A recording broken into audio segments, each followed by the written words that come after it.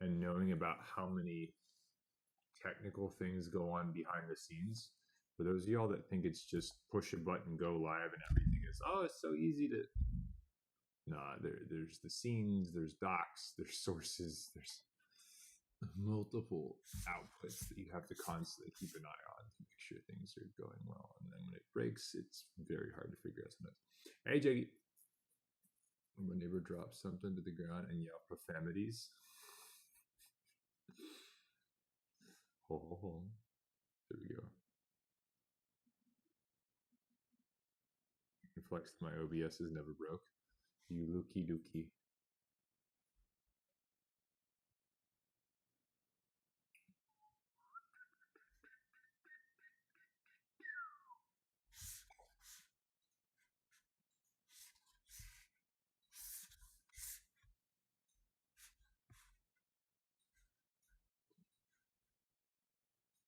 Okay.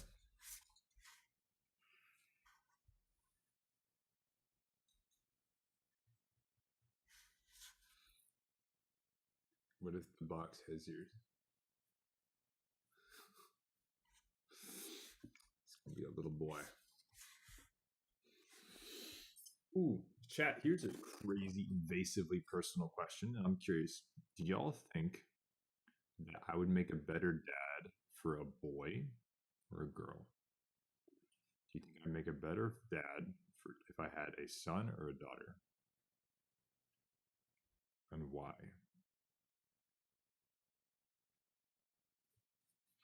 I have my opinions already about how I would treat both of them.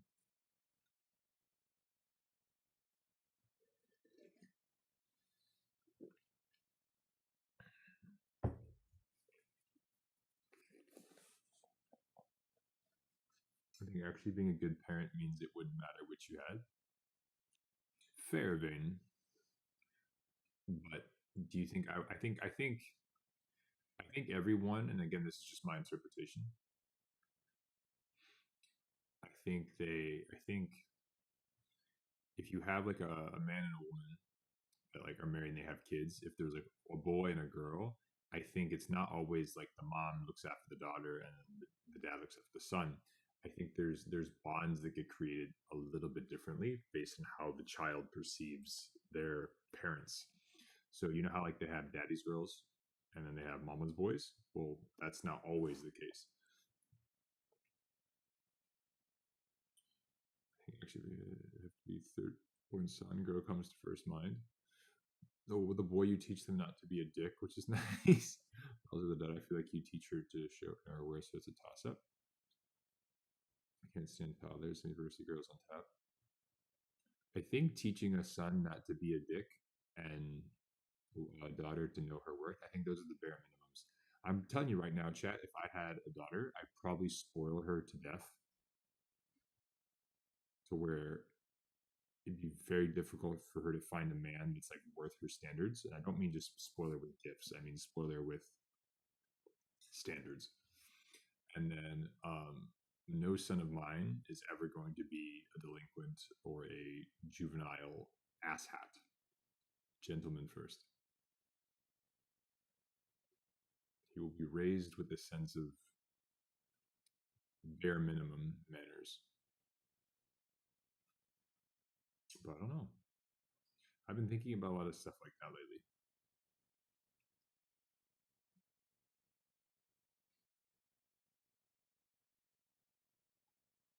Hmm. Nah, not to go too in depth with it because these are people that have their own private lives. But as you guys know, Vane and Gino are both dads, and every once in a while, I can hear the little baby Vanes and baby Ginos in the background, and you know, I'm old as shit. Like I'm like 574 at this point, so I'm thinking about like having kids and things like that. A big part of me wants to adopt though, so we'll have to see. You know,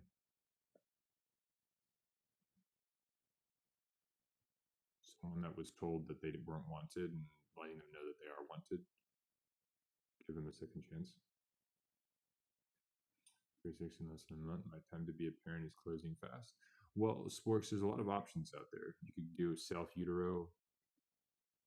You never know. You could find Prince Charming in a work meeting in a week and a half. You never know. So if you want to have kids, you don't have to do it with someone. You can always do it on your own. Or, you know, if you don't want to have kids, then you don't have to have kids. It's entirely up to you. Pretty real conversation, though. We have these intense conversations every once in a while, chat, which is definitely very different, I think, in a lot of Twitch communities. We're not afraid to have the conversations.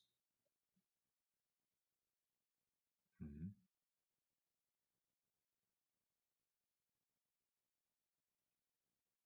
It's a little making me feel old.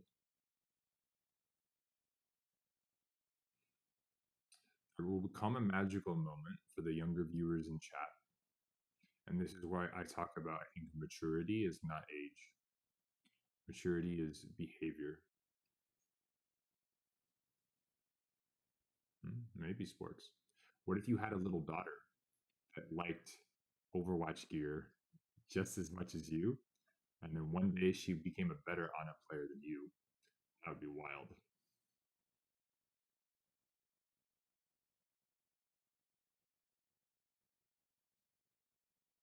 But what if she became a Genji main? That would be crazy, sporks. That means you could nano your daughter in the battle. That'd be so cool.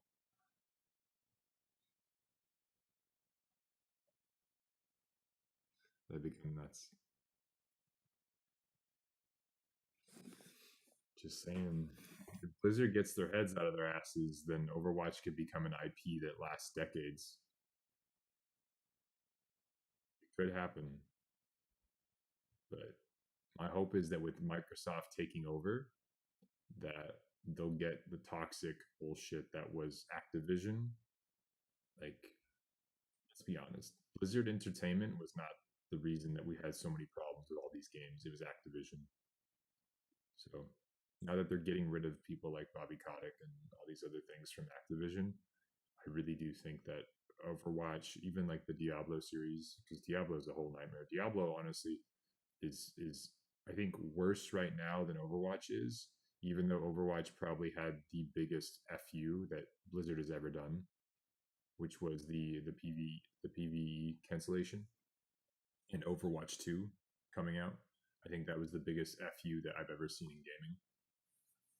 So if we survive that, we can survive anything. Savvy. All heavy with anything, but also like sleep. True. For the real mother daughter experience. Nice. It is 2023.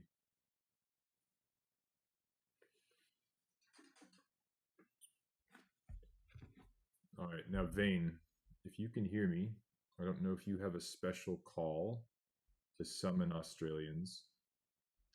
If you do, it might be the time.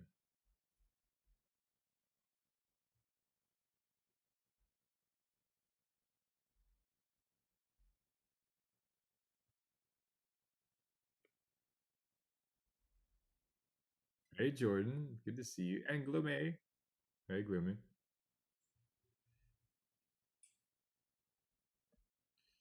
True. That's what I'm hoping for.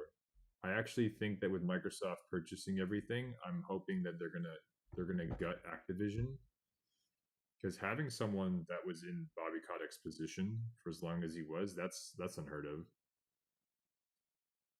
We even use, like, let's say having a politician that was in office for over 15 years. Gloomy, yes, VODs are going to be today. So sorry, forgive me. Let me explain for the new people that are pouring in. We had and Jordan's good to see you, by the way. We had a package delivered. So we're going to be opening up this mystery box. It's a pretty big, heavy mystery box. It is a green tea with a little bit of sparkling Celsius.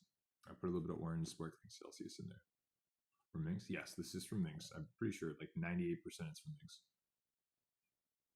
So we're going to be opening up that, and then we are going to be doing VODs. We're going to do our random comp push again, so whatever the game gives us for our roll, that's what we'll be playing. Got you a Razor scooter? I had one of those when I was a kid. Used to bang up my shins real good. And then we'll be doing our comp stuff, but we'll be doing VODs as well.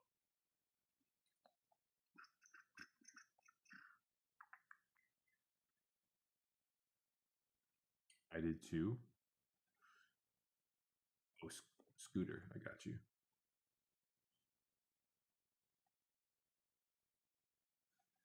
You didn't throw up, Harvey? What?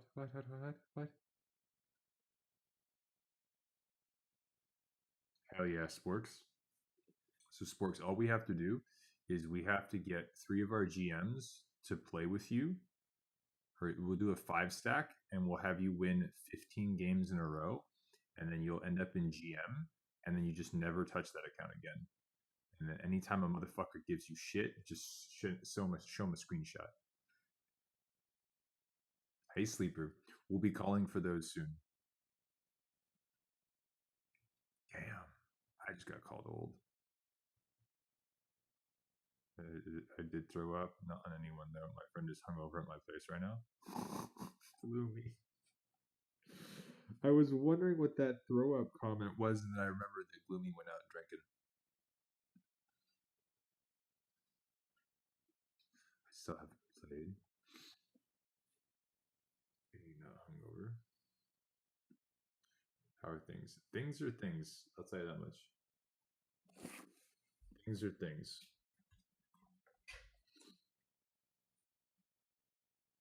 That's for sure. Things are things. We're going to give Minx another 6 minutes. If she's not here, we're opening the box.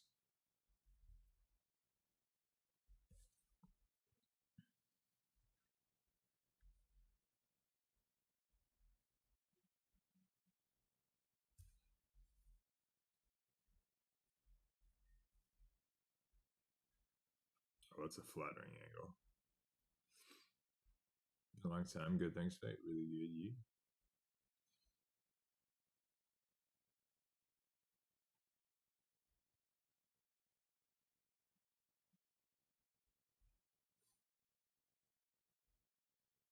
Thank you, Sleeper.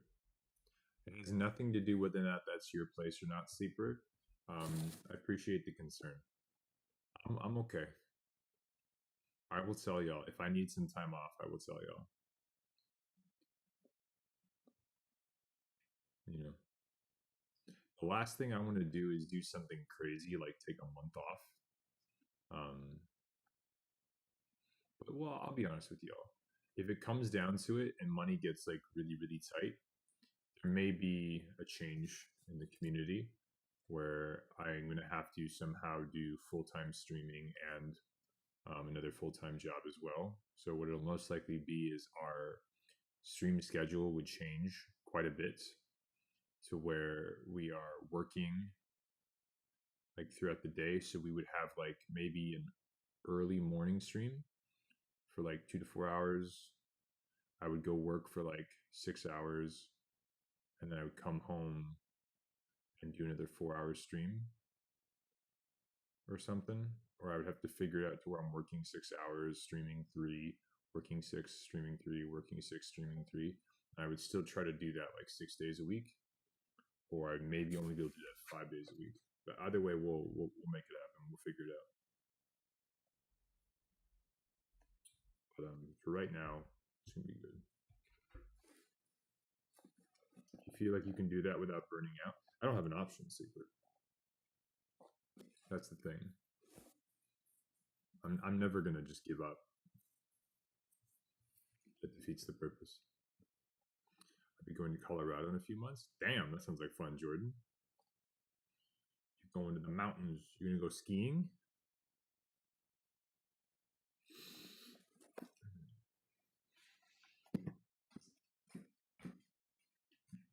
There's always an option. I am the type of person that I hyperfixate. So if I commit to something, I like hard commit to it. It's all soccer related, but I want to hike for sure. Okay. Shit. Hold on, I keep getting these Discord notifications, and I'm trying to make sure that it's not like either Vane or Minx messaging me.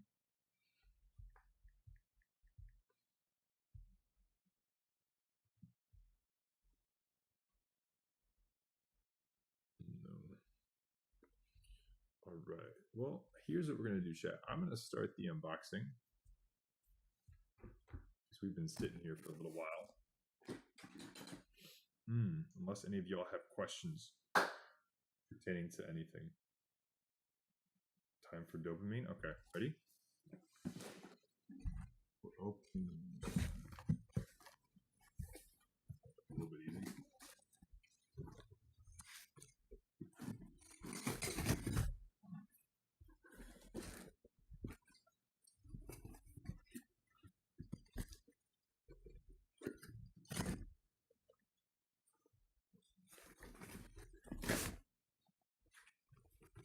Okay, ready?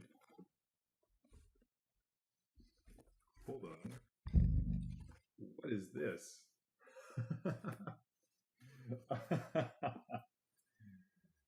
That'll do it. Look at this. Look at this.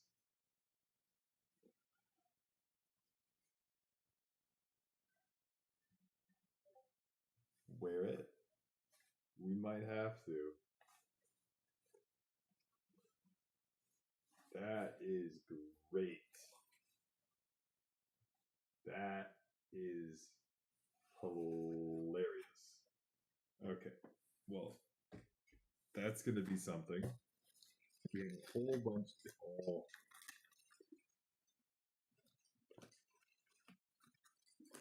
So we have here. So I don't know if you guys remember, but this was in the second house, not the first house, but the second house when we were streaming.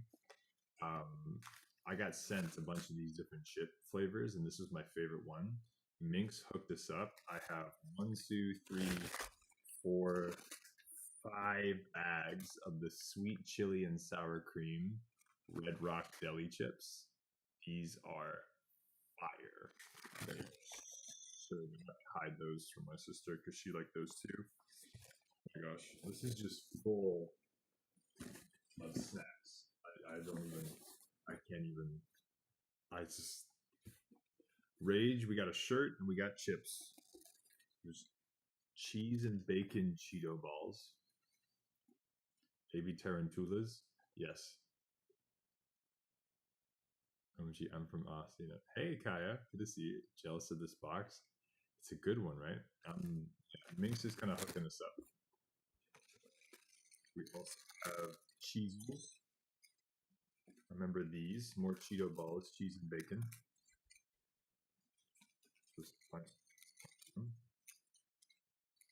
Oh, I see something that's gonna make. Oh, this is gonna make Gloomy very jealous. Oh, this is new. What is this? Kaya, you're from Australia. Help me out here. What are jumpies? Chicken flavored jumpies. Oh, and these are green, so it looks like it's invisible to you guys. That's wild. This is a green bag.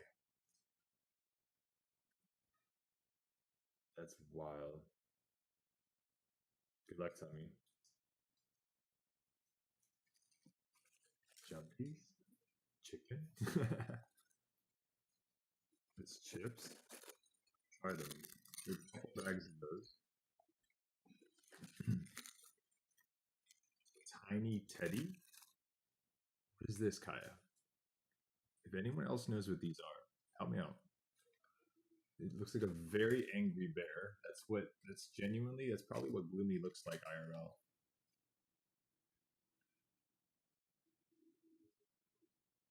It's probably what Gloomy looks like IRL.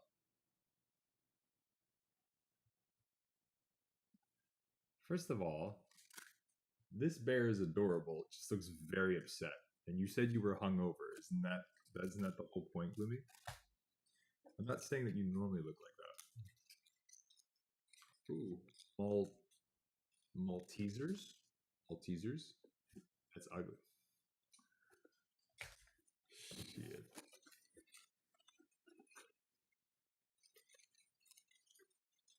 Oh, there's a bunch of these. Hold on. Tiny Teddy Honey. This one looks like it's flatulating, and this is a chocolate one. Fine, Gloomy. I'm gonna find you a certain mascot, and you pick which one you want to look like. Oh, this one's really good. The chocolate chip one. Chocolate chip's the best one. I have those. There's a lot of stuff right now.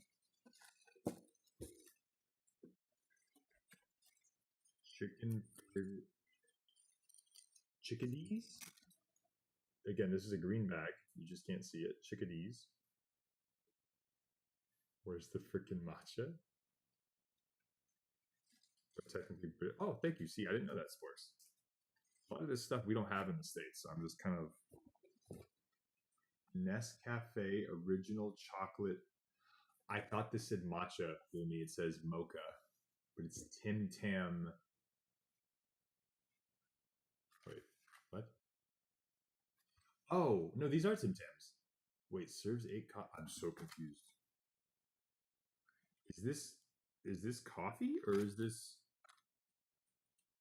Oh, it's Tim Tammed coffee or hot chocolate? It's Tim Tam flavored coffee. No way, whoever seen this box is smart. They're saying you the good of the good Aussie snacks. Minx did, Kaya. Minx sent this stuff. We tried to start stream a little bit earlier so she could be here for this. But still big thank yous regardless. This is nuts. This is cool. I'm probably gonna try this tomorrow. More treats for Jack, of course. Jack is gonna love Minx for that. Jack is going to be very happy. Freddo popping candy.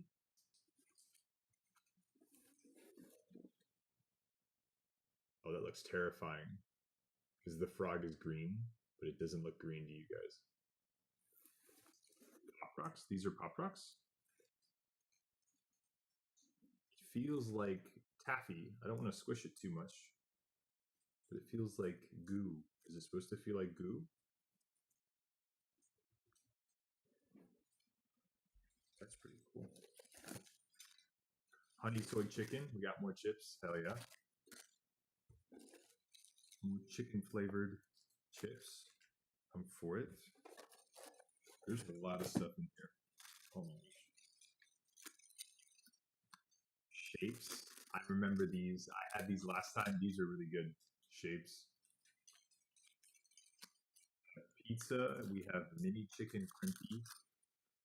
Barbecue, of course. I'm running out of desk space.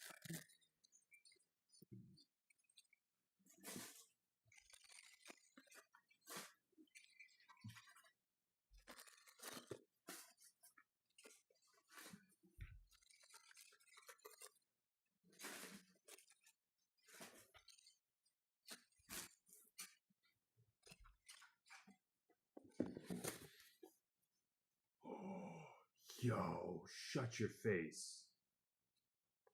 Oh, this is for Jack. I thought it was for me.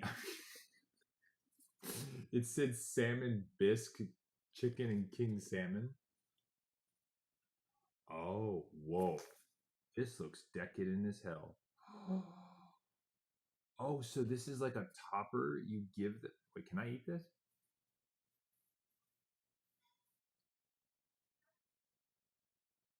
Is this safe for human consumption? Because this sounds good as hell. I think this is for the dogs. Or the dog or the cat. I'm very confused. Taste it? Shit, I might. Well, hold on. Chat, you can tell me if this is weird, right? But just hold on. Just hear me out. So it says ingredients: chicken. Good so far. King salmon, water, fish extract, fiber, soybean oil, vitamin E, thickening agent, which is a modified tapioca starch in guar gum, and taurine.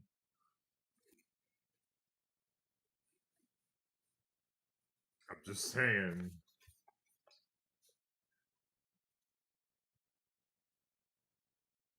Ideal for finicky eaters. Safe for humans. The species it's made for is only a suggestion.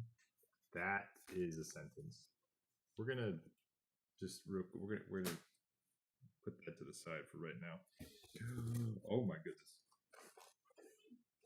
Okay, Kaya, I have something in my hand. This is where Kaya needs to come in. I think that Jordan and Sporks could also help out here. I am holding something in my hand. If you had to think of something from Australia that everyone around the world would go, that's Australian, what do you think it would be? Not spiders, not a Kinder Egg. I had Kinder Eggs growing up. That's very European. The egg thing, I know. Think mini Steve.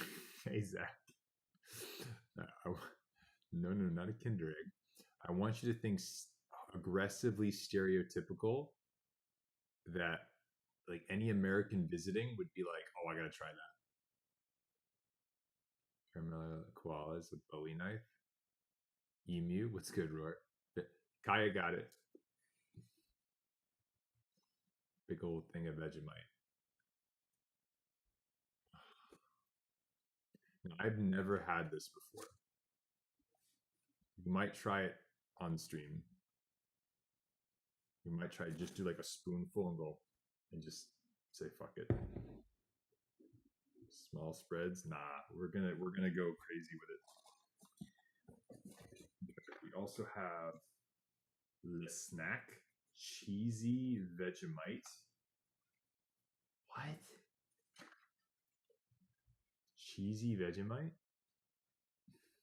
Sporks, I know of that. That's why I wanted to include you, because Jordan's also from the UK. And I know that you're, so I figured that would be around the same direction. That snack is the best. Cheesy Vegemite. Put it on white bread with butter. So Roar, you know about that stuff too. Okay. So there's something called a crunchy. And then something called a Smarties. Now this opened up in packaging, so I don't think I'll be able to eat this because this is already open. But something called a Smarties. It's like chocolate. Crunchy bars are Canadian. See, this is so cool because there's so many of y'all from around the world. You guys are helping me, so thank you. Ovaltine. Ovaltine. Ovaltinis.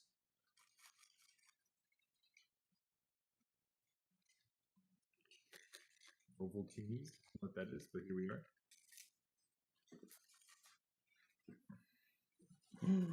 Yes. Oh, Kit Kats, and then a cherry ripe. What's a cherry ripe, chat? Sorry, I would approve. Good to see you, Zach. Hopefully you're doing well. Hell yeah, Tommy. Tell your brother I say congratulations. He probably has no idea who I am, but I'm glad that he got his car. Something cherry. Thank you. Okay, more Frodos.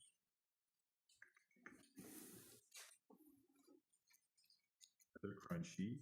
A Mars. I know what the Mars is. It's like nougat, right? Yes, nougat and caramel. I know this one. Okay, there's a lot in here, chat. There's Australian M&Ms. I'm sure that these will actually taste very different. Very, very different. So something fun, chat, is a big thing, and I'll use Kit Kats as an example. So the people that make the chocolate for Kit Kat in the US, if you get them here, it's actually made by the company Hershey. And then that's why when you look at Kit Kat here, it's got the Nestle logo at the corner there, right? Because in other parts of the world, other chocolate people make the chocolate for the same brand. So a lot of the time when you have cats are all the same, they're not. American Kit Kats taste different. There's different chocolate that they use. I promise you. Tastes completely different. It's kind of like you know how have you ever had an American Coca-Cola versus Coca-Cola from anywhere else? So in American Coca-Cola, there's way more chemicals, and they use high fructose corn syrup. Versus if you go to like Mexico and you get a bottle of Coca-Cola, there's there's like a quarter of the chemicals that they use, and it's like real cane sugar. It tastes very different. Very different outside the U.S. Yeah, you even look at Red Bull. Red Bull is a big one. If you take a Red Bull from the U.S., you take a Red Bull from like Europe, and you pour them into the glass, they're a noticeably different color. The one from Australia or the one from the US is like this crazy radioactive color, like yellowish green, and then you take the one that's from Europe, and it's almost clear in comparison. There's less chemistry. Jaffa's chocolate orange Jaffa. Jaffa. Jaffa's. Is that how you pronounce it? So y'all wait. Swartz knows this too. So what is this? Chocolate orange and a crispy shell.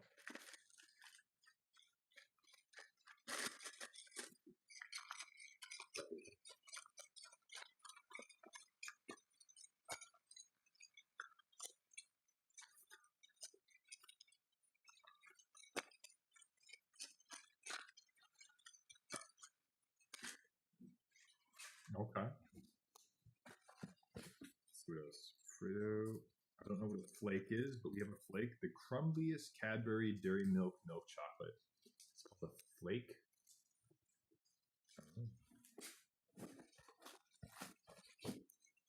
Maltesers. Another crunchy. Tunes. Yellow and blue. Another cherry ripe. Flake can make a huge mess. Beware. I'd probably just the whole thing at once, to be honest. I have a big mouth.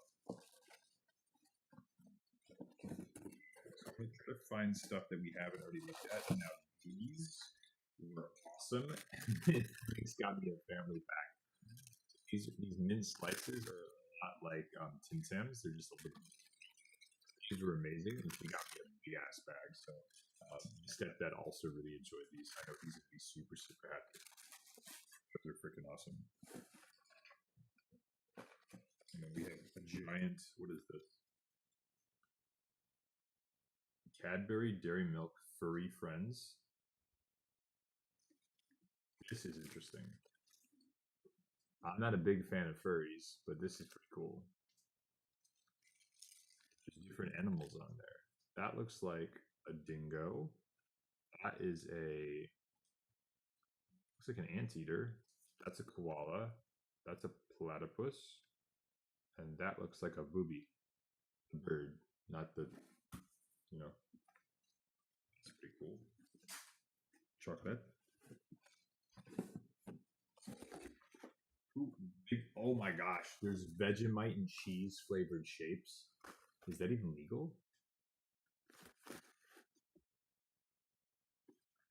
I didn't even know there was a there's a lot of Vegemite stuff. Holy hell. Tim Tams. Big family pack. This is amazing. This is amazing. And then let me see. Wait, there's no way this is a Milky Way. This looks so different than the US Milky Ways. It's white and blue. Our Milky Ways are like brown and green. I wonder if this is the same thing or it's a completely whipped chocolate malt flavor. Yeah. That's wild. Okay. And we have one more separate thing. Peppermint dark chocolate. Now, some of this stuff got a little bit melted, probably from shipping, but it's okay. I will freeze them and they will be all good to go. This is a beautiful looking chocolate bar. Peppermint dark chocolate, intense peppermint nougat pieces, and decadent dark chocolate. This is going to be cool. Almond Joy, right? And those are some of my favorites. I'm a big fan of Almond Joys. And then we have more of the Focus tea. Thank you, Minx. This is awesome. This is my favorite tea that we got sent last time. I actually like it, and it makes sense because peppermint, green tea, and guarana. Peppermint and green tea are two of my favorite teas. So I had both of those in there. That was awesome. And then we have a mystery tin. Never mind. It says it right here. Ooh.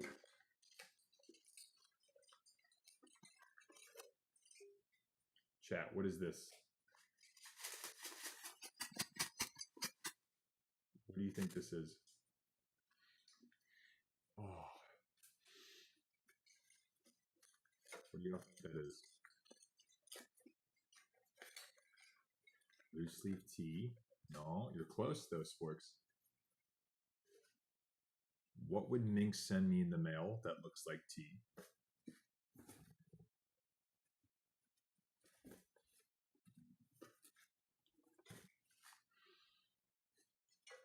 Yeah, good job, Sporks. You got it. Nah, Sporks got it right.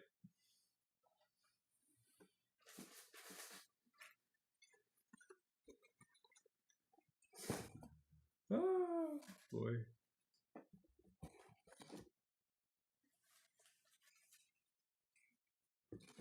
It was the first one. It wasn't the second thing you typed, Sporks, I promise.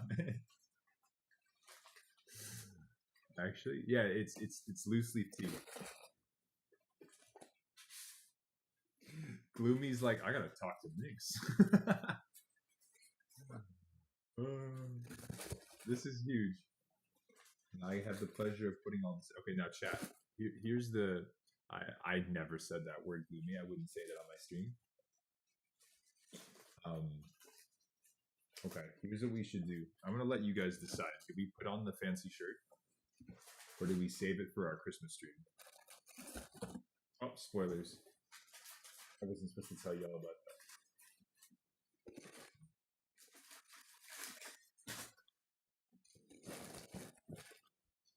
Both can be.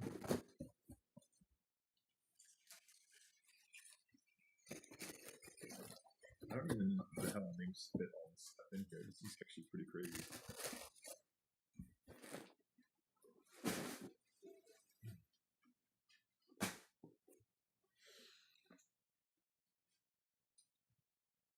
Both. It's a popsicle? I don't know what the popsicle means, Glenn.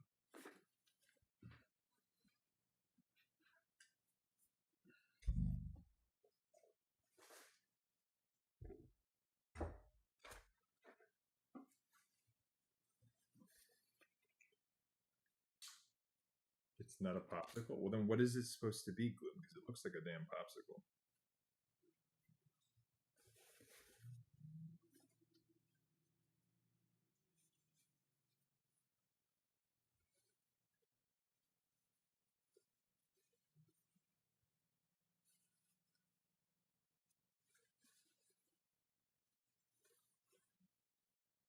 It's a slushy? Isn't a popsicle just a more solidified version of a slushy? Junkrat is meta this season. Everything that's a poke hero right now, Roar, is going to be very strong. Anything that you can poke with, I don't doubt you, Roar. I don't doubt you at all. There. I'm in the perfect timing. We're trying on new clothes. Looking spanky.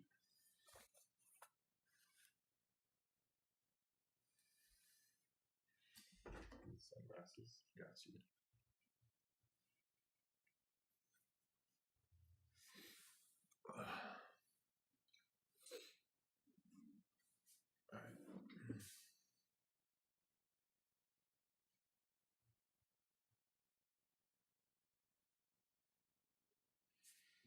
You see the where the boober?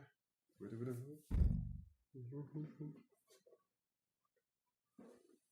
I'm ready for Aussie. Gloomy. Gloomy is a little bit pissed. Alright, I think this is how we have to play today. I smell a new emote?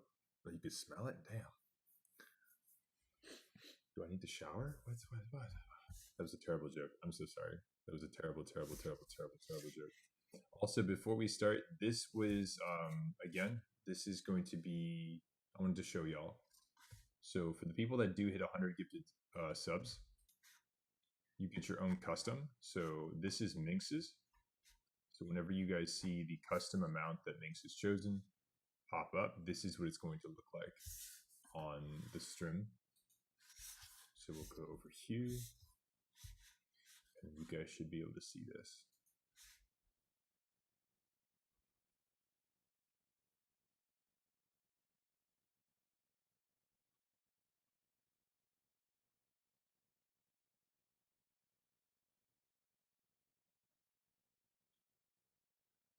That is wild, isn't it? Especially for the people that are here in the beginning of the community. I wanted to come up with something to where y'all can kind of leave your mark that will kind of keep with us throughout the years. So having something like that, there are currently Gino has one, Zach has one, Blue has one, Minx now has one. Boo Boo's gonna have one as well, but Boo Boo hasn't picked theirs out yet. Boo Boo did send me one. I have to see if I can make it happen. But then for Boo Boo's, we're gonna have his implemented as well.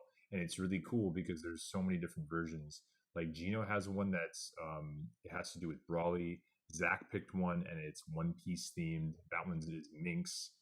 Blue has a silly cat like a hat on going oh. So it's a way that you guys can kind of leave your mark with your own personality, and it's almost like a collage where everyone contributes, and then it has all these cool things. So Minx gifts, that's the overlay. So whenever, actually, it's not even just for Minx, Minna. So that's when anyone gifts that number that she has. So for Zach's, for example, he has the number 6. So anytime someone gifts exactly 6 subs, his pops up. I'd make a matcha one. There you go. And then we'd find you a number. And then anytime someone gifts that number of subs, it does it. I eventually want to do it to where whenever subs are gifted, it will randomly pick any of the ones that y'all have contributed, because as time goes on, there will be more and more of y'all, and we'll run out of more of the common numbers. So anytime someone gifts more than, let's say, 3 subs or 2 subs, it'll take one of the ones that are in the pool and it'll randomly choose one, and then it'll pop up, and so you don't know whose it'll be. It'll be like a cool random of the thing. I think that's like a really cool way of remembering everyone's contributions towards making all this possible. I think that'd be really cool. So it's almost like a Hall of Fame, and it like immortalizes you guys. And I think that's just I think it's amazing. It's a cool reminder. It really is. So that's just my opinion. That's just my opinion about all that. Uh-oh. Well, Exit Lag just told me that they're having issues with the CSGO servers, but I'm okay with that because that does not affect me even slightly mundo. So we are good. All right, with that being said, y'all, if any of you do want to claim a VOD through channel points or a VOD token, now is the time. I know Sleeper and Gloomy, y'all already spoke up. And Gloomy, I do believe I have a token for you. Yes, I do. So if you wanted to use yours, let me know. I'm gonna grab my pen. Here's my Celsius. CSGO is hoot at the moment. Minna? Are you hacking?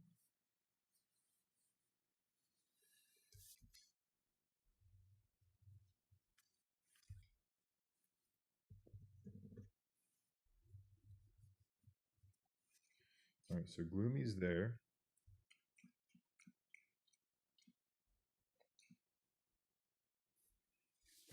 And I please not to let that you, because we know that you need me now. Very mucho nice. Delicious. Gloomy, don't do that. How? How do you roll over your feet Looks like weird aim, not gonna lie. Minna, because you're hacking.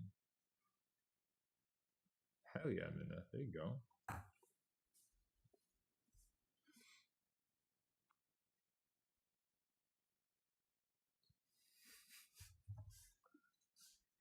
All right, well then, Gloomy, you're there.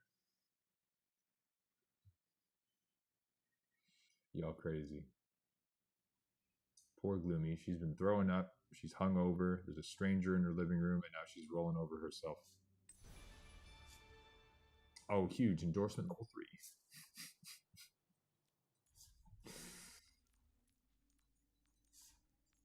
We already finished it. I don't give a damn about experience anymore.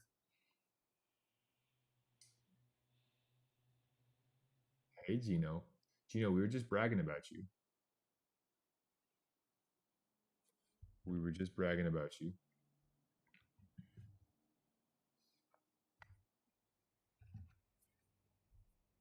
I heard. Good.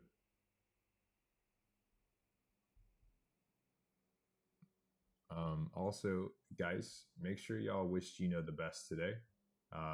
He was being an awesome dad who was taking care of both of his bebés this weekend, and they both had fevers, and now Gino's not feeling well. So, you know, he was working hard all week just to come home to get yelled at about Dino chicken nuggets, and now they got him sick, and he still has to be a dad. So, don't give Gino a hard time this week, please. Let's see what you got. He's being a good papa. Okay. Gloomy, let's take a look at this together.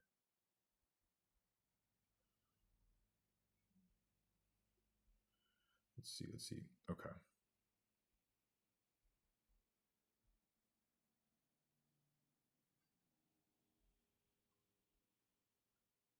I'm trying to find Gloomy. Do I need to reset it, Gloomy?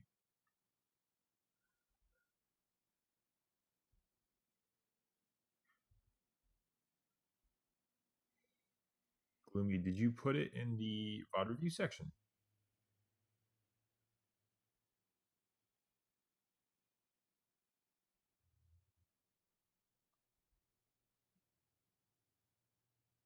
No, I didn't say anything. So, Gloomy, take a look at the VOD review section in the Discord, and do you see how people have submitted it? So they tell me their in-game name, who it's for, the division they're playing in, and then their role, and then the code. And then what can be underneath is a small little description as to what we're about to look at. So I have some context.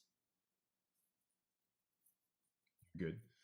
Roll over your foot one more time, fill that out, and then I got you, okay? And while you do that, I think what I'm going to do is, you know what I'm going to do, chat? My little sister's been kind of had a headache. I'm going to go give her a bag of chips because she really likes these snacks and see if it makes her happy. Hey, Hayes. Hola, hola. ¿Cómo estás? I'll be right back. I'll see if I can make her happy.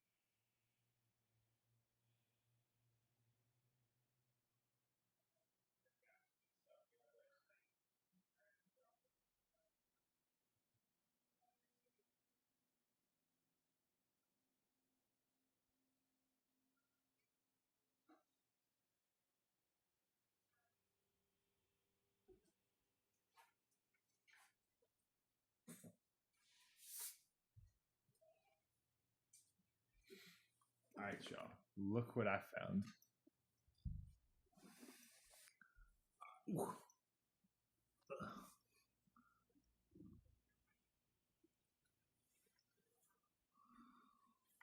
Cat. Big boy. You want a cookie? Yes, sir.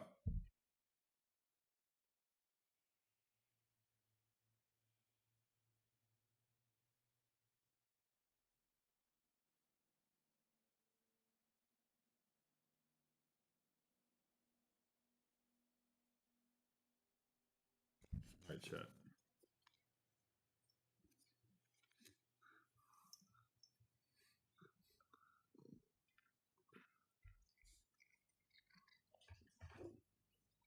Can you hear him?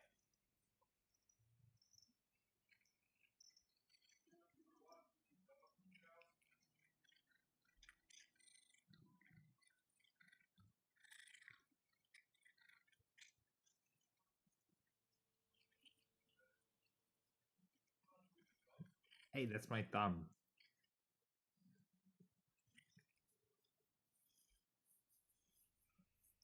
Okay.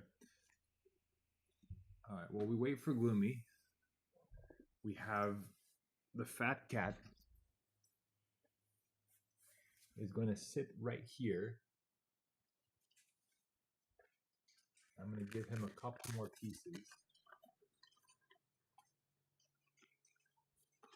All right. Midna and Sporks, if y'all can hear me, you're in charge.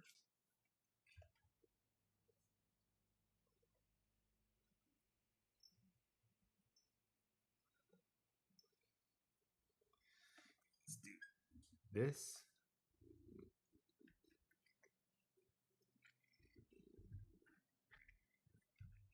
There. Okay, you guys watch Jack. I'll be back. All right, were we lifting? What?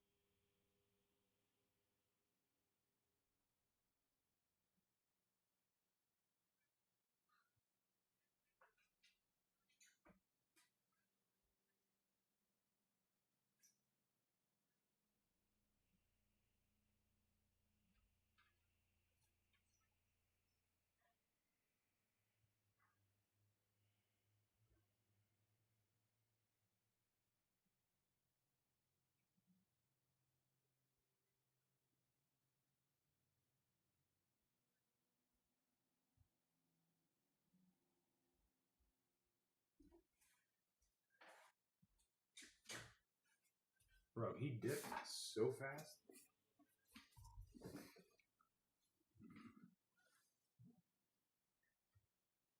Yo, he dipped so quickly.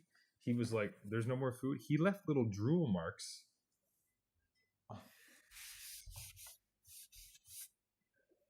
He left little drool marks on the damn desk. Hungry boy. He's a hungry, hungry boy. Yeah, but he's a pretty cute little cat. Well, I shouldn't say little, that'd be a lie, but anywho. Okay, so Gloomy. Chat, we have a situation. What's the situation? What's the situation? Gloomy, this is going to be an unranked gold DPS Sojourn. Oh, I was playing Sojourn for the first time with a broken finger. I think I didn't do really well, but yeah. Okay.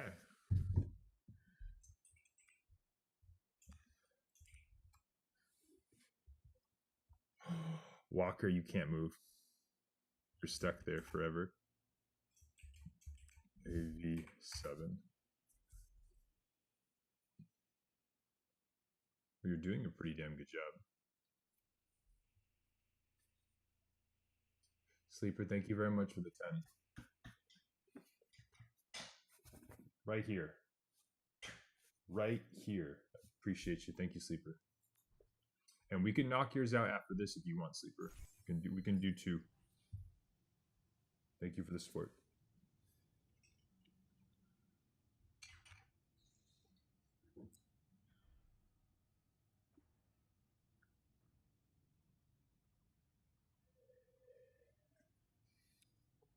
Sleeper, go get a pump. You're good. Yeah, do it. Sleeper, do your workout. Enjoy yourself. I get you on the way home.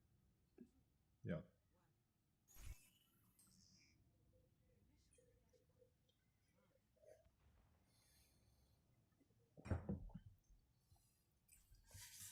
Is it really bad? Nice skin though. Alright.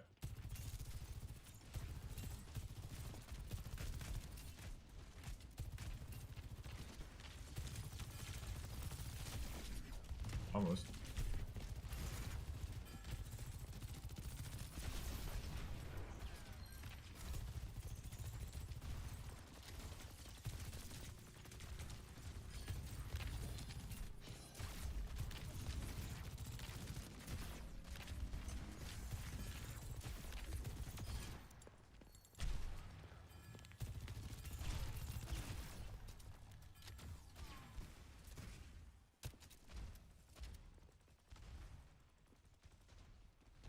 Okay, so a couple things. I will say this, and this kind of reconfirms my opinion. So when you take a higher elo player, and you talk about like the awareness, the patience, when to engage, when to disengage, this is why there is a huge difference. And there's right now, Blizzard doesn't understand this, or they do and they just don't want to do anything about it. There's a huge difference on having someone that is, let's say, silver in all roles and then plat in one role, and they queue in and they're plat, so they're in a plat lobby.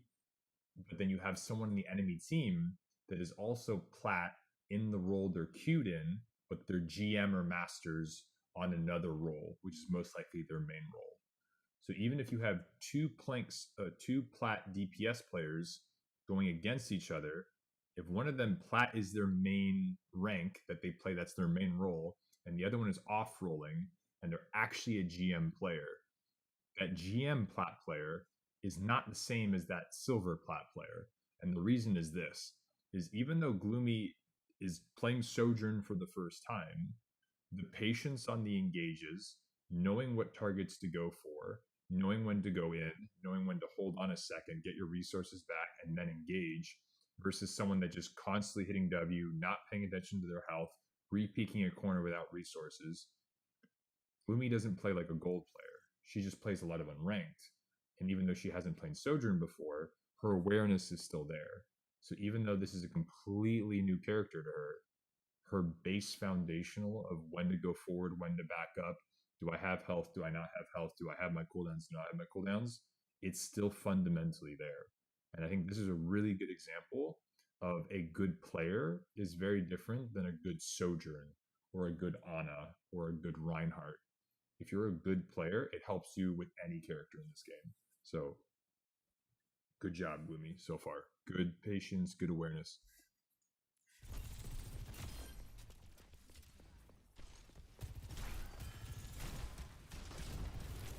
Well, then you're just throwing, Gloomy. Oh my god.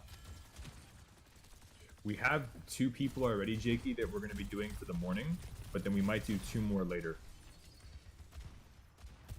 We're going to probably do some extra VODs today because we're not streaming tomorrow or Thursday because we have holiday stuff.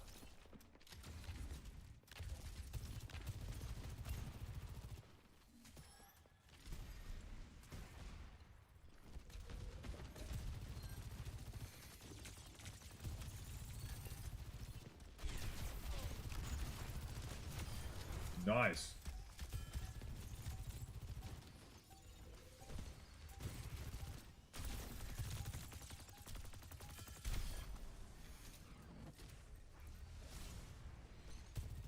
if you're fighting something that close range, Lumi, just stick with your left click.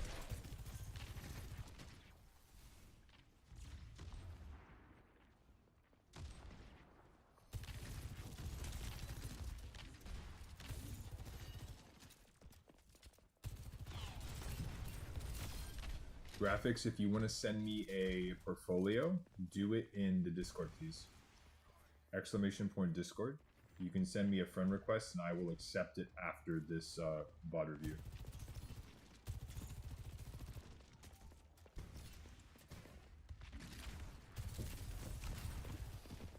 But yeah.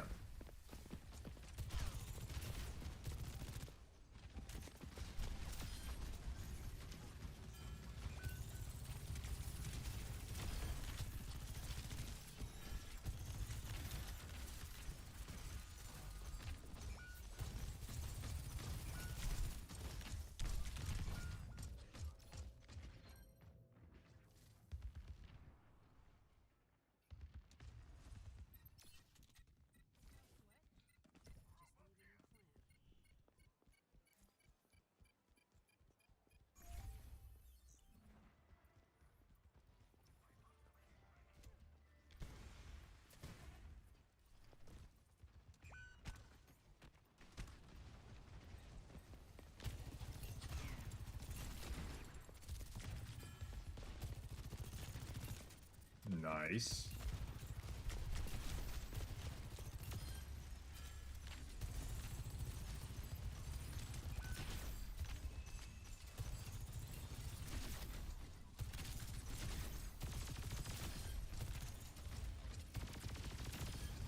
On crack. Gloomy carry.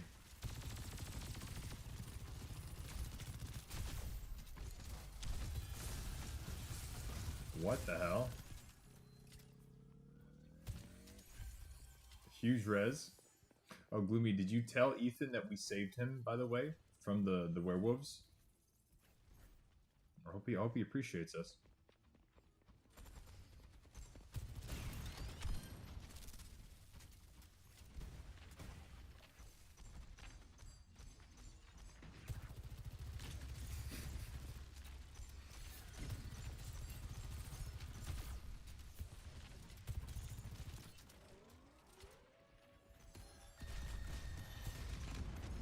Nice patience on that.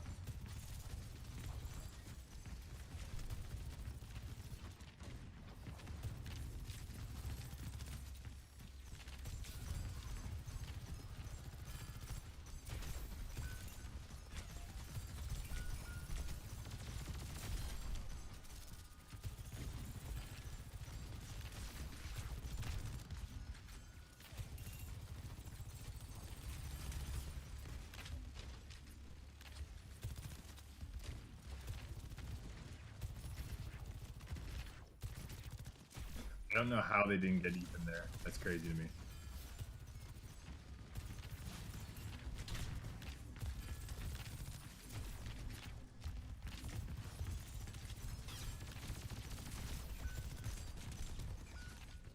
Okay. So Gloomy, I will say this. And again, this is I can't tell y'all how much of a difference it makes. Is that even though this is your first time using this character, when to engage your awareness, it's still there.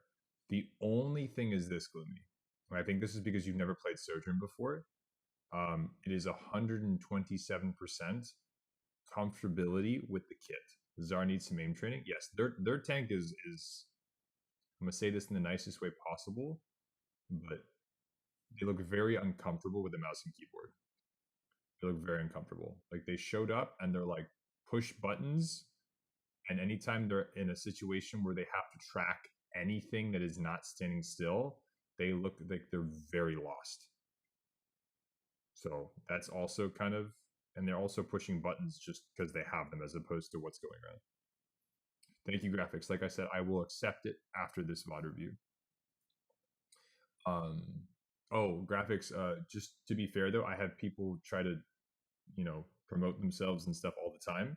I'm willing to give anybody a chance and things like that. Two things though, I'm mainly looking for animated work that I can also use for YouTube and like more advanced projects. I'm not looking for like emotes and stuff like that. And then number two, I do have a program that checks everything. So if it's something that has already been created or done already, it checks for that. And I don't do copy pasted work. So as long as it's legitimately originally yours, number one. And two, again, I'm looking for more animated, more advanced stuff. That's what I'm in the market for. I'm not looking for basic things. So bigger than bigger, smaller than very big, solid dairy product. How are you? I'm gluten free. What's good, Noisy? But right now, Gloom, I wouldn't be surprised as if you gave Sojourn like a good shot for like at least a couple days. I think you would start to get comfortable with the when to actually fire your beam shot. I think you'd get a hang of it very, very quickly.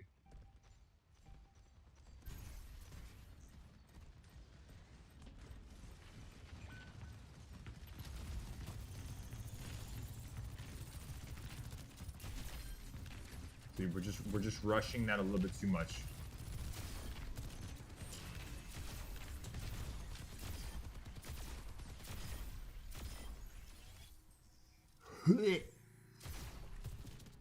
Thumbnails, logos, banners.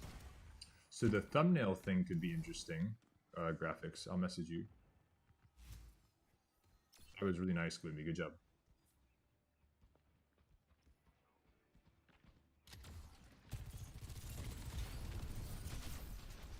Gloomy out here shitting in bitches.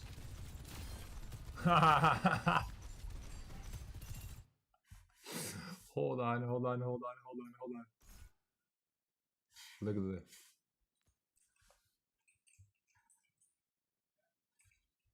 Look at this. Ready?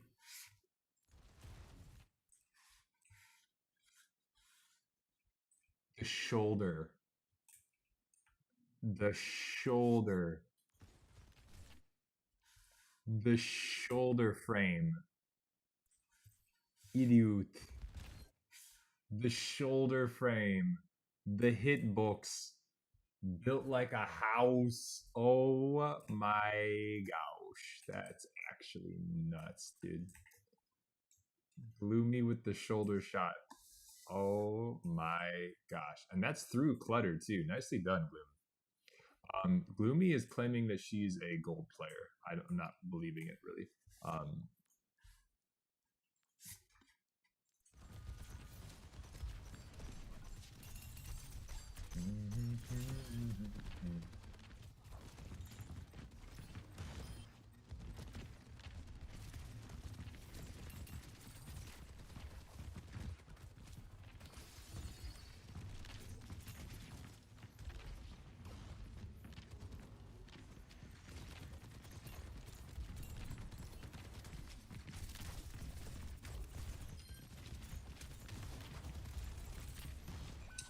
That is Gloomy's man friend, Ethan. I don't think he plays a lot of Overwatch.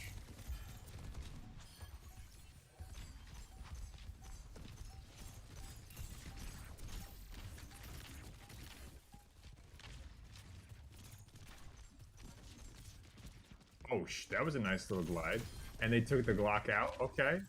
Ethan making plays. He only plays Mercy and just started playing Overwatch? Yeah.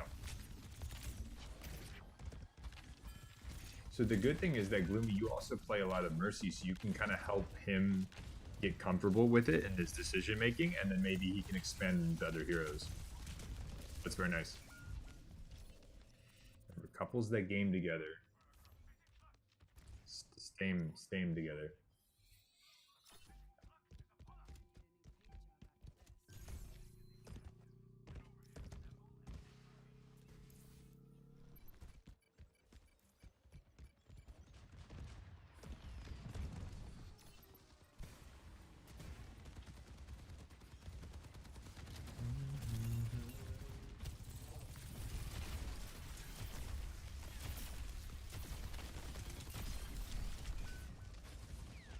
That was disgusting, Bloom. And you would have killed the Bastion too if it wasn't for that cleanse.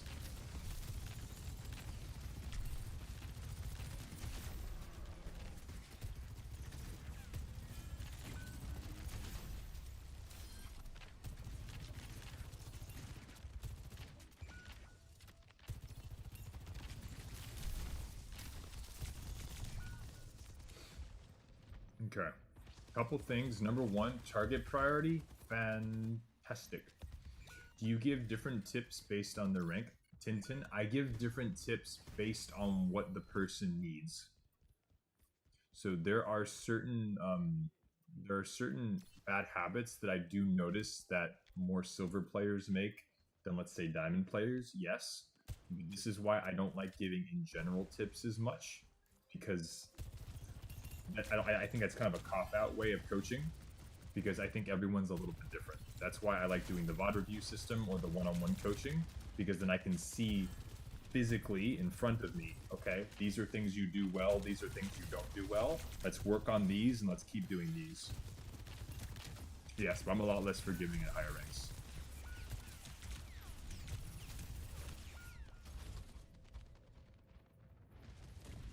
We're doing a mini int, Gloomy, but the target priority is actually very good, Bloom. I think right now it's just going to come down to you feeling more comfortable with Sojourn. But the aim looks good. Most of the engagers are good. About Masters. Once you get to about Masters, I'm going to start being a little tougher on you. If you're Diamond or lower, I'm a bit more realistic in terms of human mistakes. If your Masters are higher, you're not allowed to make mistakes anymore. I will cook you and I will roast you and make you better.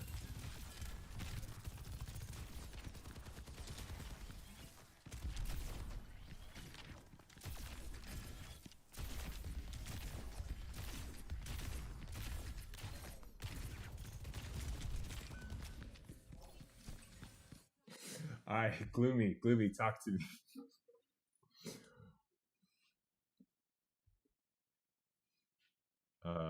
Bronze, gold, low elo, plat, diamond, medium.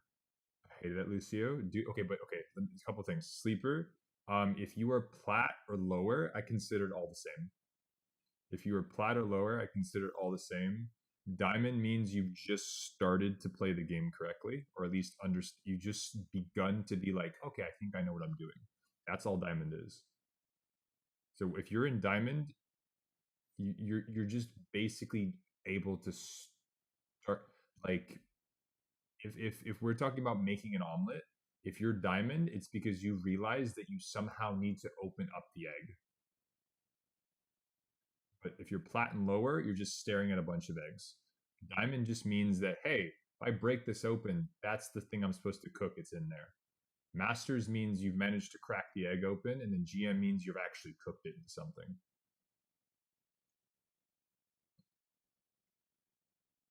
You got hot, you still a white belt? White with a stripe. So if you were plat or gold, you were considered average. If you were silver or bronze, it's because you were below average for the majority of the player base. So the way I look at it is that if we look at bronze and silver, that's like one chunk of like, okay, here's the things we work on, and then we get you to gold and plat. And then while we're in gold and plat, we work on these things, and this is the range that we play with.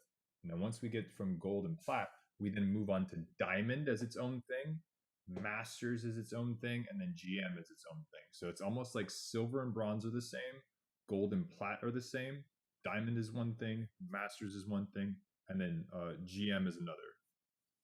That's the best way I can kind of describe it. Those are usually like the rings of the ladder when it comes to at least the people that I coach and how they improve.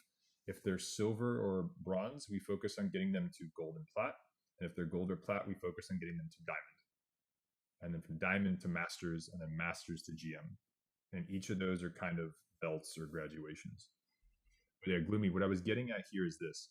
Would I rather have you shoot 4 times and land once, or would I rather have you shoot twice and land both of them? Or hell, you could shoot 10 times, and if you only land 3 of those shots, I would rather have you shoot 3 times and land all 3 of them. So what I'm getting at there is it's just a little bit of a rushy, because how much health do you think that Lucio had? If we look at this right here.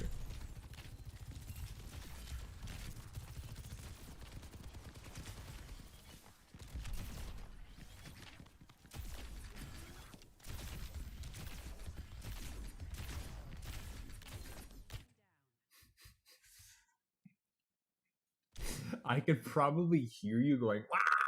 Like freaking out. Hold on. Let's take a look at this.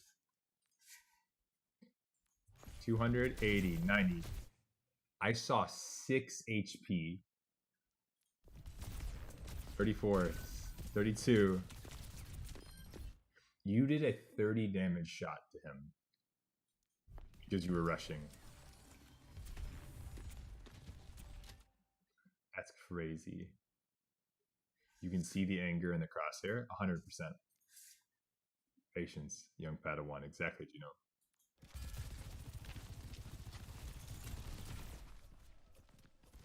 That is the path to the darkness.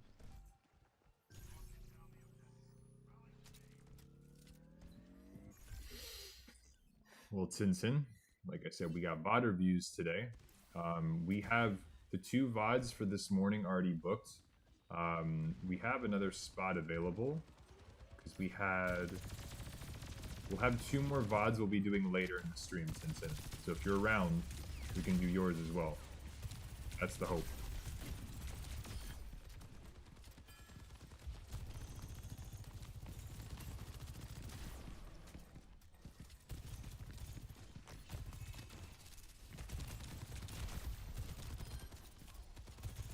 She's not afraid. She's not afraid. She's not afraid. Get him, Gloomendale. Yeah, mama didn't raise no bitch. Nice, Gloom. See, what gold player do you know that takes that duel? What gold player takes that duel? None of them. Gloomy's not gold. She just only plays quick play. Fine. Who takes that duel the correct way, Walker?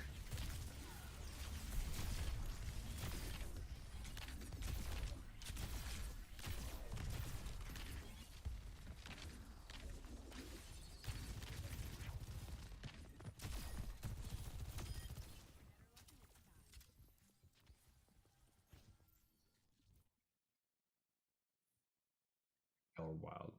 Okay, so Gloomy, what do you think I'm going to say? That's my question. What do you think I'm going to say about all that? What's like the one thing that I think you did very, very, very, very well? And what is something that you think that you were doing that's holding you back? If you had to just say 1 and 1. Another surgeon invited for later. I'm looking forward to it, Sleeper. I hope you enjoyed the gym, though. I haven't been to the gym in like 2 weeks. I've been very occupied, but it's okay. I hit godly shots sometimes for a gold player. Outside of aim, I'm not. Y'all know I will very rarely say anything about aim unless it's a serious problem. But if you're landing your shots, good for you.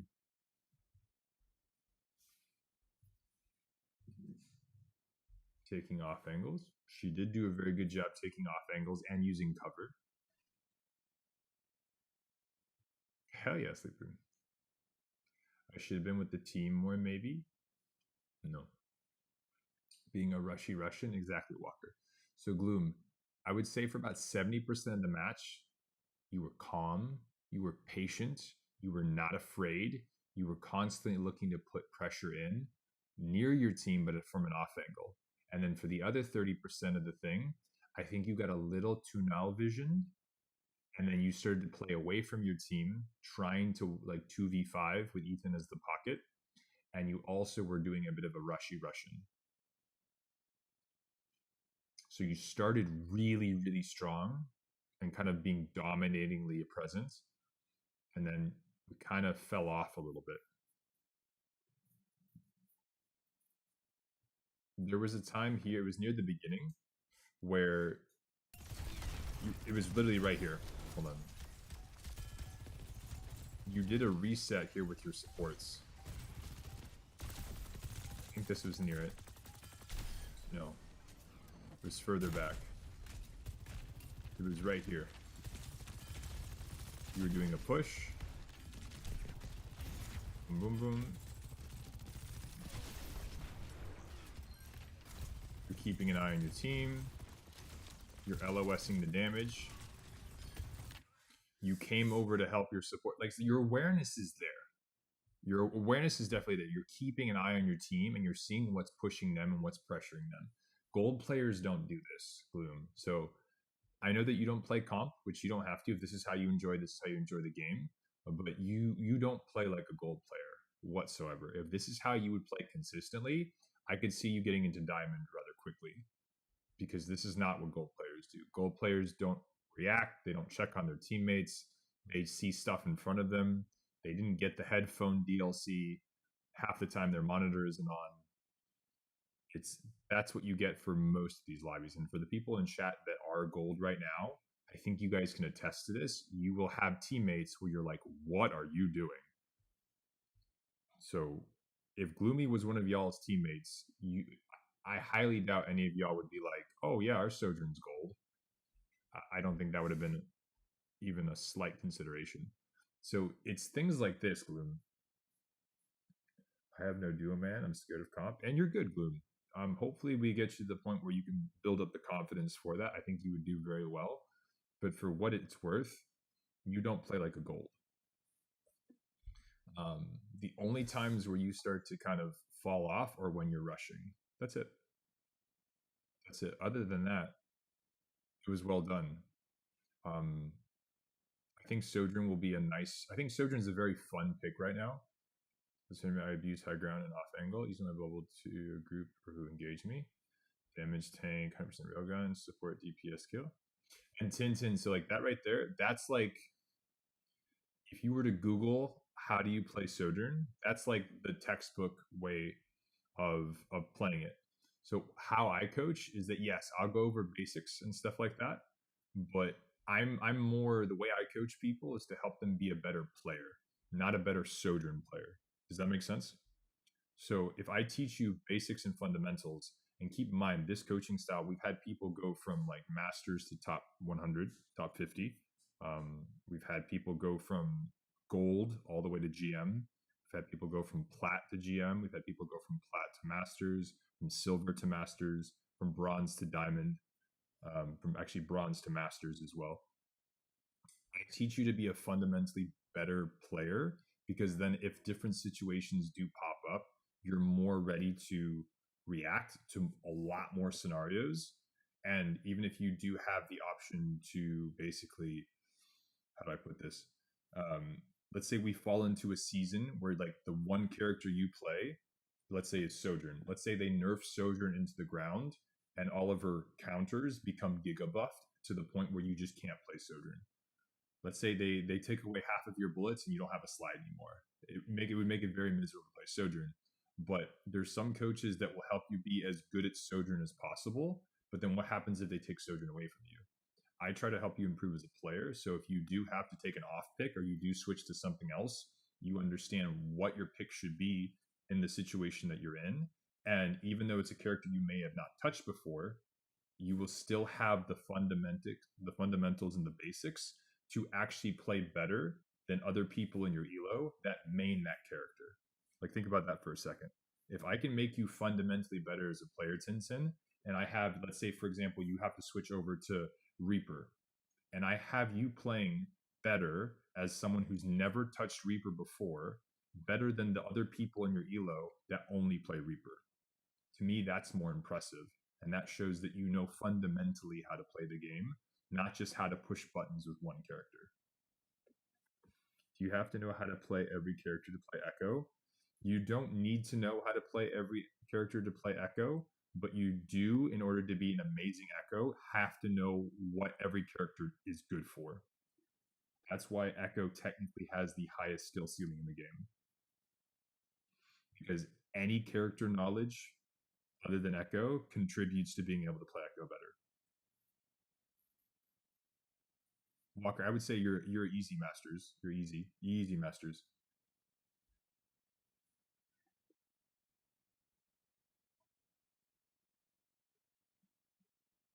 If I took like all the, because I've seen you play a bunch of different ranks, Walker. If I took all 3 roles that I've seen you play and I averaged them, I would say you're a masters player.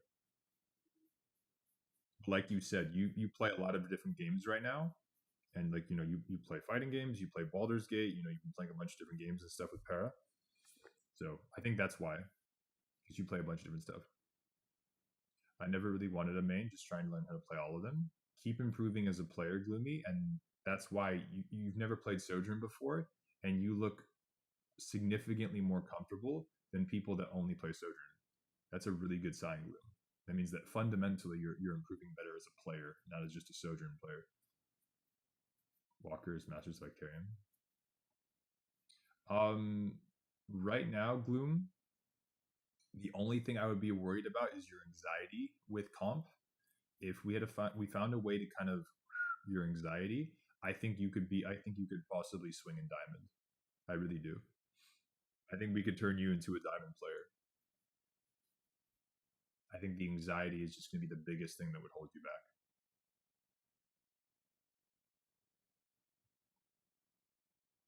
I used to get crazy anxiety, and once I kind of overcame that, this is my early Overwatch. I shot up from silver into low diamond in like a season, solo queue, and that was after I kind of overcame some like anxiety stuff that I was going through. So it can make a big difference. People don't think about that. Think about the last time you had a bunch of anxiety for anything in life. It's crazy to think about how crippling it is.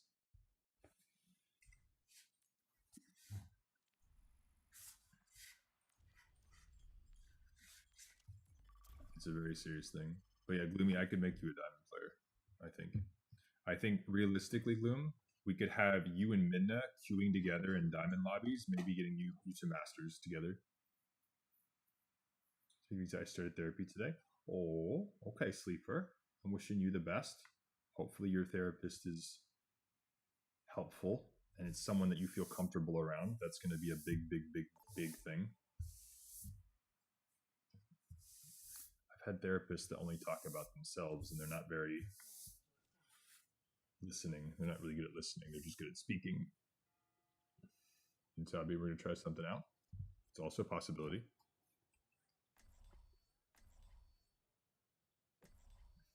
No, Walker. Okay. Yeah, give him a shot, Sleeper. People have no idea how old I am, so that's a thing as well.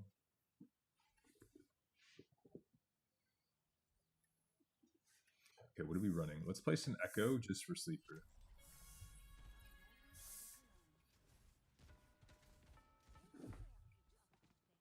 Is it this way? Be this way?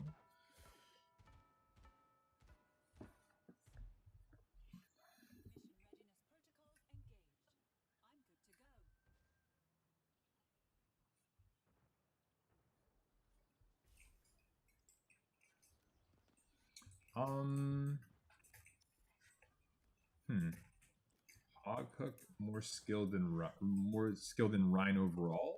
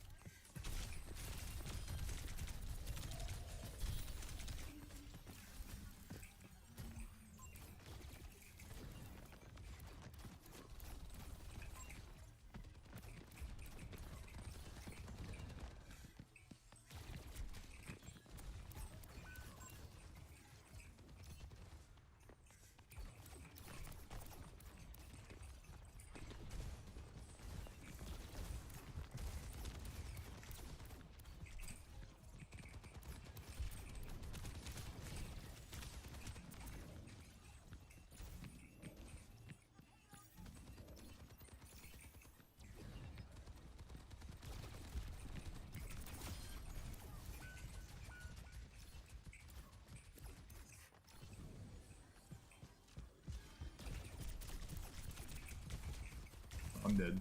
Yeah. Shit. Hi, Zero. Welcome, welcome.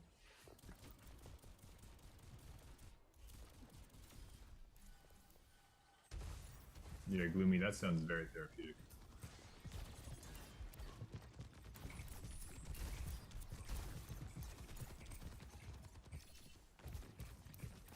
Asking a question and then just staring at them going, oh, that was kind of rough. I'm not really sure why we were pocketing something with full health. That's fun.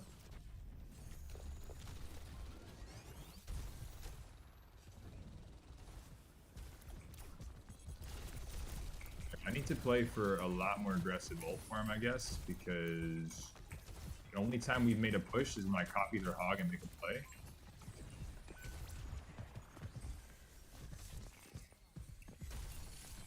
Shit. We can't afford to do that.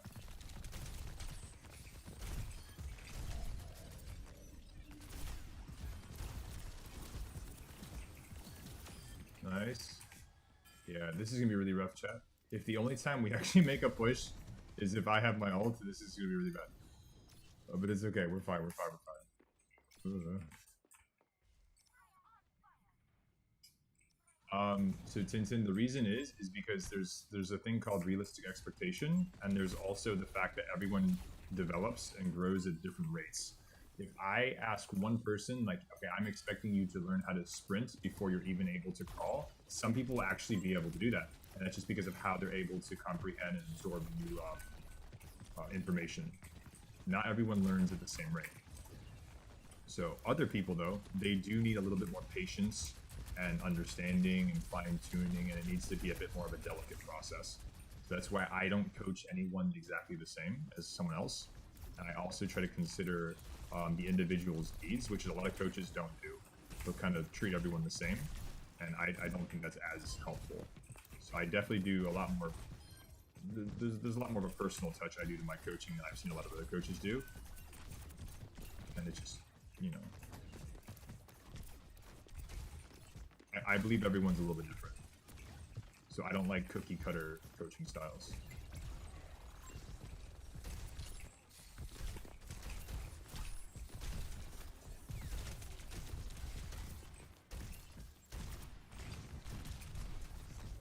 Shit.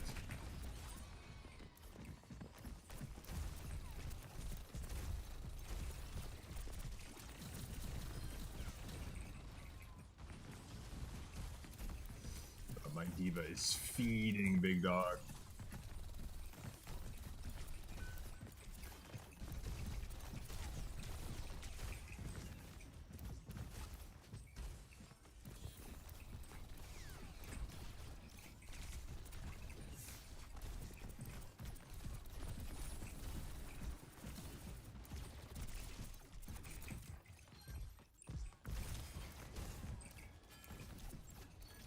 C9 did, nice.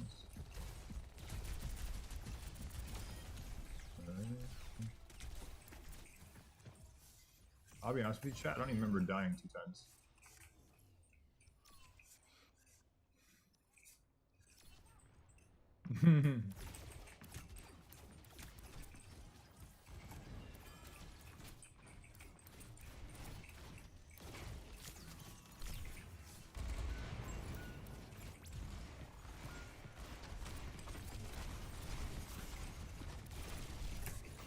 That was unlucky. I can't miss those shots, chat. I'm trolling.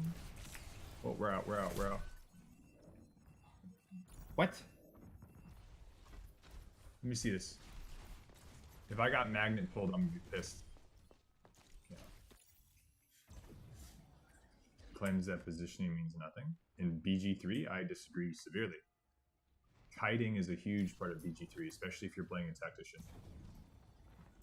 Kiting and then surprise rounds are a major thing.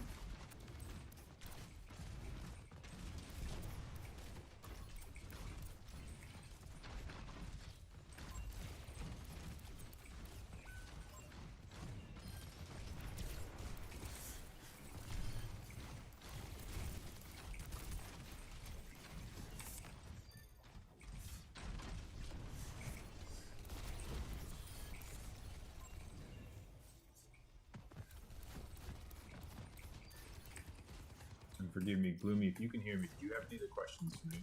And chat, if y'all have questions, now is a good time. While we're doing our warm-ups, you guys can ask whatever you want to. Because I only kind of have to pay attention to the game.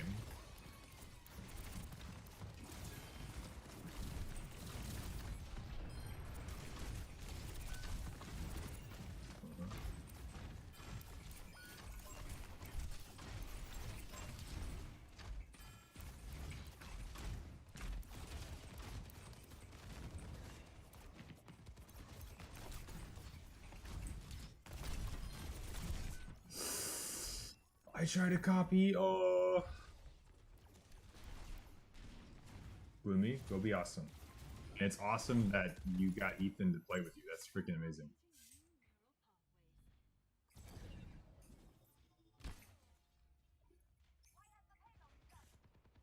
Actually, chat, what I want to do with y'all is, if you would be down for it, I want to do another BG3 stream, but I want to mod the schnipples out of the game. And I've been really wanting to do a Dark Urge playthrough, because I have no idea what that entails, and I think it'd be super fun.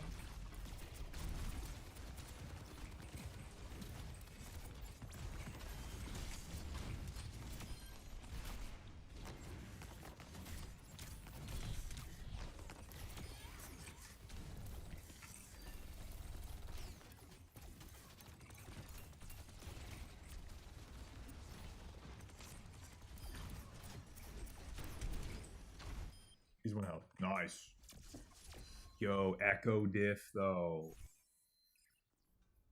We did 12,000 damage. I'm pretty proud of that. I'm pretty proud.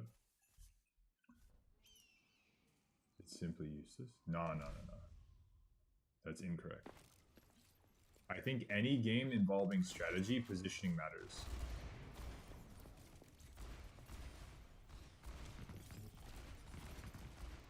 That was nice. I missed my shots as Cassadia.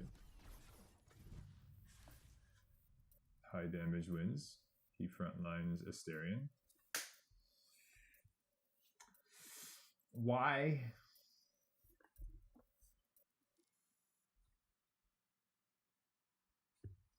Well, yes. So I read the brief synopsis work. So my understanding is basically you have like these almost psychopathic type like internal urges, right? And you can choose to either follow the urges, or you can choose to fight them.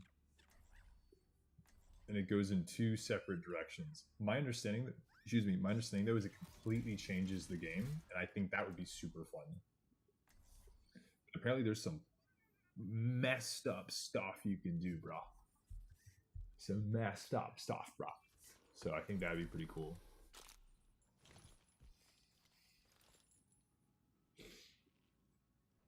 If we did it, I want to be like a dragon person. I want to make myself a lizard. And I kind of want to do... No way, brah. What I want to do is, if we did it, we make ourselves a dragon. And I would make us do like lightning and fire damage. I want to be a firebender. The Sith Lord type of vibe. And we slaughter everything.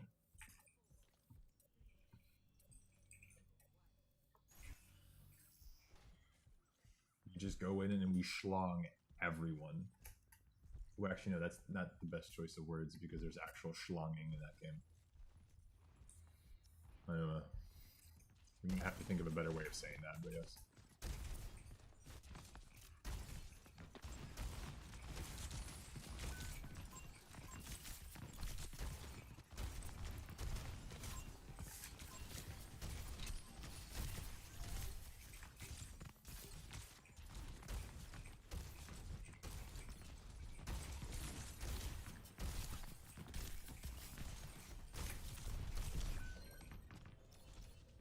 Okay.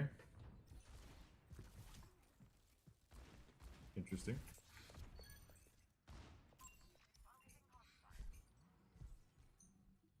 I think we have a higher Elo lobby now. My Mercy's pistoling, my Widow's landing shots. This is good. This will be fun. Their Doom is kind of a troll, but other than that, I think we'll be okay. So if we wanted to, we could build you like a high, so high AC rogue build is not that crazy. We could do that, and we could make you like a half tank. Yeah, they're Doom and doesn't know what's going on.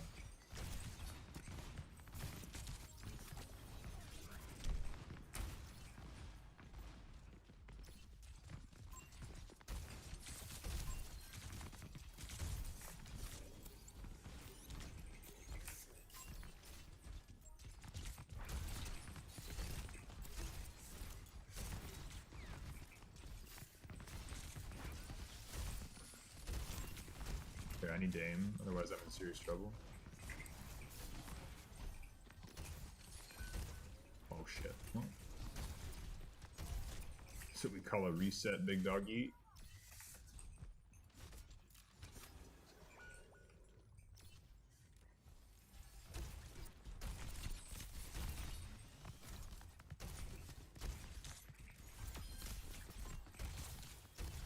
That's so funny that that just landed.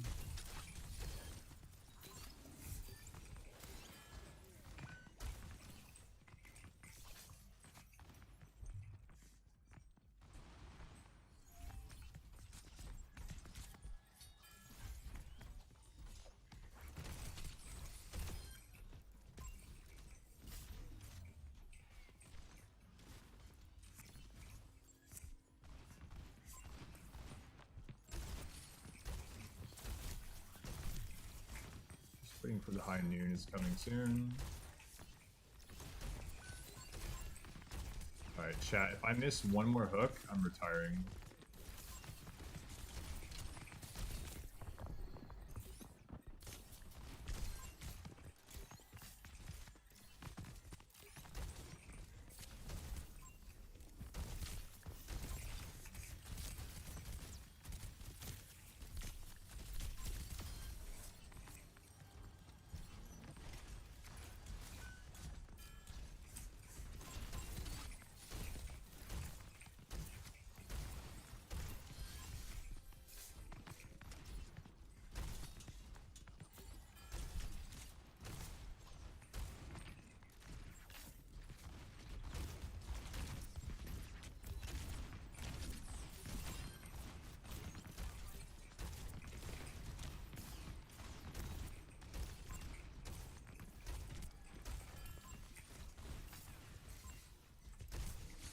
Oh, well, I'm retiring.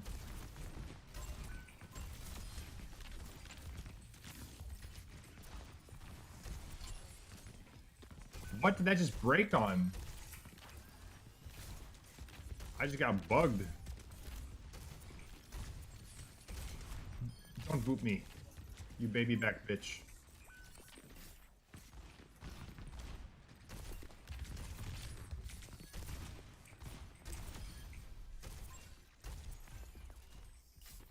What was that, right? Hey, shorty, good to see you.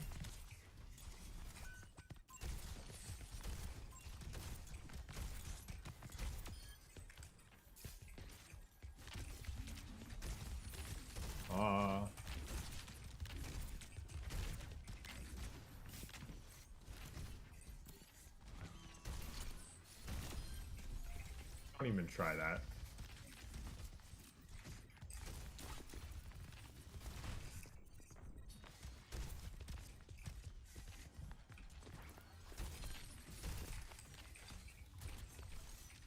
Wait for it.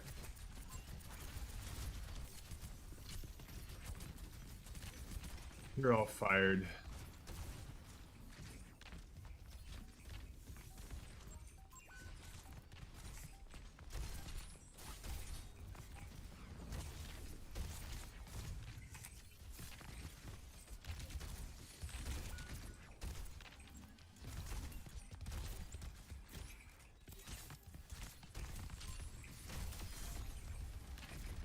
Wait, what?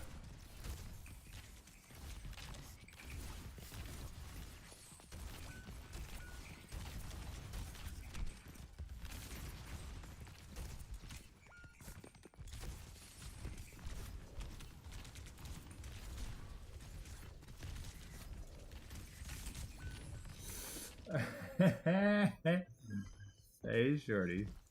Good to see you, bud.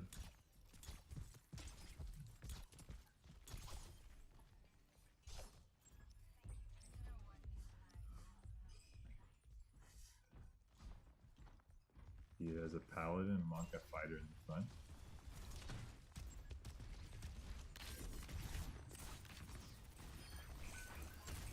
Oh.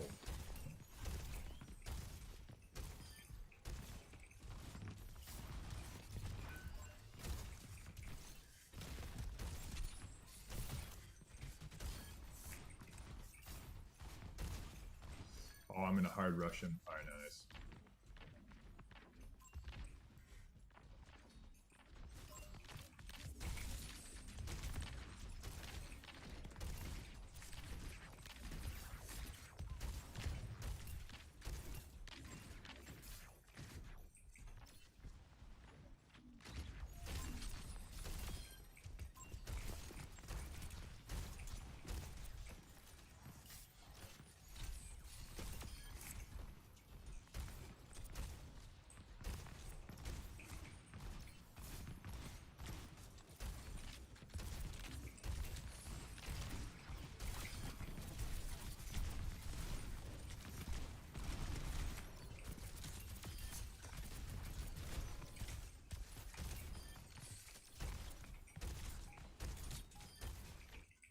Bro, I'm cute as shit. Sorry.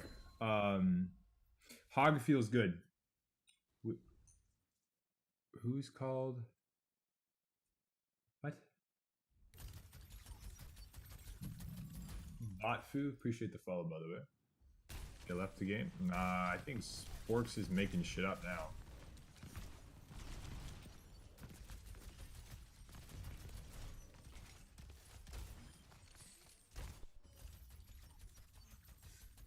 We get a reward for that? What the hell did we... Okay. Hey, whatever you guys are into, I'm not here to judge. I didn't see it, which means it didn't happen. Why don't you die fast? Because you gave him ult charge? I'm just doing warm-up, shorty. It's okay. I'm just chilling. You're pretty much okay. So we're going to queue all roles. We'll see what we get. We did this yesterday. We did not get a single support game. We played tank and DPS all day long. So we'll see if we get a support game today. That'd be kind of cool, but we'll see what happens.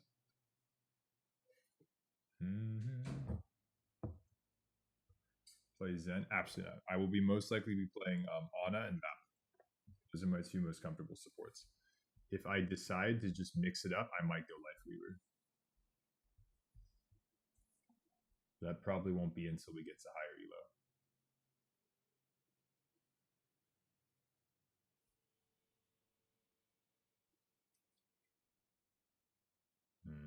Or shake it up in OTP Zen. I would need to put in some serious time with Zen. I struggle the most in terms of learning new projectile heroes. I have to put a lot of time into them, and it's because of the travel speed associated with their kits. So all the different projectile heroes that have slightly different travel speeds, that's where I really struggle. I know that as a player. Like, so we'll go Ana here. Hopefully I didn't just take Ana from an Ana OTP, because that would be really awkward. So May, Zarya, Echo, Hanzo. So this person does not. They have 4 minutes of what? Well, then what do you play, Big Doggy? Oh, they play Kiriko. Yeah, they play. Wait, if they haven't been playing, how are they? Oh, this will be something. They're playing Alari for the first time. Alright, we'll see what happens.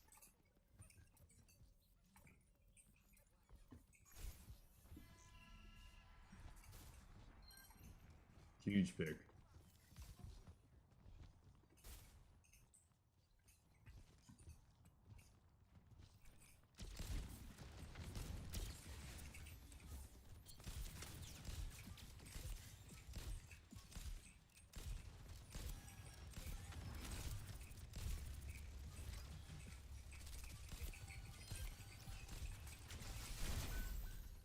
Oh, nice shot.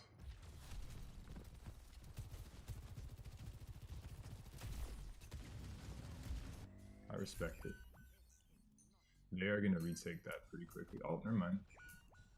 My hog kind of pops. If we can keep him up, we actually still have a fight here.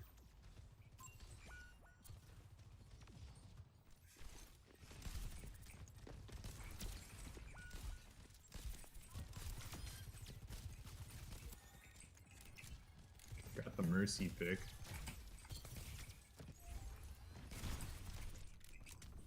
It's showing.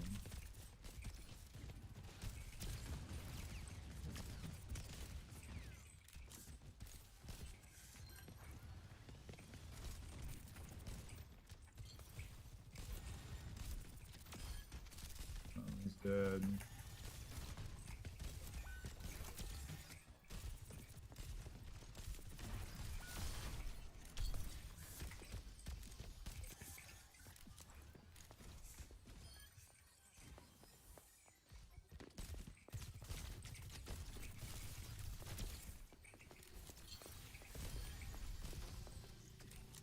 Stagger mercy.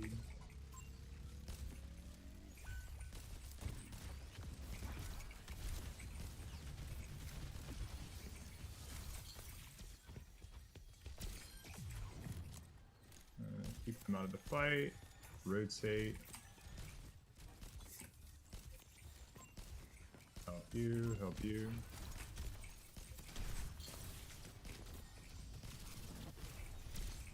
What? Just got robbed.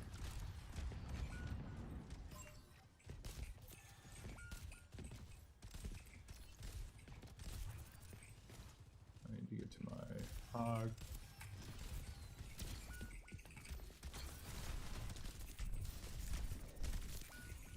I tried. Sparks! Ah! I'll see if I have enough coin. I don't know if I have enough coin. Damn, I really want those skins though, the ducky skins.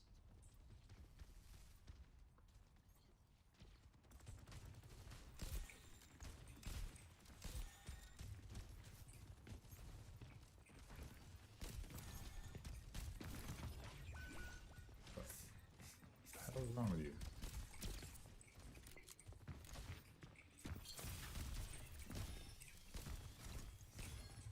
Huge pick. No, done.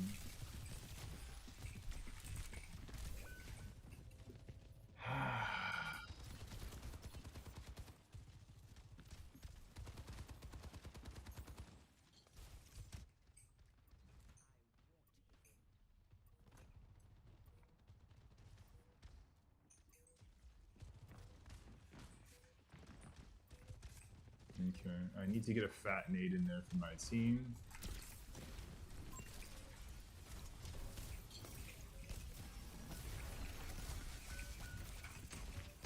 Go for touch, go for touch, you hooker.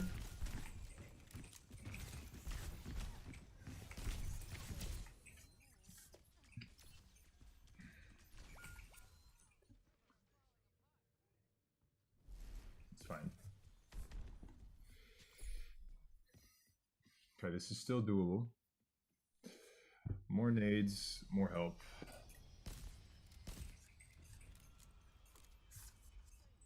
We're gonna be okay.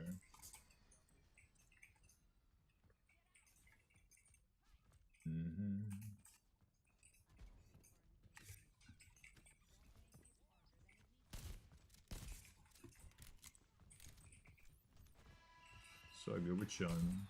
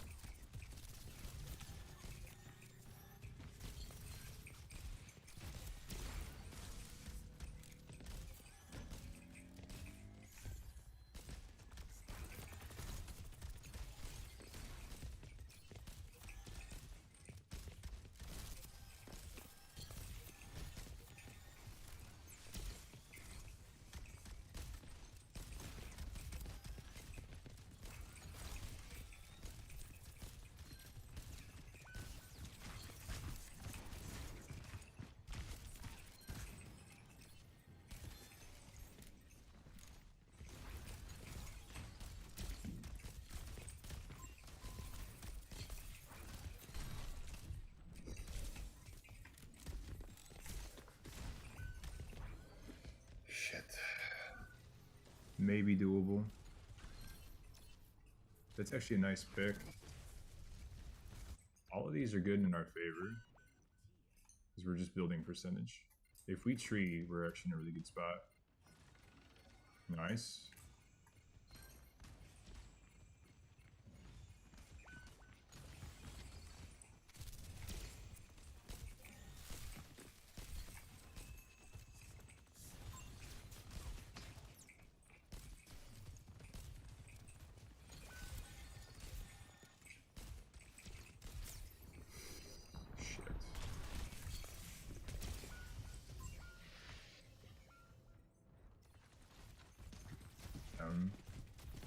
That was a nice sleep by the runner.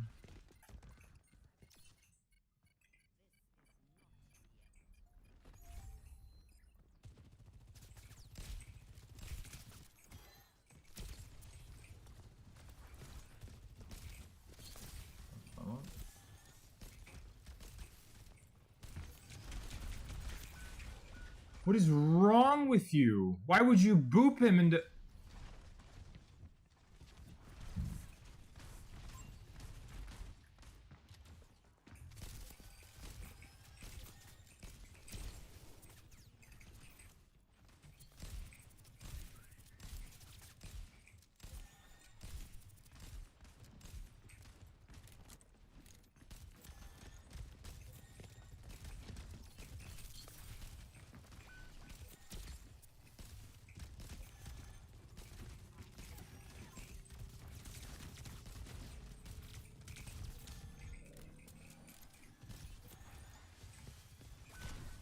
What?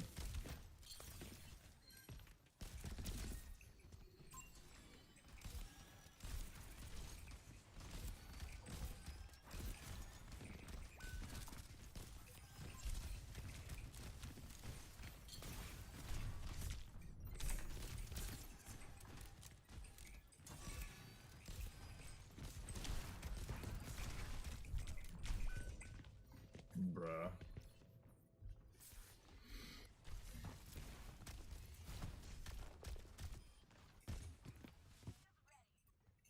Winnable.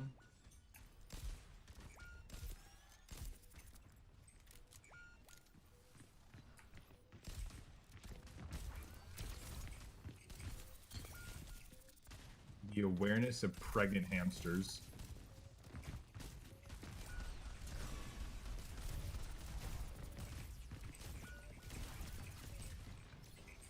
The awareness of pregnant hamsters.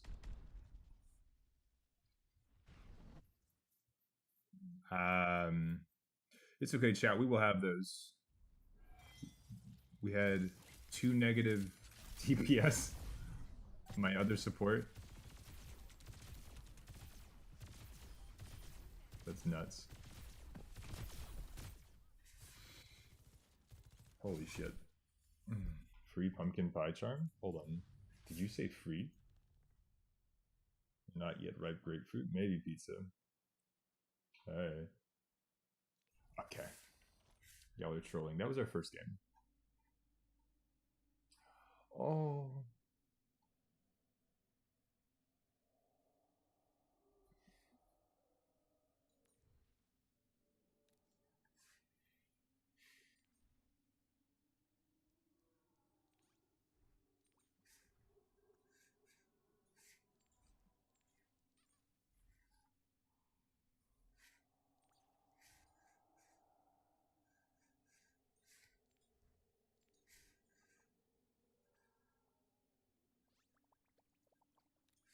It's a little ducky.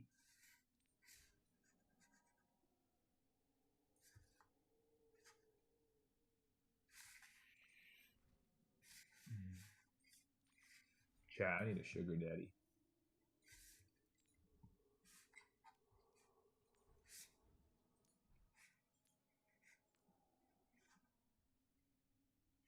Hey, Gloomy.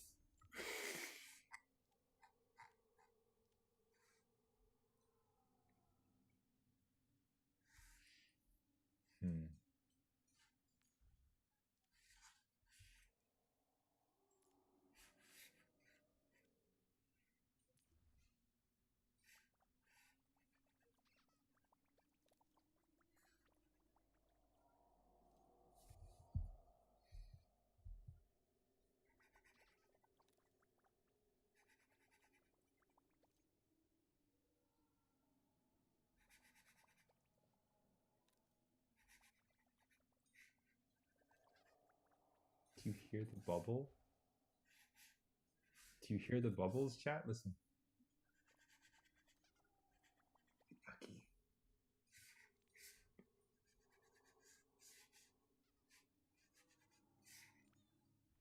I'm not gonna lie.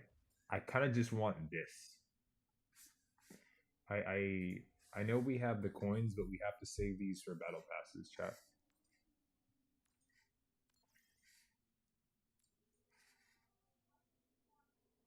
These are really cool though.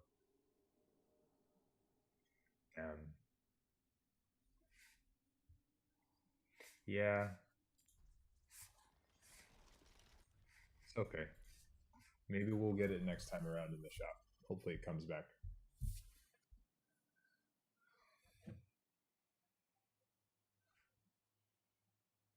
Free pie charm, already scooped it. I'm out of tea. Oh, this day is just falling apart. No, we're good.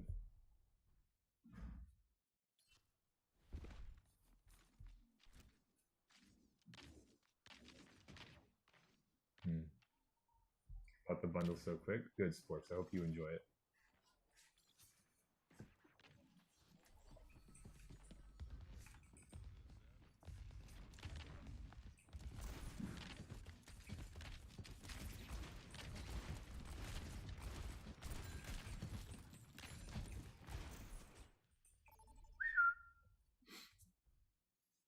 All right, let's see what we got. Oh, did this. What is that name? What? That's wild to me. No one else saw that, right?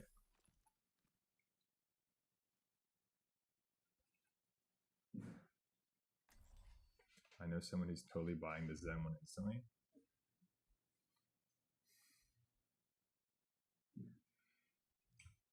Look at one of their supports.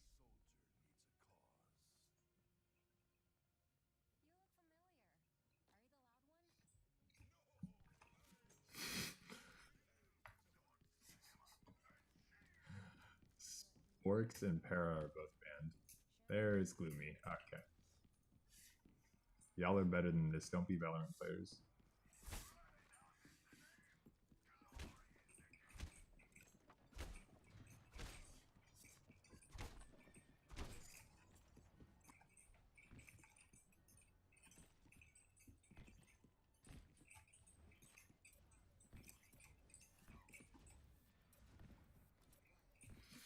Para, and I'm so glad you found professional help. Welcome to Overwatch.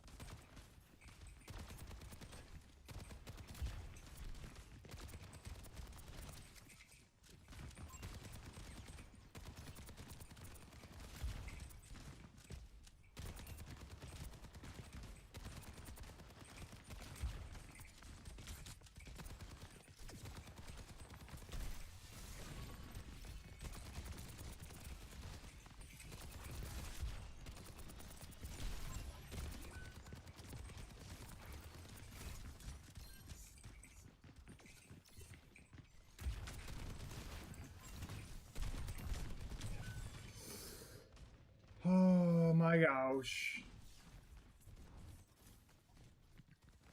We've done almost 3,000 damage already. It's pretty good.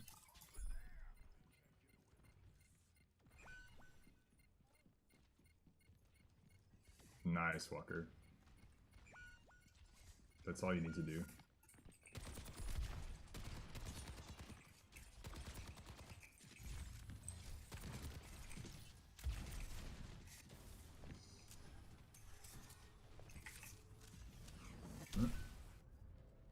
I'm actually sadness, bro. I even went to my Kiriko. I was like, hey, free funds. Nah. They said, fuck you. That's crazy.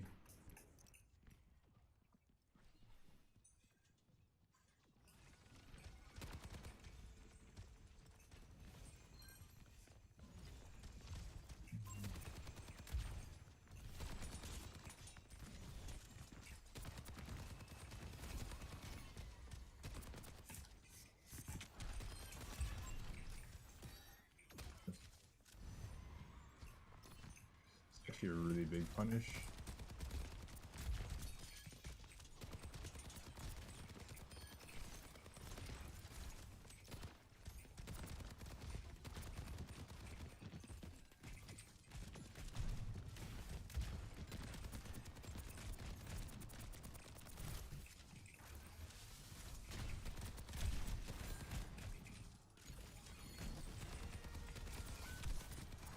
Oh, oh.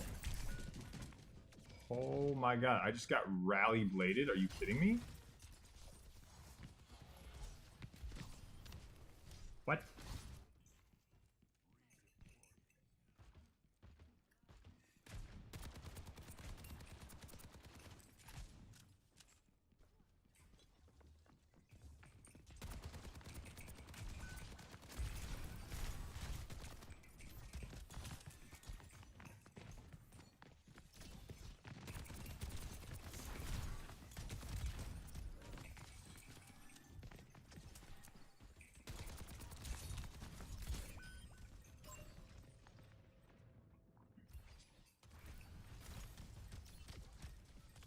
No concept of space, whatever. If we take high ground, we can touch point after, and then we can also take a fight and win the fight, and instead we go straight to point. That's wild to me.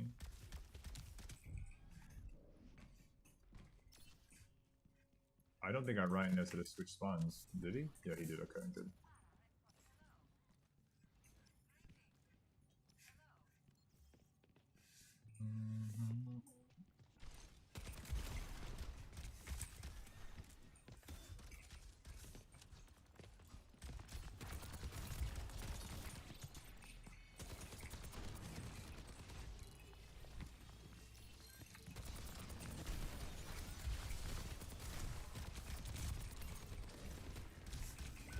No?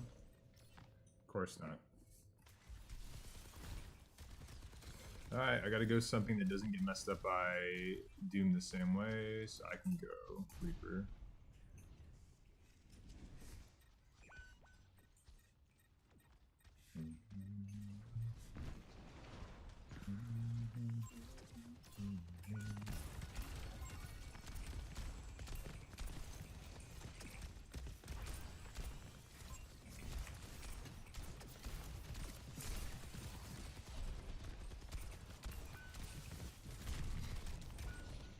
Oh.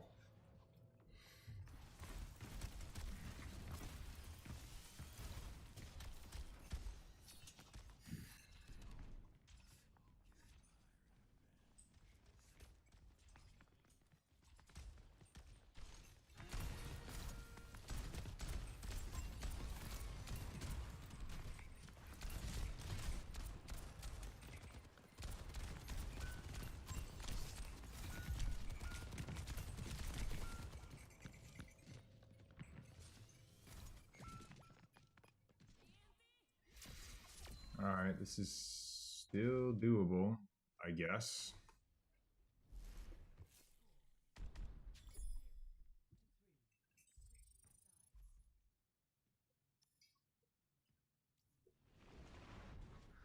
This is gonna be something. Okay. Let me think.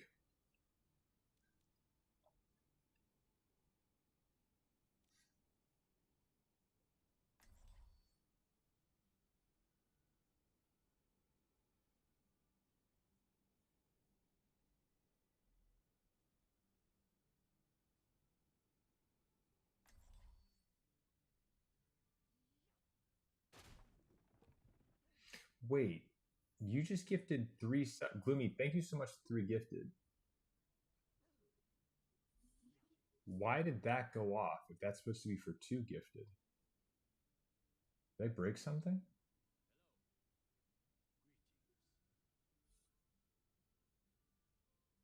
I don't know. But Gloomy, you look damn good with that number 1 gifty. I'm gonna do this. I don't know. Did I break it again, Gloom? We got to see a Pusheen. Thank you so much for the gifted. Pizza with the emotes.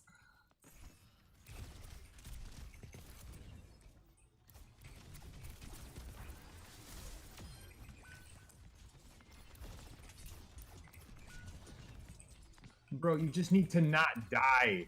Like, bruh, what the fuck?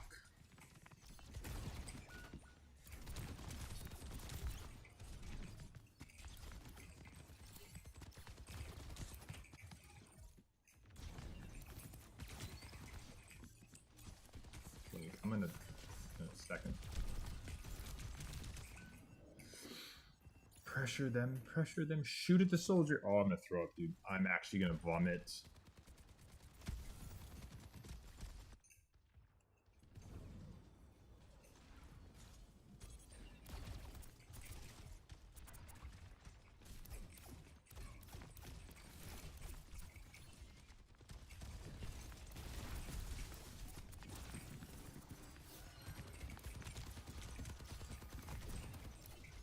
There you go. Nice.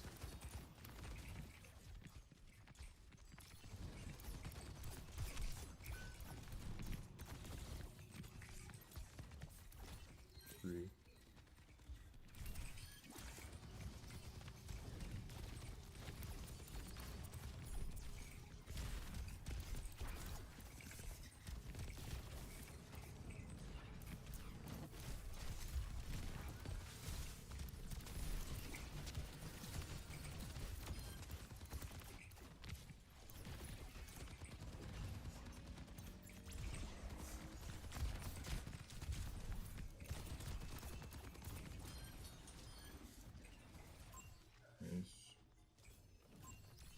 Alright, very winnable. Beauty of Gloomy, what's going on? You look like a Skittles bag. Let me focus though, because we might actually lose this.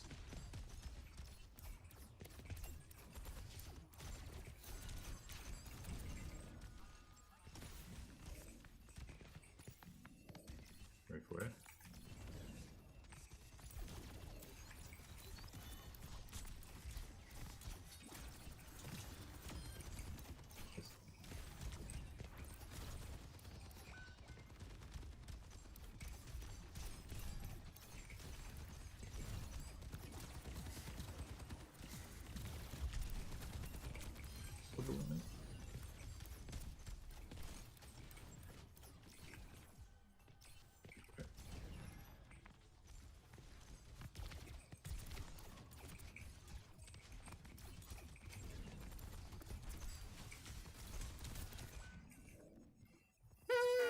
Oh my gosh.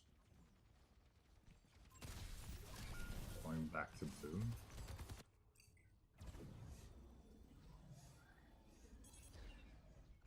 That's not the same color.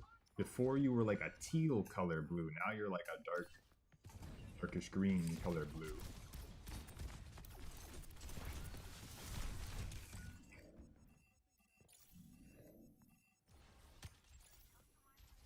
Yeah.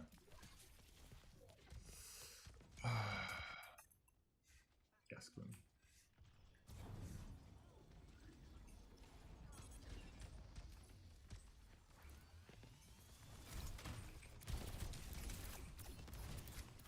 Maybe you spear that? No, you're just gonna... Okay.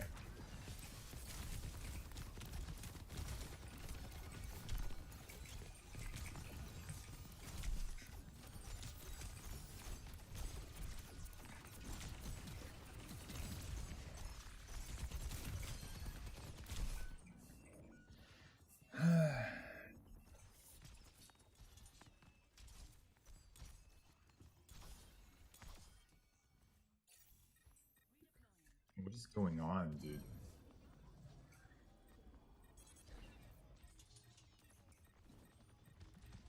Okay. soldiers then.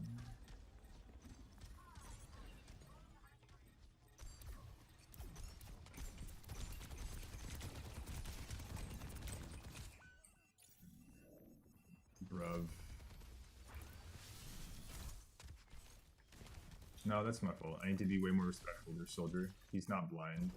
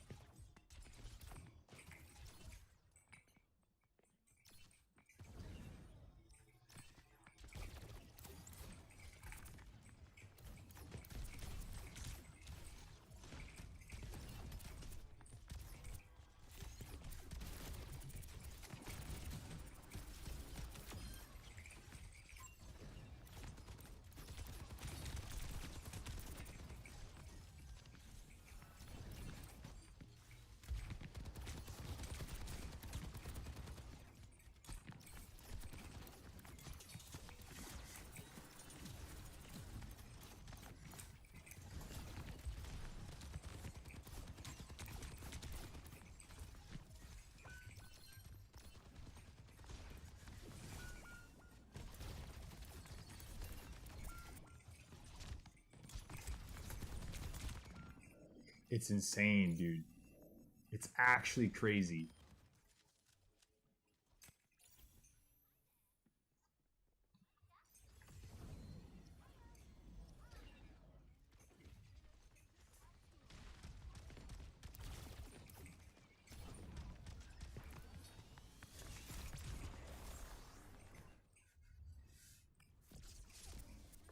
Oh, that was not a GG. Oh my god, we go next. That was not a GG, even slightly. Oh my goodness. What is this catch up with Mauga thing? I have no idea what you're talking about, Gloomy. If this is something that developers released based on the title of it, I'm assuming it's a, hey, here's what to expect with Mauga coming up in the future. They talked about making Mauga changes. Based on no context whatsoever other than the title. That's what I think it is. Event. It's on the menus. I don't have it. Oh.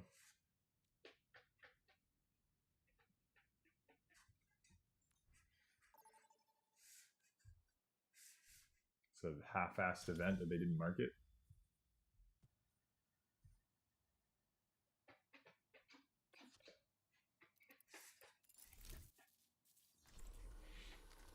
Sorry if that's a bit too blunt, but it's a half-assed event they didn't market properly. Ooh. Smirshing my head. Don't smirsh too hard.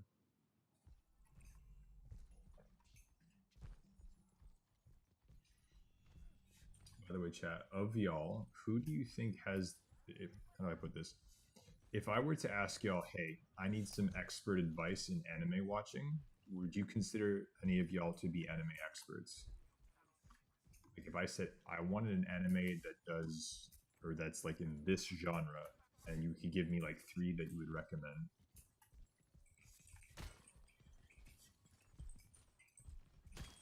Both of you? Okay. So think, you know how Sword Art Online had the like whole fantasy magic elements? Fantasy realm, like medieval style animes.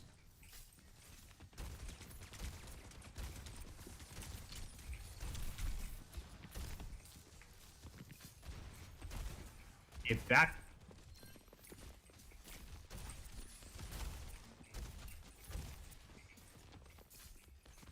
there's no way you fuckers let him live.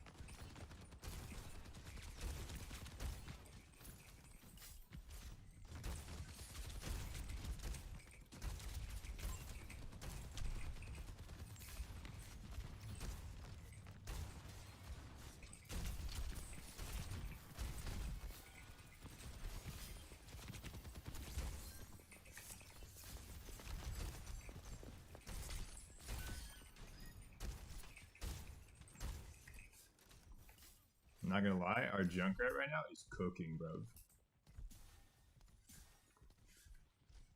The Black Summoner, Tokyo Ghoul. Okay. I've heard good things about Tokyo Ghoul. And Black Summoner I've never heard of, but I'll take a look at it. Thank you guys, I appreciate that.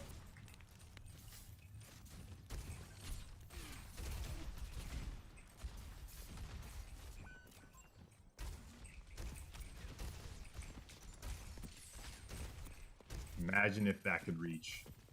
Just imagine.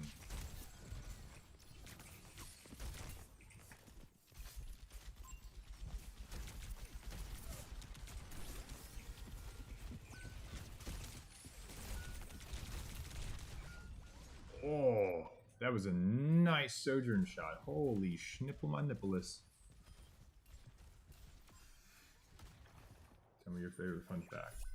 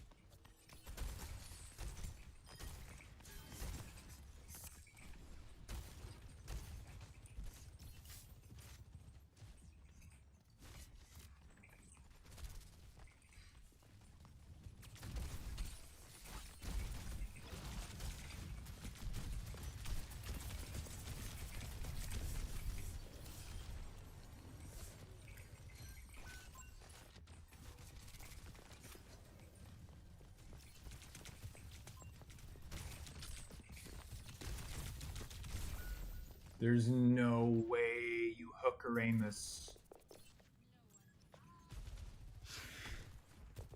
Crashes get Bloomies fired. Submarine can't swim. Oh, my favorite fun fact is there's no logical reason for driveways to be parked on and parkways to be driven on. I'm kidding, Gloom. You're doing great. Appreciate you.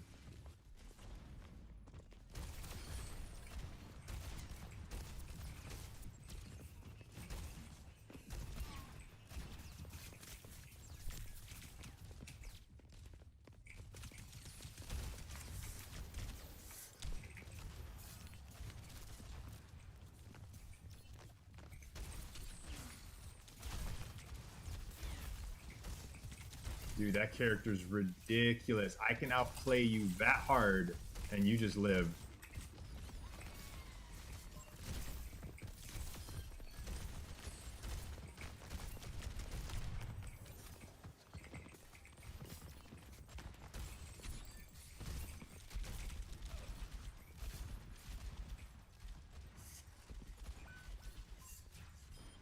I don't know why you're peeking, big dog, but alright.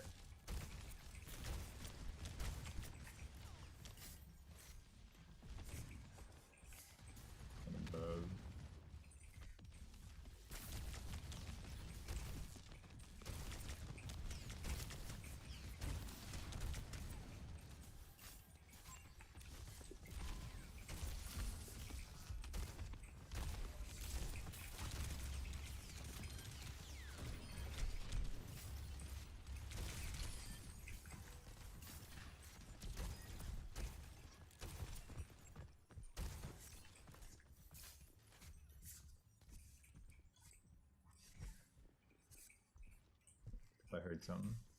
Guess I was mistaken.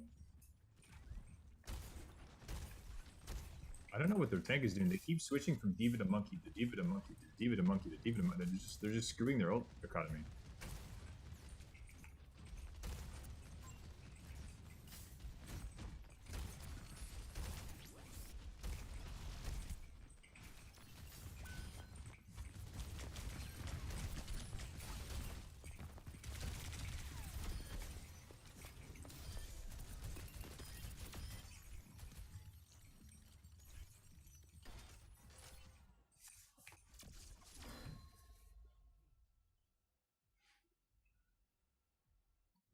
Diva to Monkey, Diva to Monkey. Did you really outplay them if they lived? Yes, you did. I have a drawing of him. Can I ask that? Y'all are wild. Morning, Minx. Minx, we did the boxing. I tried to start stream early so we could get you before you went to bed. I was unsuccessful. So my bad. But we did have other Australians that kind of spoke up and helped guide us through the process. And I got to tell you this, Minx. Chat likes the shirt. Also, I'm debating on whether or not I eat these or I actually give them to the animals because they sound freaking delicious. And I checked the ingredients. I think this would be safe. I'm just saying.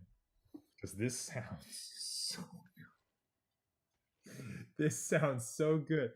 Anyway, we're fine.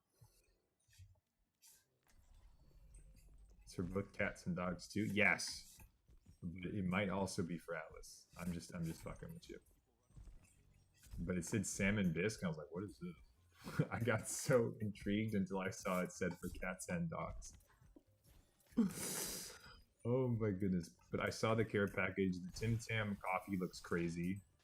And all the different fun treats and stuff like that. Like I said, we had another Australian in chat. And Sporks was also doing a good job of like helping instruct us as to what is what. It's not troll though. Huge.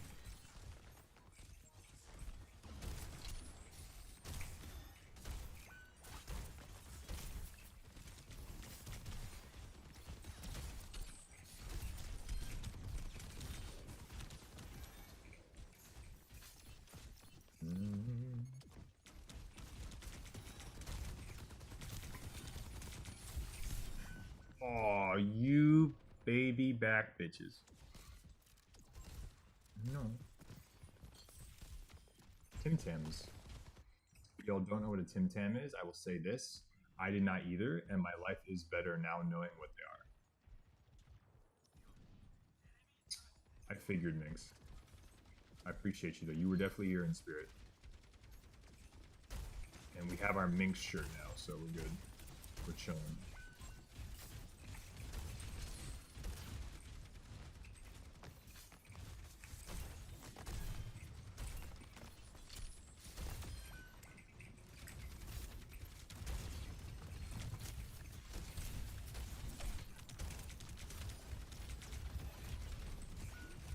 Why? Why? Don't...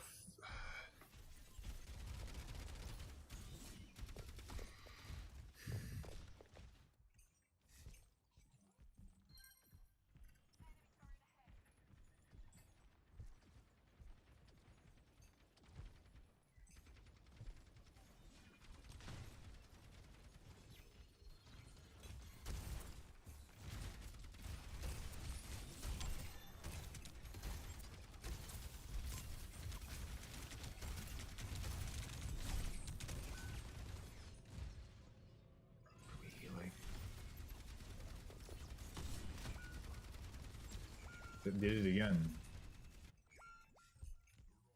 Our Lifeweaver's actually fucking trolling.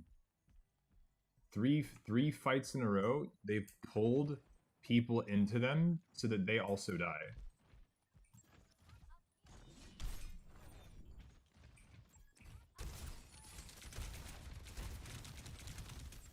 That's insane to me.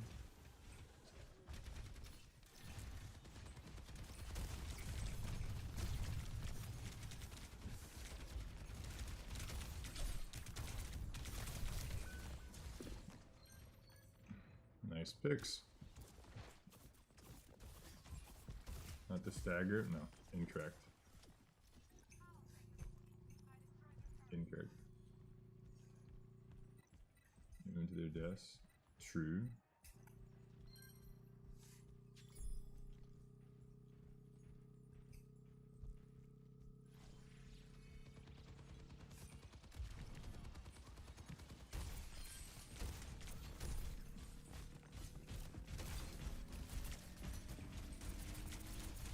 See the touch. Nice.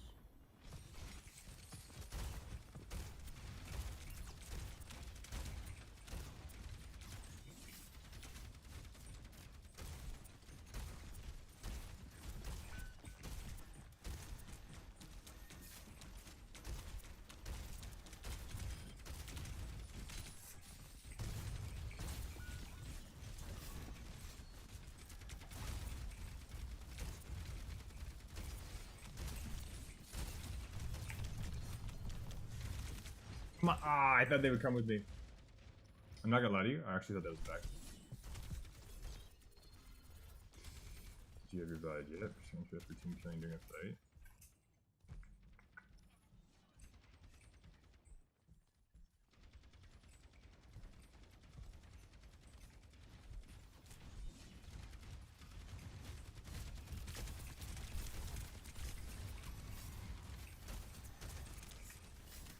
Fuck.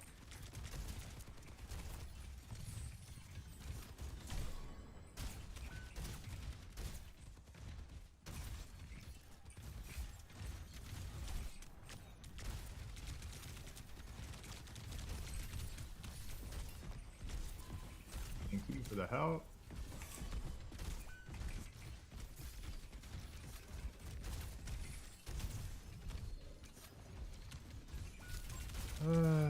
Okay, last one. I'm about to go monkey and just say fuck him.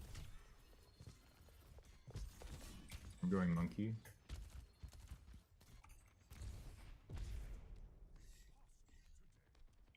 Atlas laughing. That's unheard of. I don't think I laughed. Certainly don't remember that.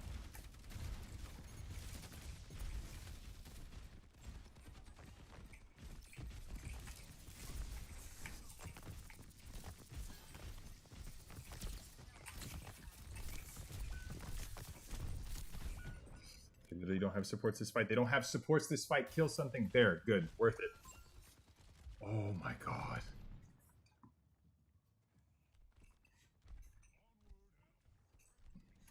That's insane.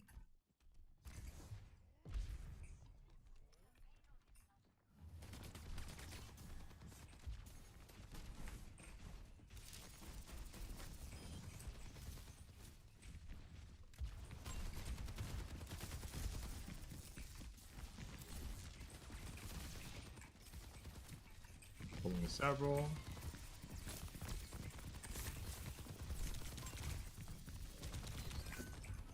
That's crazy that we just lost that. That is actually insane that we just lost that.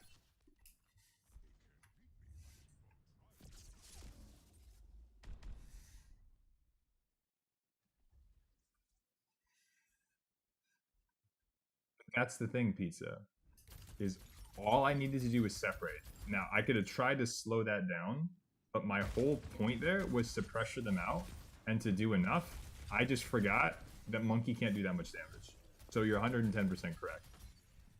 I should have just played slowed for the bubble. I rushed it. But even then, it still baffles me. So it's fine. At the end of the day, it's still my fault, but 1v1 incoming. You're gonna get right. I'm glad you all are getting along. But yeah, no, Gloomy did really well. You could tell that she was comfortable in the game, and she said that was like the first time she was playing Sojourn, but it didn't look like that was the first time she was playing Sojourn. Like straight up. She looked very comfortable, which I think is always cool to see. Now, speaking of snacks, help me out here. What do we try first? Jumpies or chickadees? Oh, they're both blacked out because they're green bags. Both chicken flavored. Do we do jumpy potato snacks or chicken flavored snacks? Snack tier list eventually? Yes, Minx, we definitely do. Chickadees or jumpies? Jumpies, okay. That'll be my reward for winning this next game.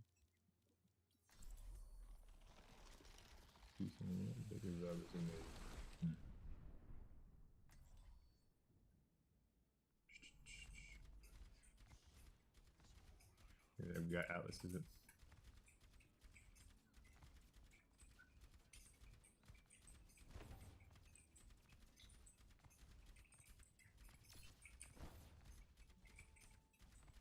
Can't tell if Pizza's being facetious.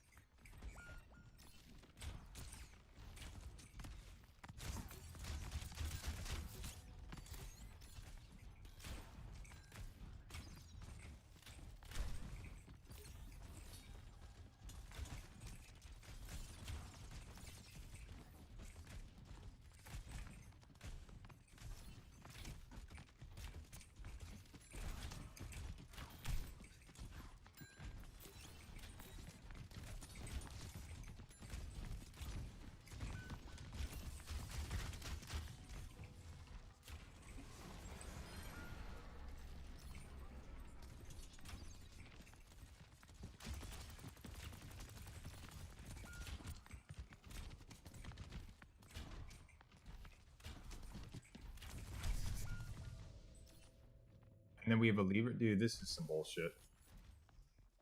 Like, actually try, bruv. Don't quit after all them.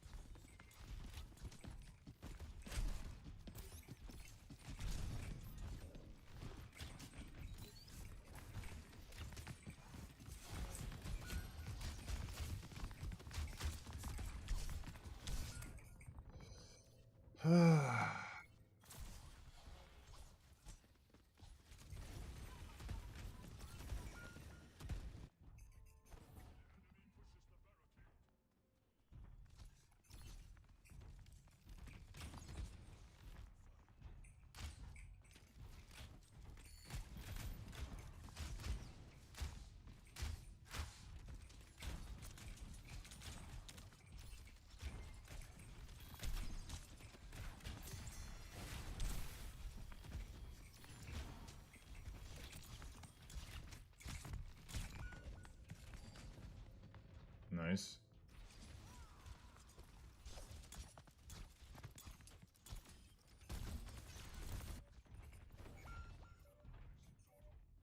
You just got absolutely rolled.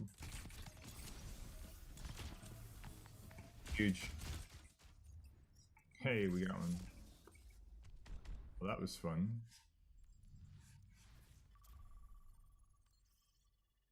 Gifted 5. Okay, something's broken. There's a lot of pushing happening right now. Why did I do that for 5? Hold on. What is? Thank you so much for the 5 gifted, Tommy. What? Hold on.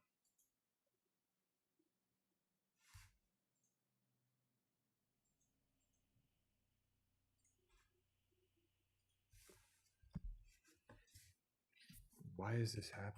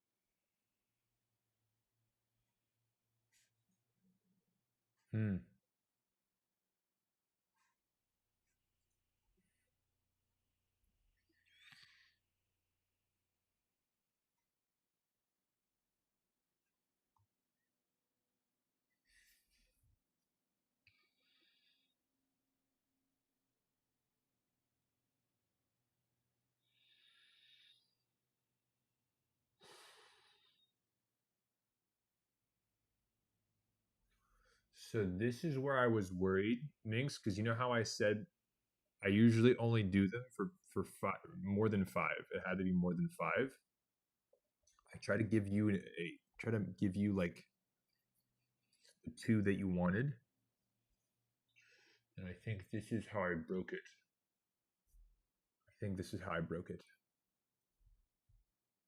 Of all the bugs, I don't mind it.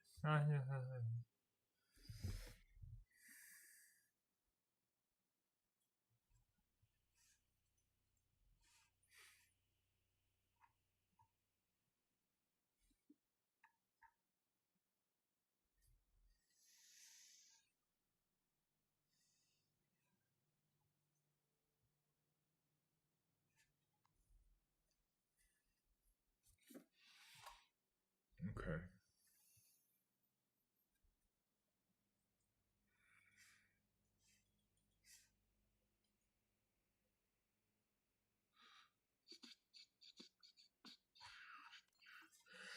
All right, Minx, this is where I'm going to break you.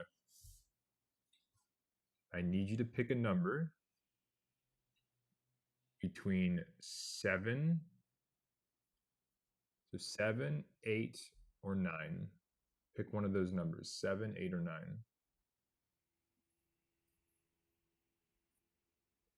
Actually, hold on. 7. Pizza, always lovely in terms of following instructions. So what I'm going to do is this. I have an idea, chat.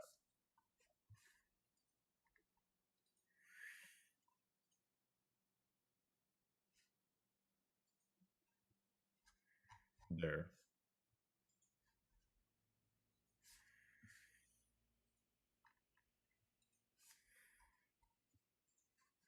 So what I've just done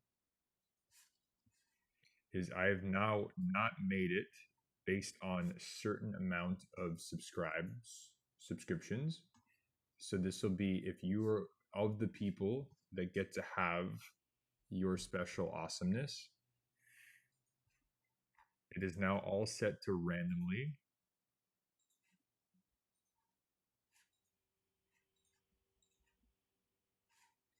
So that everyone will have the same chance.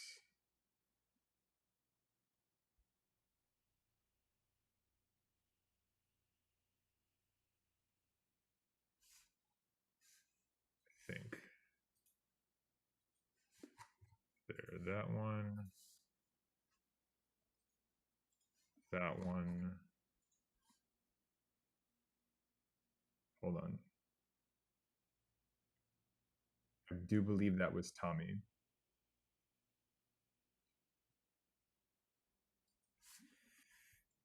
Let's see what we can do with this. Okay.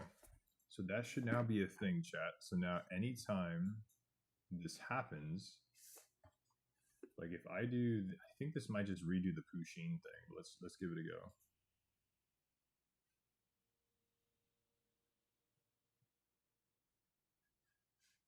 That was what Gloomy gifted for the 3.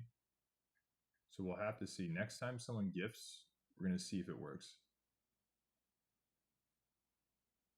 So it'll basically be either the default or it will be one of the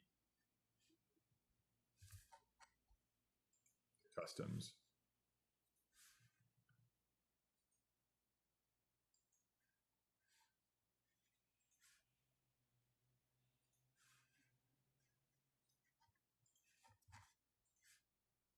I think that's the best way of doing this.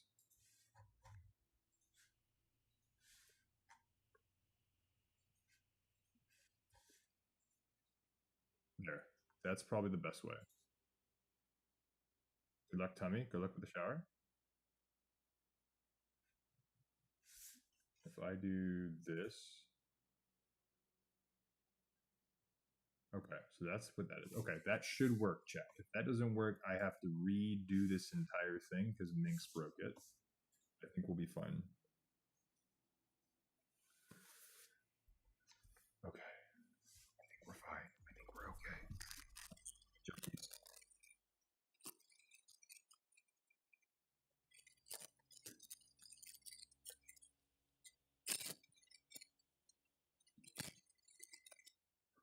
What? These are in the shape of kangaroos. I didn't even think that was legal. They're in the shape of little kangaroos. Maybe Minx. Maybe.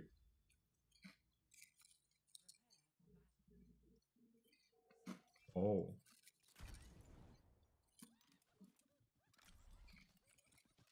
Those are good. Uh-oh. We're going to have a serious problem.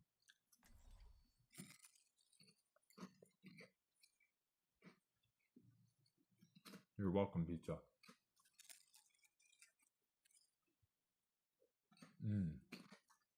We have a serious problem. Those are too good. Yeah, we have a problem. Those are a little bit too edible. I'm not gonna lie to y'all. Those are a little too edible. Yeah, that'll do it.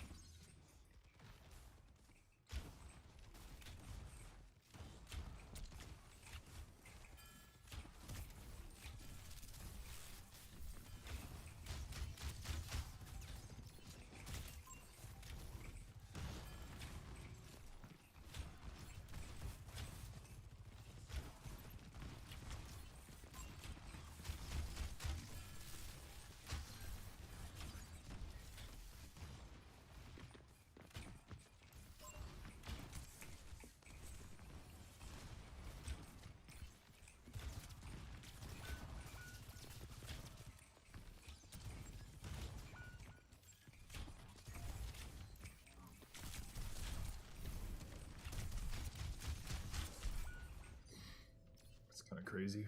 Okay.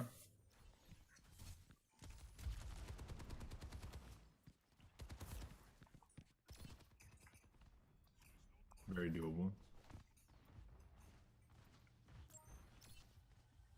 What's Murnat? Is that how you pronounce that? Murnat? Is that Swedish?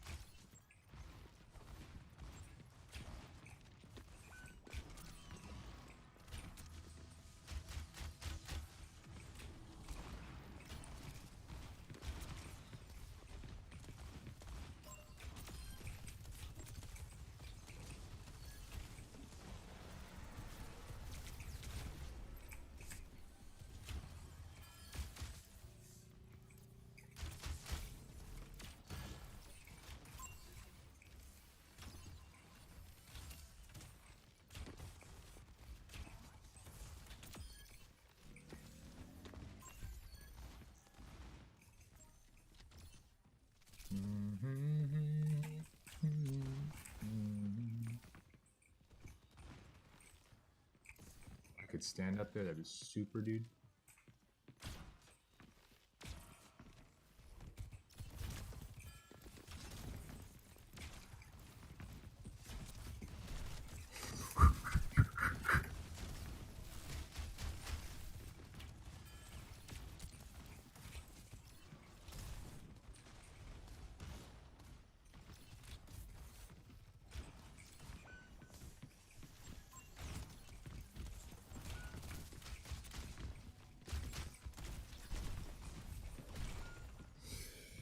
Shit.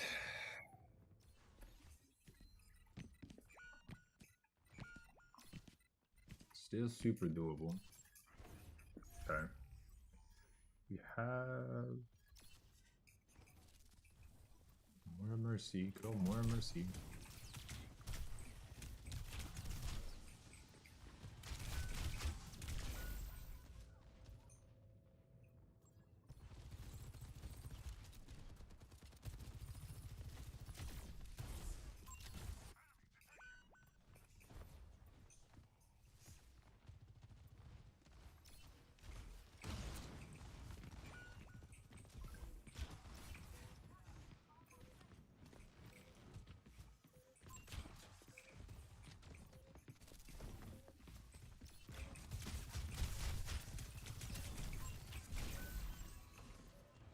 We have touch, maybe.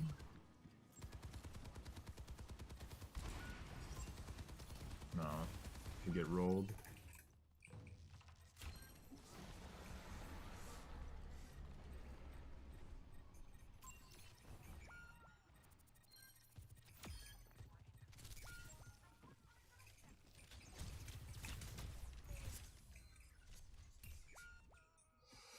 All right, still winnable.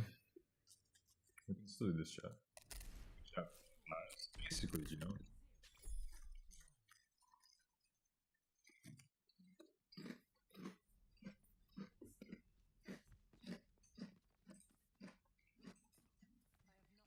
Honestly, that probably is Necros on tank, I'll be honest with you.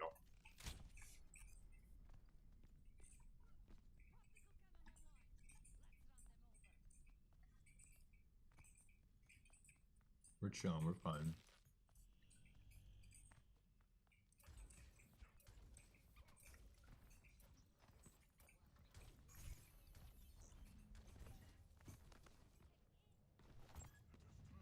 Thank you, Mix. Good luck.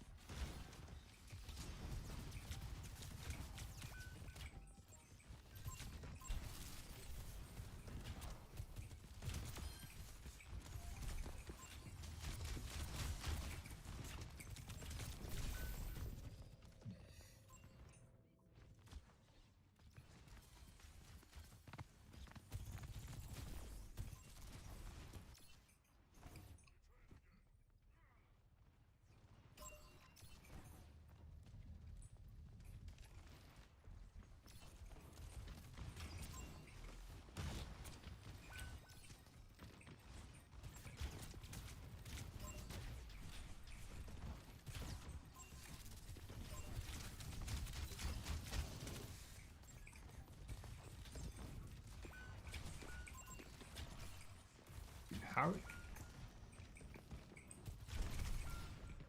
It's insane how fast everyone's dying. Like, just chill. Like, relax. And they're blaming... Okay.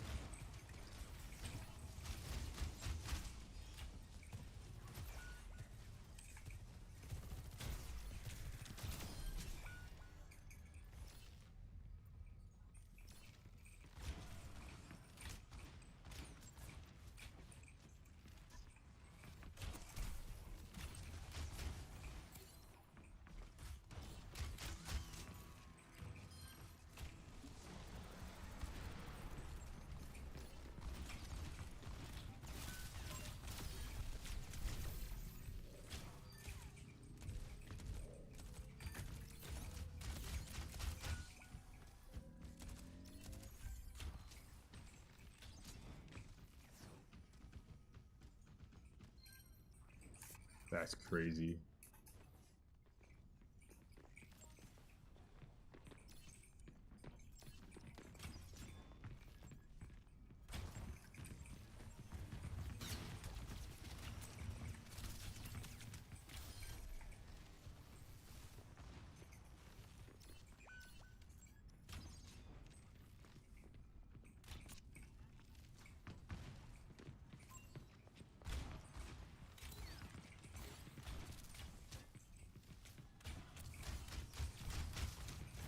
That's... And they leave. What is with people today, bruv? What is going on?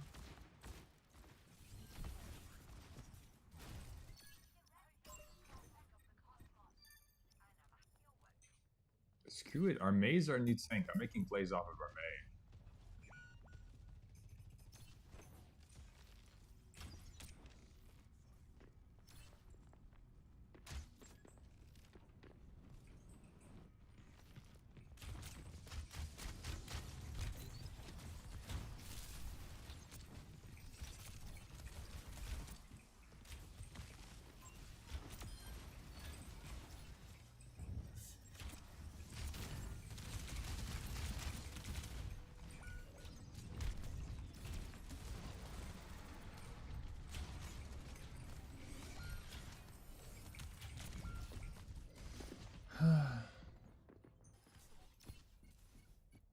That's insane.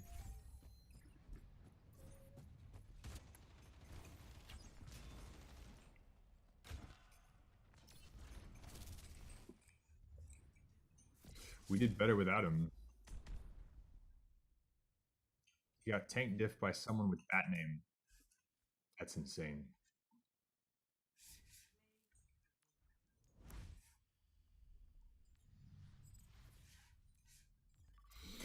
We go next. Go next.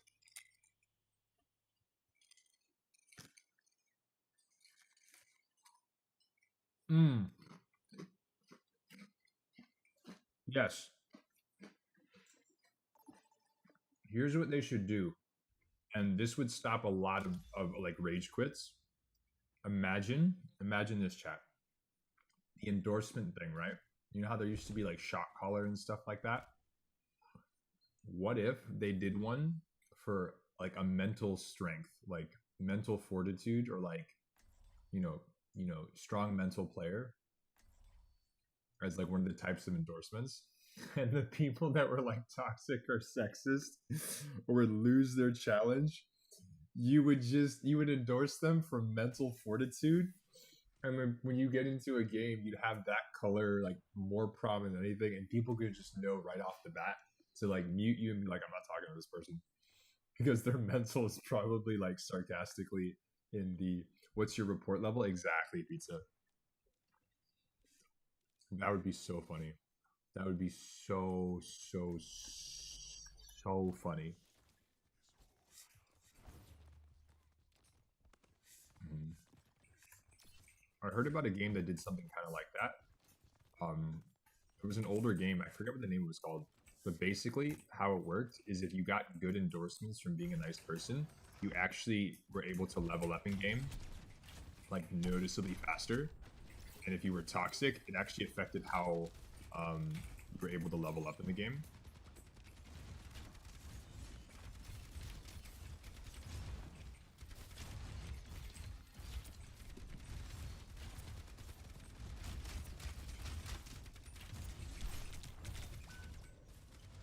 Bro, come on.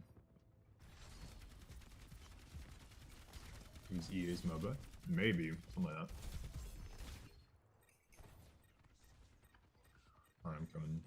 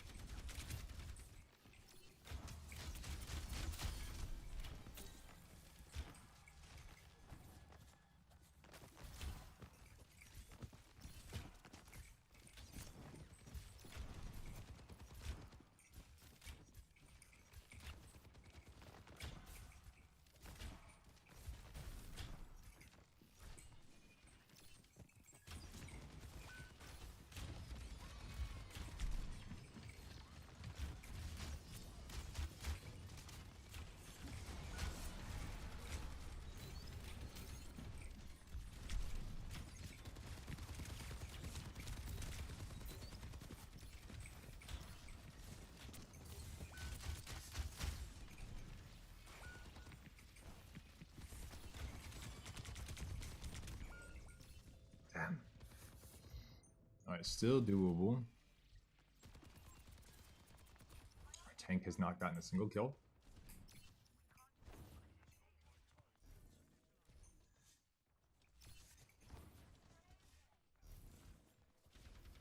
Tell me I have to double check it.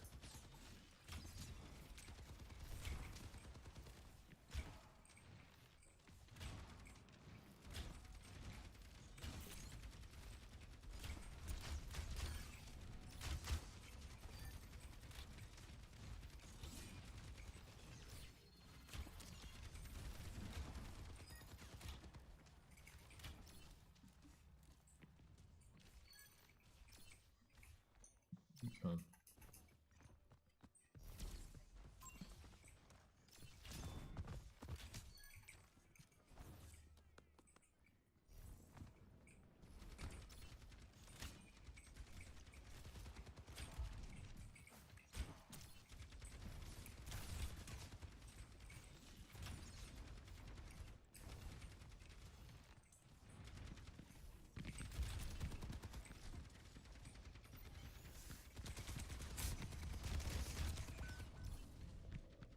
Nice. Didn't expect you to push in. That was pretty good. Nice sleep that you guys traded. We're even. It's namely a flux. See what we can do. 99. Y'all are wild. What is going on?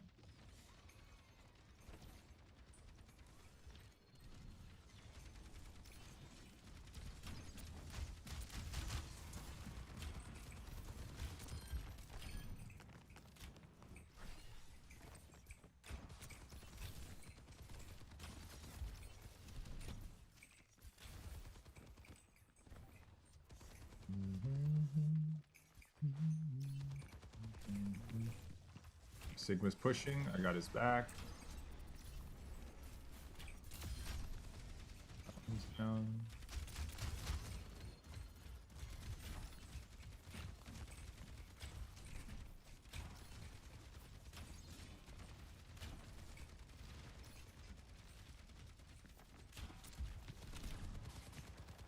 Ah, payload, your someone's killed me.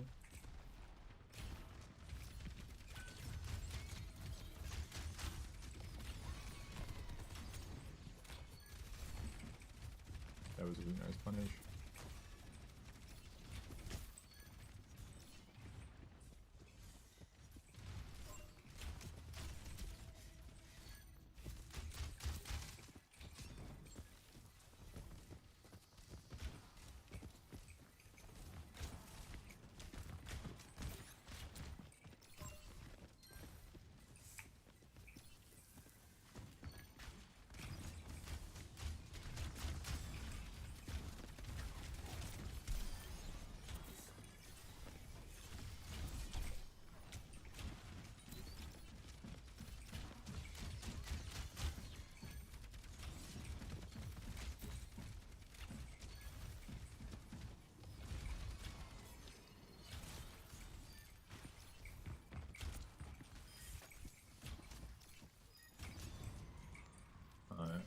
Winnable.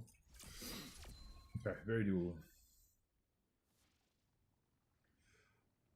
Ooh, walking teeth cow. What did you just type, pizza?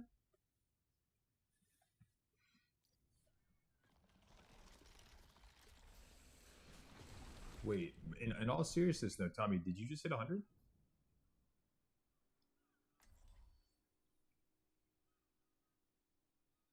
Gino, be good. Hope you feel better, bud.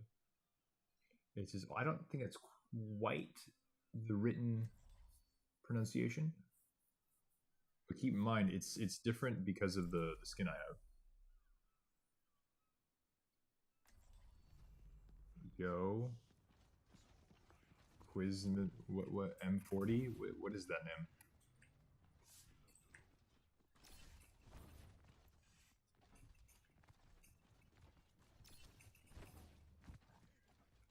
Ma'am, I believe you, but I've told you before, there's people that wait in line for the codes or wait in line for the VOD reviews, and you don't put them in the chat, you put them in the Discord. Yeah. We've got 3 people ahead of you, but you're good. No, you're good. Sometimes we get caught up in it. You're fine.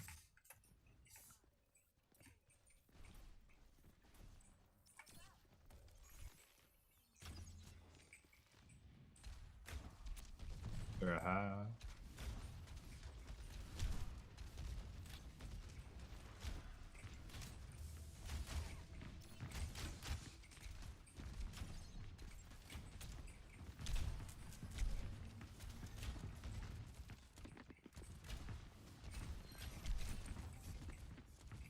I'm gonna play a little bit lower.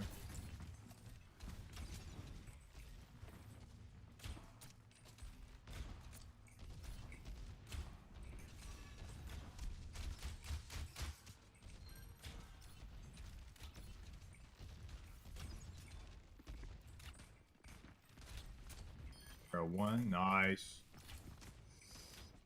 Chat, we hit him.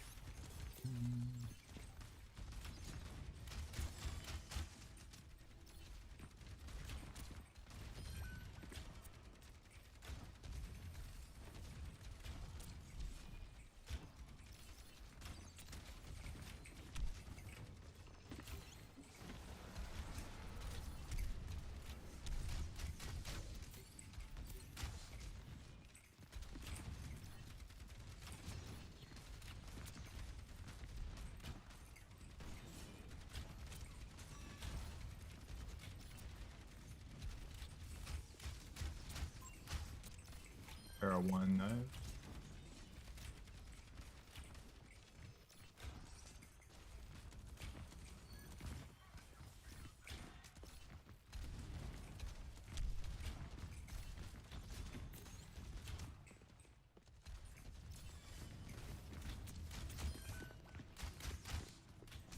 Oh.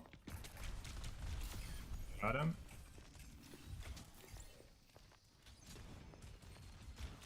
Just saying, that was kind of cute though. Hey, nature.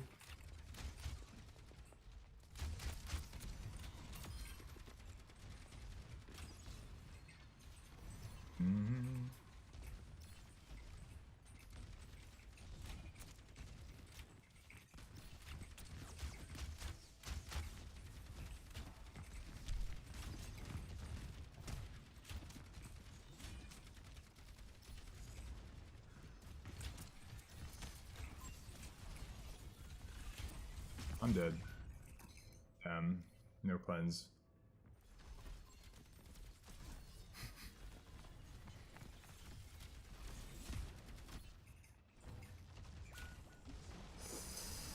I really thought you lived. Oh. That was a nice javelin though.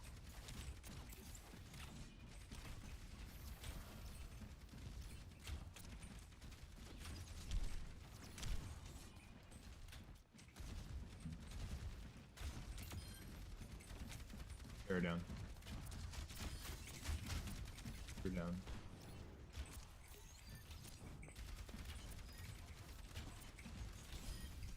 Delicious. Alright, Nem. Top 3 reasons nature is the worst. Sweaty, not always wet, and gets you dirty.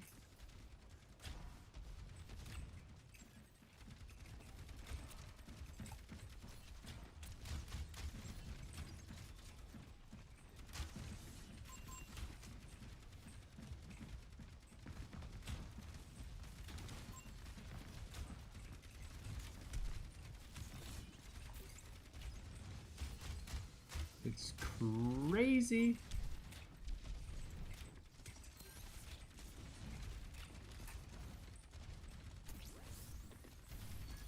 Reaper's about to do some stupid shit.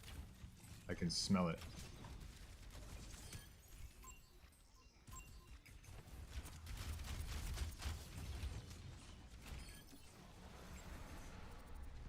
Push them, push them, push them, push them, push them.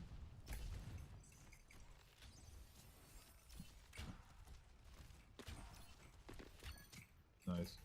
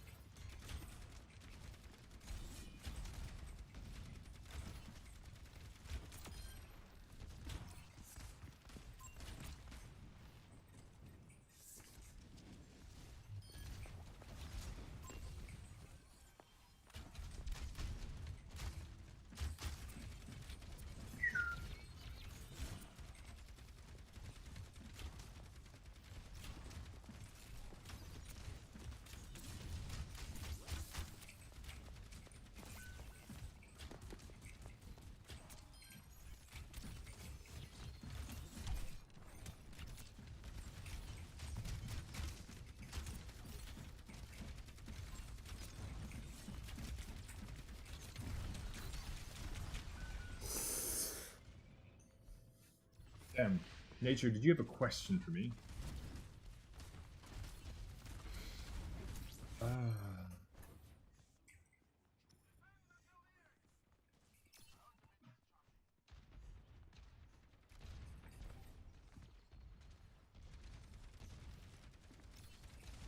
Depends on how nice your cologne is. Your woman might do the same thing.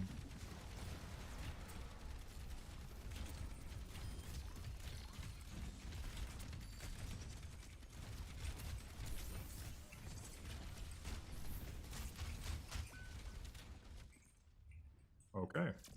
Big C9. Big C9. Big C9. Huge C9. This is the best C9 I've seen in a while. We're eating another one of these. What is this? Chickadees? Nature's what else? What did you say? C9. What?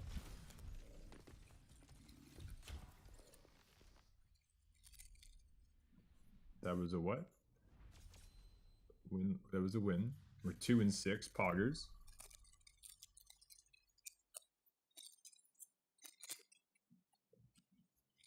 Map specific concerns or feedback.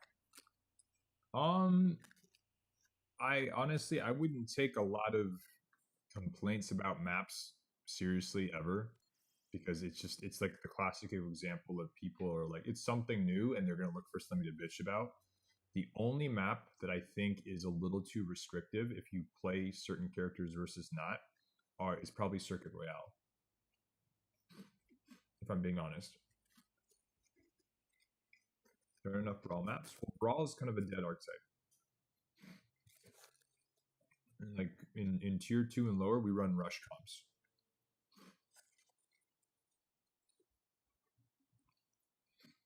So nature, if I'm looking at it like trying not to be biased, Circuit Royale favors long range heroes too much.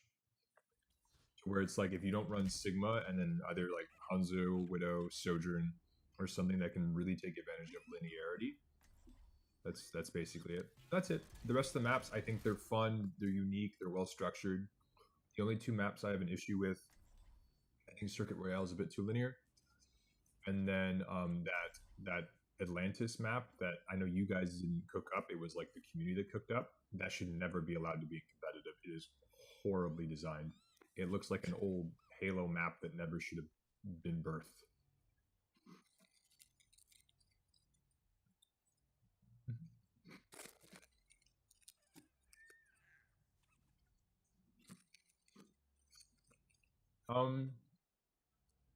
I think the presence of lava on the Samoa map where you can fall into the pit where the jump pad is, honestly, I would like that either covered to where it's no longer a thing, or I would make it so there is no jump pad. So it almost becomes like well on Ilios, where if you get dropped down, you die. Or you get booped, you die. So having more than one Ilios well map, I think would be kind of fun and exciting.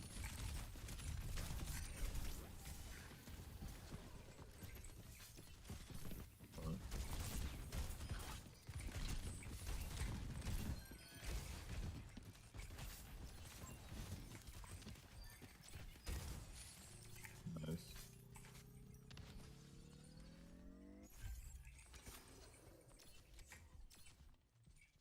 I feel like the bounce pad feels awkward. It does. I think it's because of the height of the dip. That's it.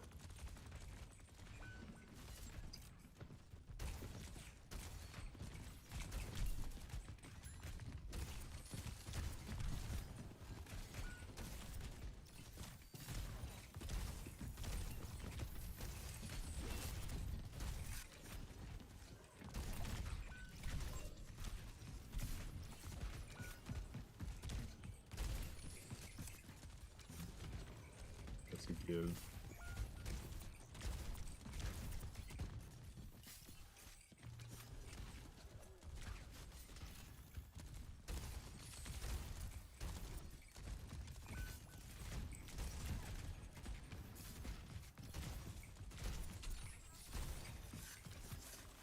I'm dead.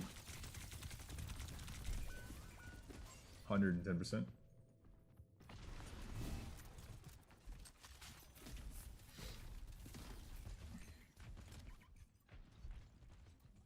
That's probably my best feedback I can give nature.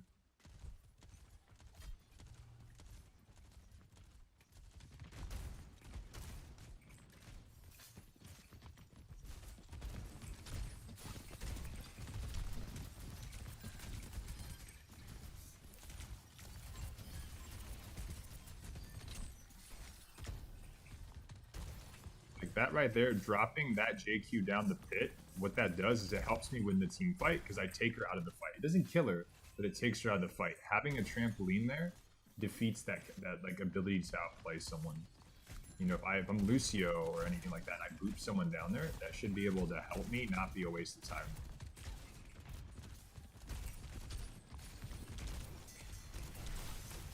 That somehow didn't work. That's crazy to me.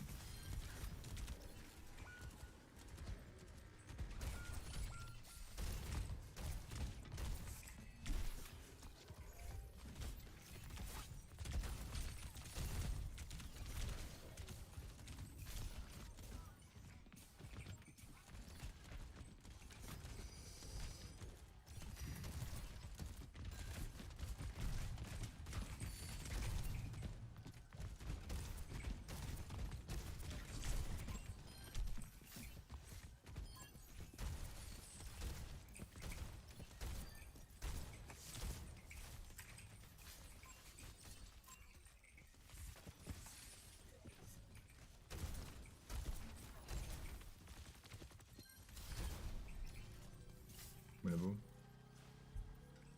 Breather ability. I think it's actually good. I was worried about him being buffed too soon and too much, but this does not break him. He's definitely not meta, but he's actually fun, playable. You know, I really like it. I think it puts him in a really tough spot. He doesn't feel horrible, but he doesn't feel broken.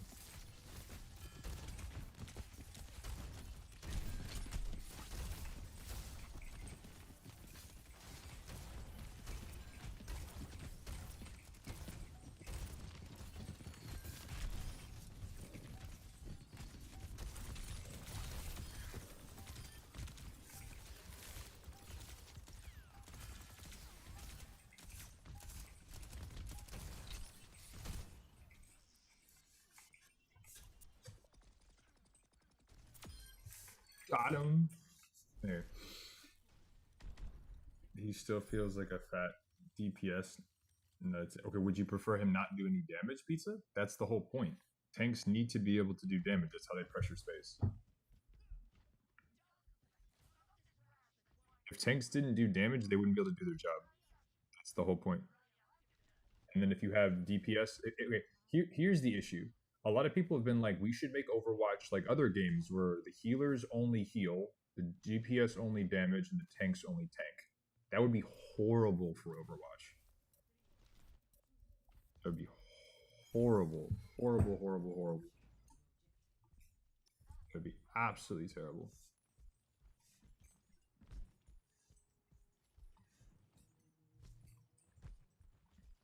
That would be absolutely horrible. Because then you really would be at the mercy of your DPS. And if your healers are better, then things literally would never die.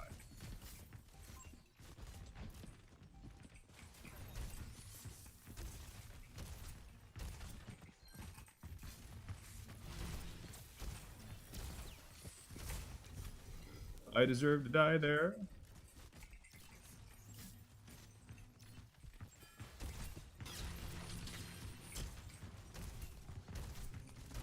I'm not gonna lie.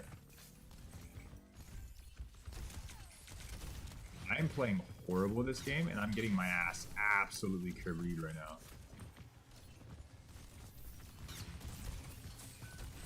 Like, I think my hook accuracy is -4. It's 46. Oh my god, I'm terrible.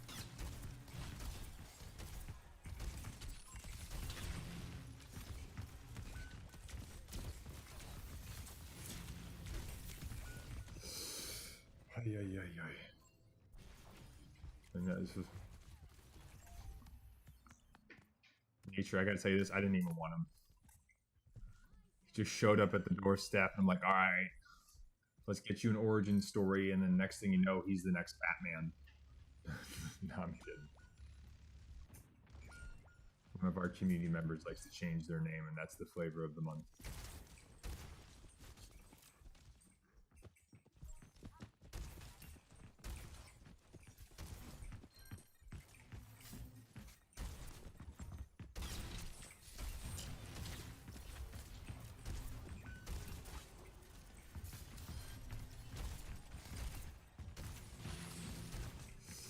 I wish I could aim them.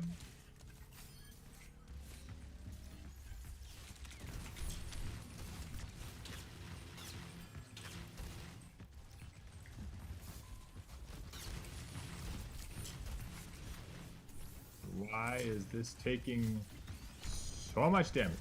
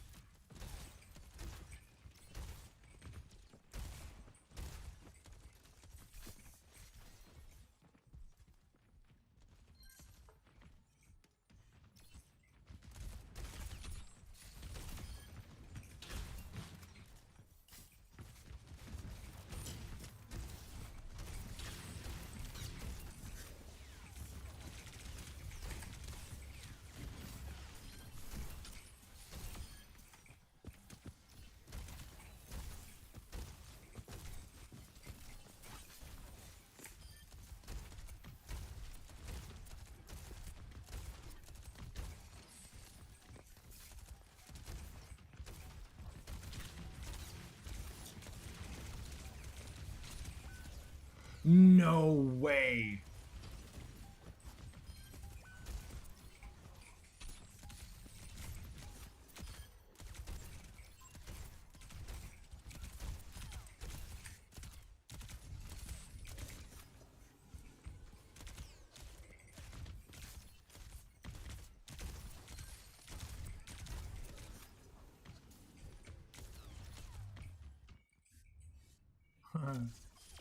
Alright, we go next. I'm pretty sure those were Smurfs. I'll be perfectly honest with y'all. Go next. I'm in touch with you about the gift. They did, Nature, they told me straight up that they just forgot. And I was like, okay, well, in the future, we need to be on those things because I didn't want that to rub you the wrong way, nature.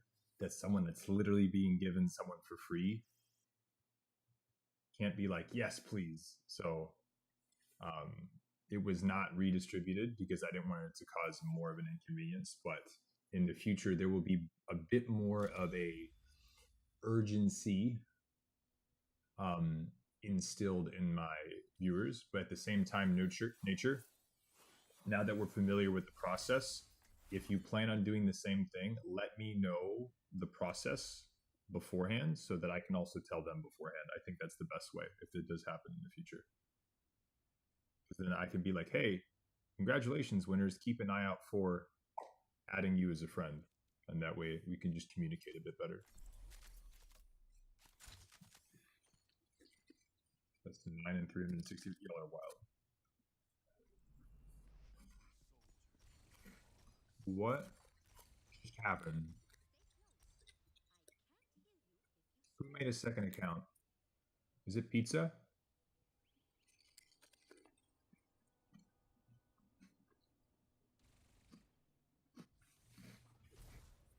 Okay, nature. Thank you very much.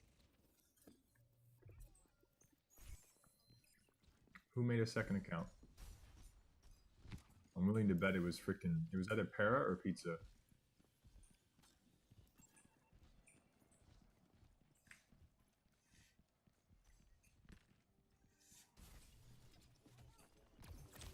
Is it pizza? Just saying, I've never seen pizza and Batman in the same room as each other.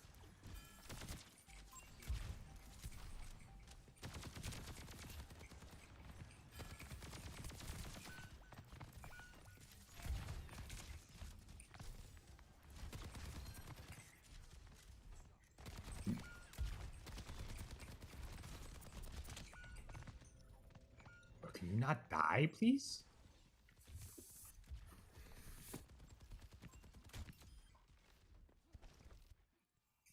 Alright. Yeah, Sleeper, we can do the VOD soonish.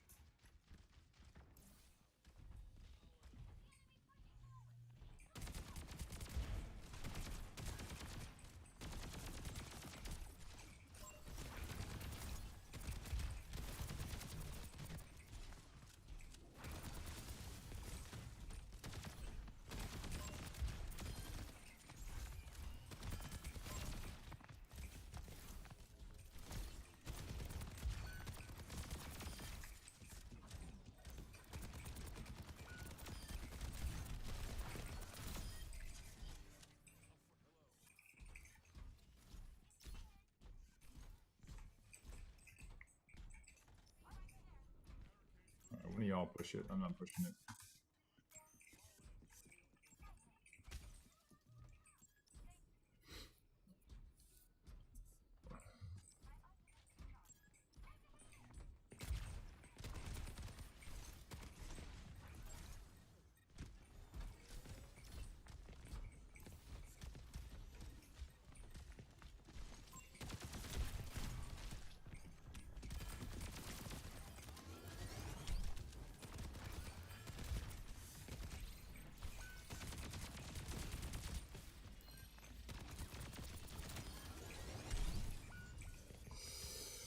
Winnable.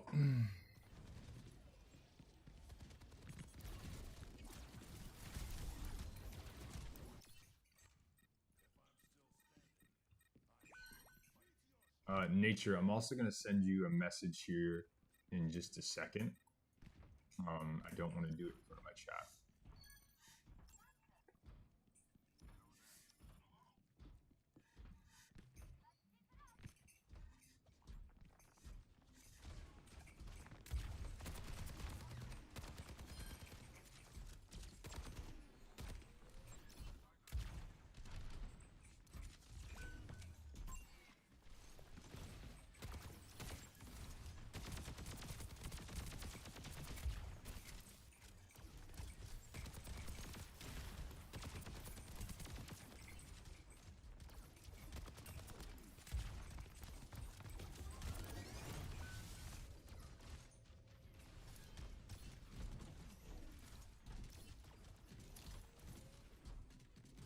This is why I don't like Brig and low elo. I'm just waiting for shit to happen. We traded.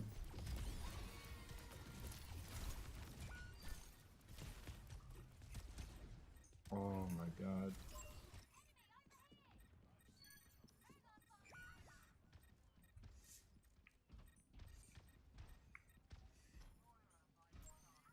Farmed by Mercy.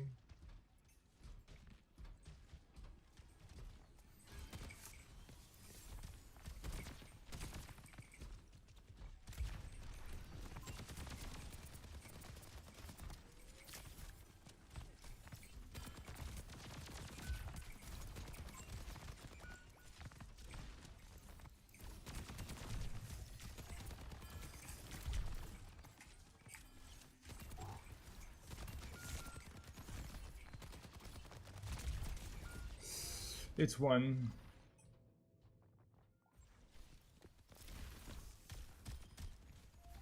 In crazy. In craziness. In craziness. In craziness. At the moment, I think Zarya is only nice because she's able to shrug off a bunch of negative effects from the support line. I don't think Zarya is going to be in a good spot for actually feeling useful as a tank until they address the issue with support cooldowns.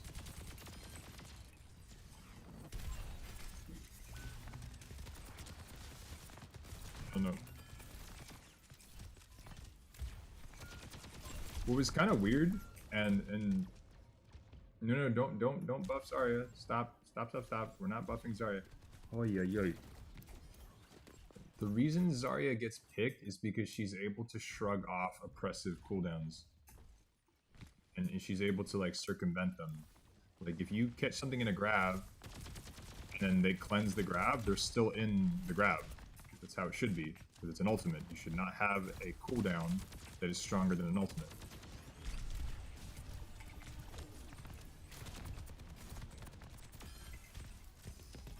The issue is not that these cooldowns pop up all the time, it's what the cooldowns do. So I actually found myself agreeing with Simido, which, you know, I mean, he's a smart guy. There's a lot of complaining, if I'll be honest, but I think he's a very intelligent player. I just think he could word things a bit better for people to listen to him. But I said last time, we're going down this dangerous path where we're making supports less fun, even though they're just as powerful, and that's not what we should be doing. Instead of giving nade an extra 2 seconds, make nade less strong, and let support players push their buttons in a game where it's very fun to push buttons. So once that gets fixed, Zarya will have other reasons to be picked, other than it's a let me shrug off the bullshit button. If that makes sense.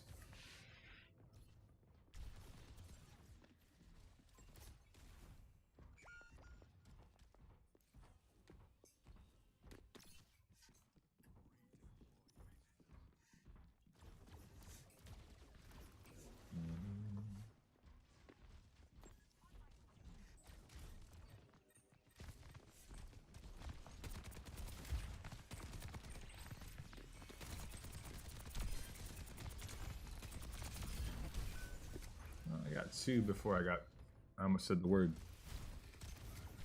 Starts with an I, ends with an isted.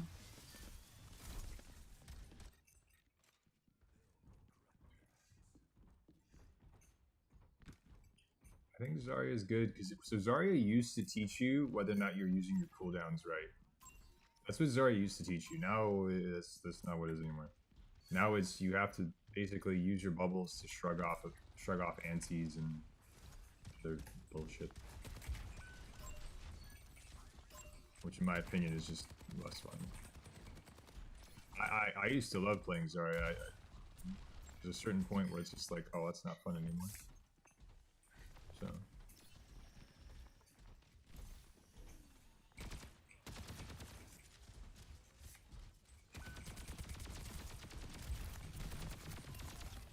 Why is my headset bugging out right now?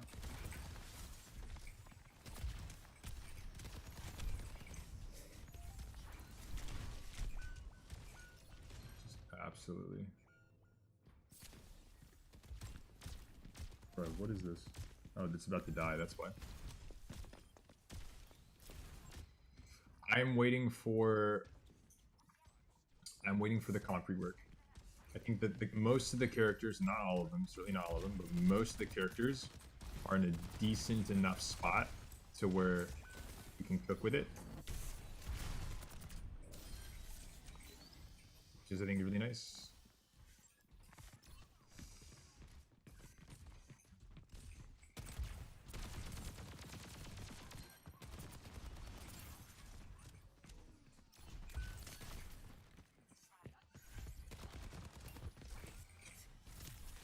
I'm gonna just live because I can't aim.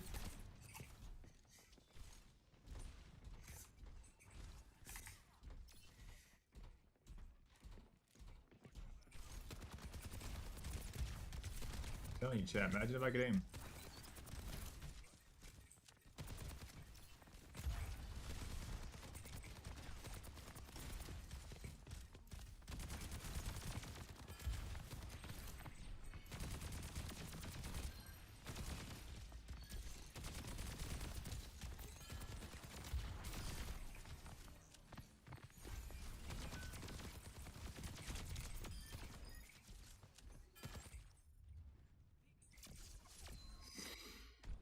GG's, I guess. Does Ryan need a buff? Ryan and Winston need reworks. Or serious additions. Because right now, okay, so they had that interview in Nature. Hopefully you can hear me on this. They had that interview between that certain person that was a representative and gave answers about the hog rework. And then we had Boger in there, and we had Six in there. Now, Six was chosen, I think, obviously, because he has a platform, and he also is a very well-known for his hog gameplay. And then Boger was brought in, I think, because Boger has a lot of popularity right now with his Lifeweaver unranked GM, and he's been a very good tank player for years and years. But he plays Winston, and he brought up Winston. He also let a little bit of his frustrations kind of slip out when he was talking about Mauga coming as well with the hog buff and everything. I don't think hog is overpowered. However, Winston is going to be miserable. Black Forest is beautiful. My firstborn son is delusional at the moment. And chat, real quick, for both of the born sons, in all seriousness, Nature is trying to get actual feedback. So let's stop trolling for a second. Look at the code. Yes, Sleeper. We'll go ahead and do the code here. But if we're being actually serious for a second, these heroes that have had reworks since Overwatch 2 came out, or buffs, they've been kind of brought up to speed compared to other heroes. There's this really, really bad habit, not really bad habit, but it's almost like an inevitable habit that a lot of games do, is whenever they release new content, and these can be in gacha games, MOBA games, mobile games, anything that has heroes, it's kind of expected that the longer the game out and more heroes get released as time goes on, there always needs to be the little bit better, a little bit better, a little bit better, a little bit better. Otherwise, it doesn't feel like there's a reason to play the new hero, which makes sense why they're doing this. Hey, we'd rather have them be really strong when they release and then dial them back. Here's the thing, though. Reinhardt and Winston were released how many years ago now?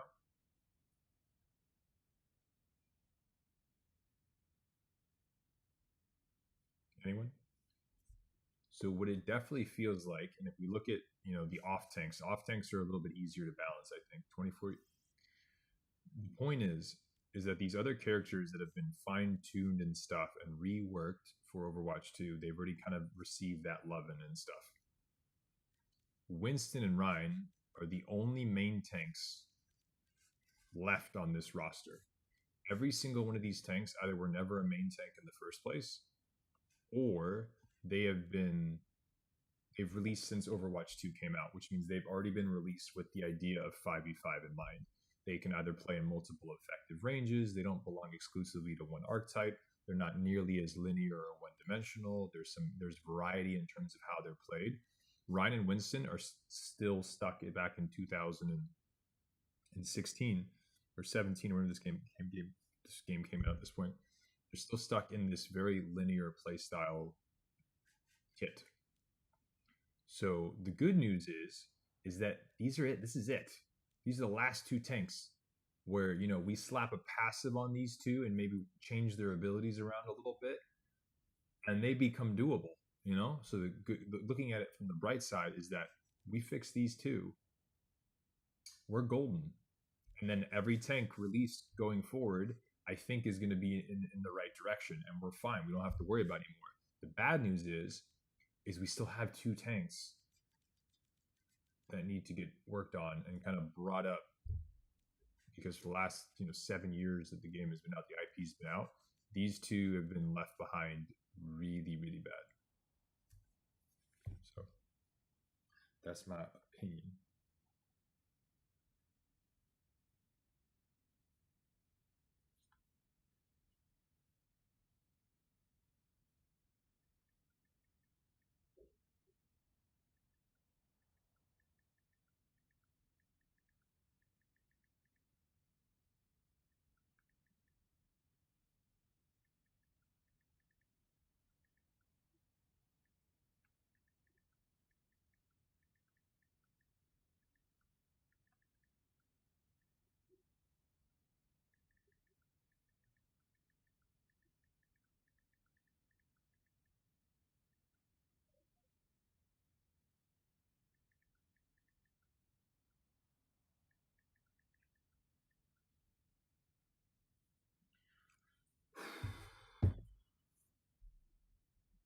Thank you, Sleeper.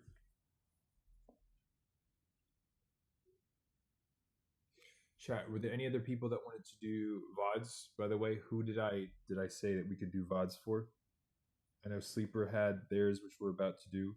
Is there anybody else that claimed points or wanted to donate for one? Like I said, donations are always appreciated.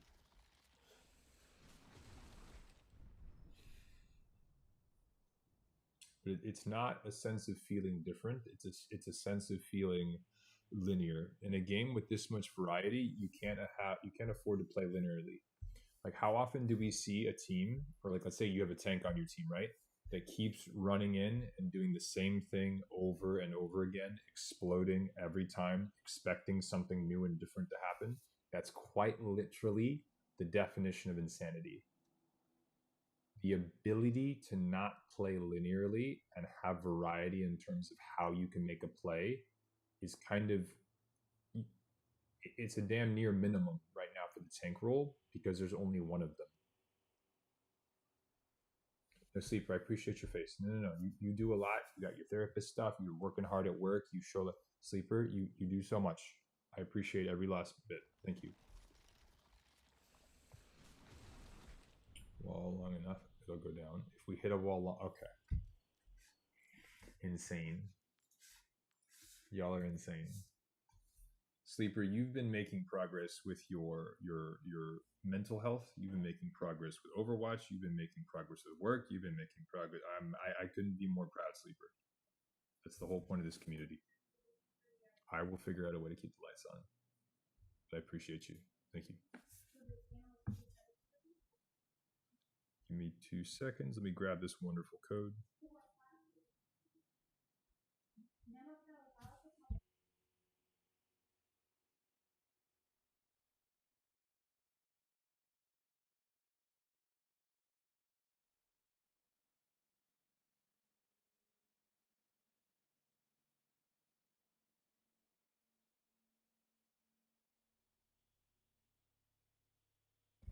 Okay, let's see what you have. This can be low gold, DPS, and that. All right, Sleeper, tell me a little bit about this spot. What are we looking at?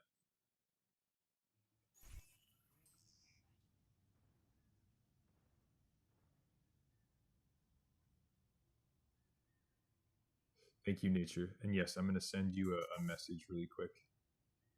If you are, you know, I'll send it after stream. Nature, you respond to it whenever you're able to. No rush. Thank you very much for the gifted. Thank you, thank you, thank you.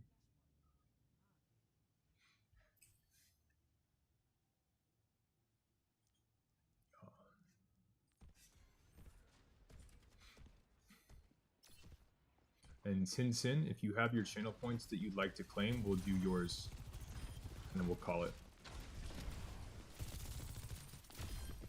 Disgusting. Hacking. They don't even notice you. You're on drogas. If you lose this, I will throw up. No rushing, no rushing, no rushing. You're rushy Russian.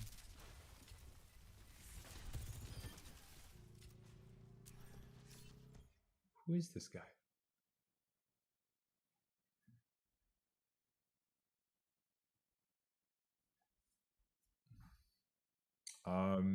You can't ungift it. Secondborn. Looks like you're stuck with us. Unless you're one person actually with two separate accounts.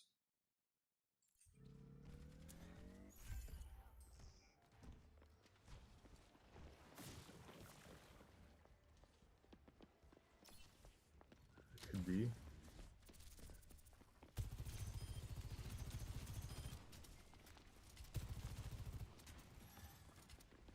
Minx, we're living life.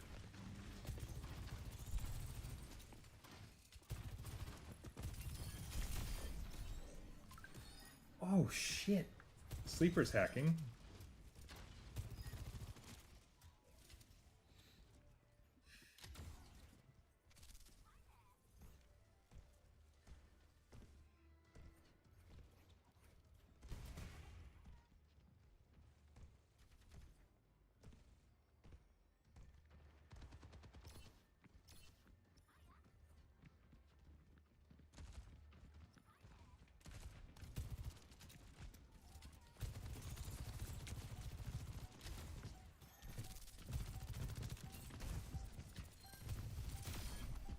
No. Who is this guy?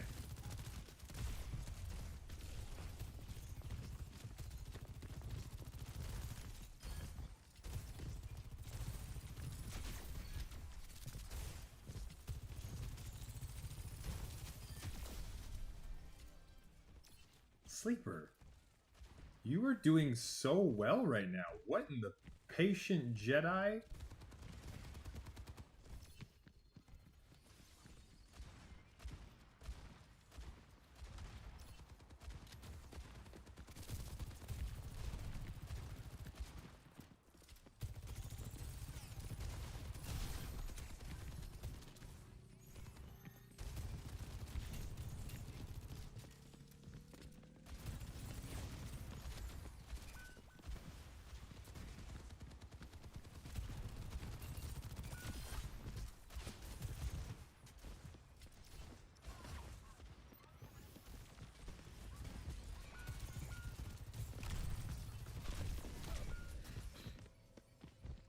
Okay.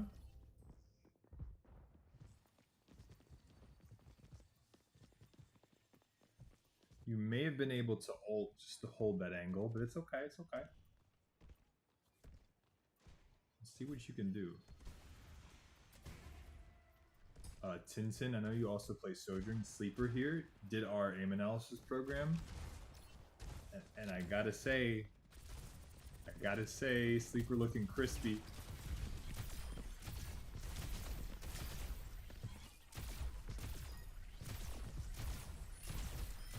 Oh. Damage. And then the triple dink from your Kariko. It's a AIM motor memory analysis program. It's available on our Metafy to book a session, or you can do it here in chat through donation.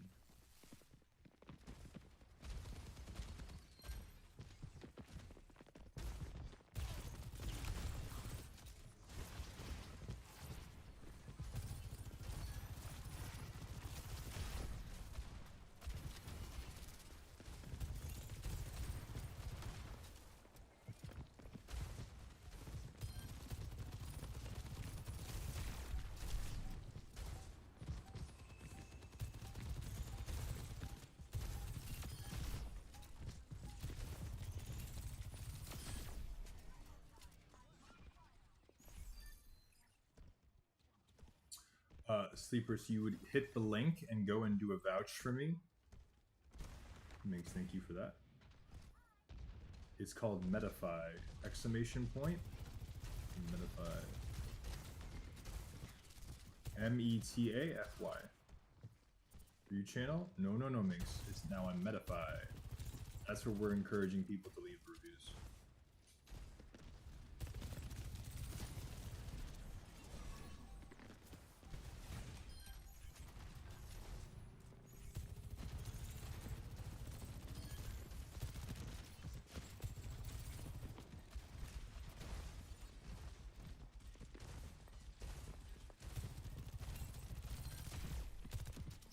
Little rushy Russian.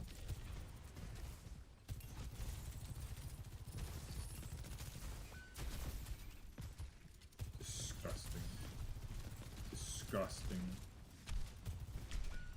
Ooh. Unlucky. Are you good, Minx? You good?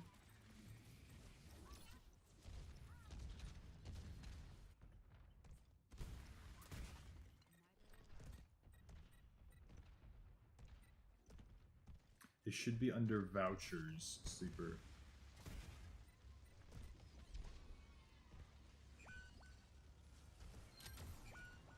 If not, I will find you a more clear directive towards it. It should be right there in the main, but I could be mistaken.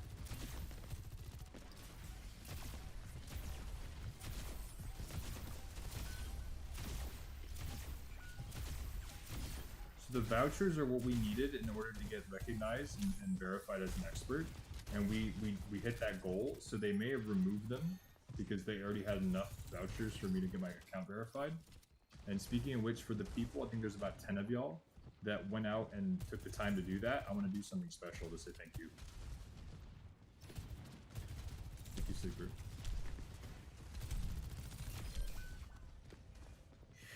Sleeper, you are ballsy.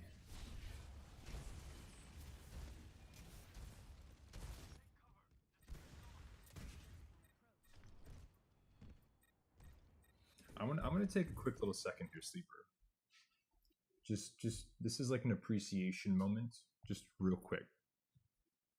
Sleeper, do you remember how passive, and for lack of a better word, scared you used to play this game? You were going in to duel a Pharah because you had the confidence of saying, nah, bitch. I don't know if you remember it, but I do. How much more confident you are to flank, take an off angle. You're not just playing behind your tank. Really, really awesome to see. It's a hell of a transformation to kind of just really think about. Because I've had the pleasure of coaching like a few hundred of you just in the last year. And it's crazy of how much I remember like first VOD submissions. I think back to like 6-8 months ago, some of them even 18 months ago. And I think about where y'all started and where you are now. And it's really crazy to think about. So, I'm not going to be sappy, but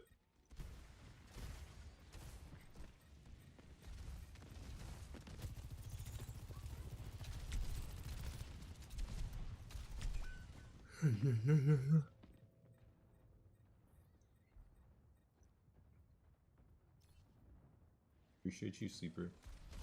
Okay, right there with the Pharah, I would rotate in with the team a little bit more or play farther back because you need to be able to duel her, and the only way you're going to be able to duel her is if you actually have your primary. What Pharah does a really good job with, especially against a Sojourn, is she's able to like contest space really, really well. Sleeper sip it. Pizza's fired.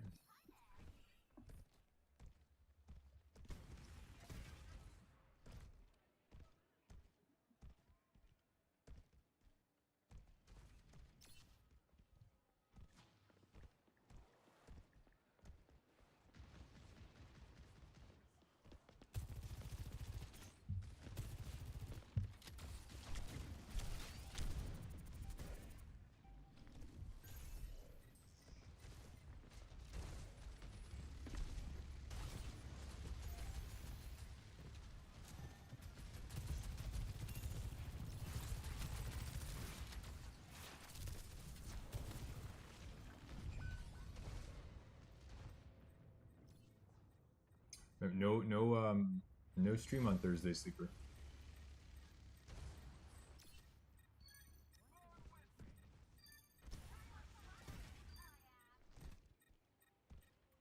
I'm good.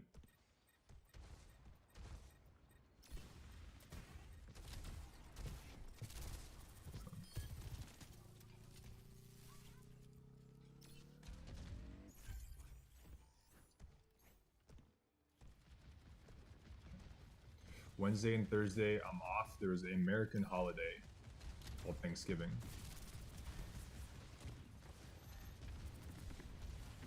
That was interesting.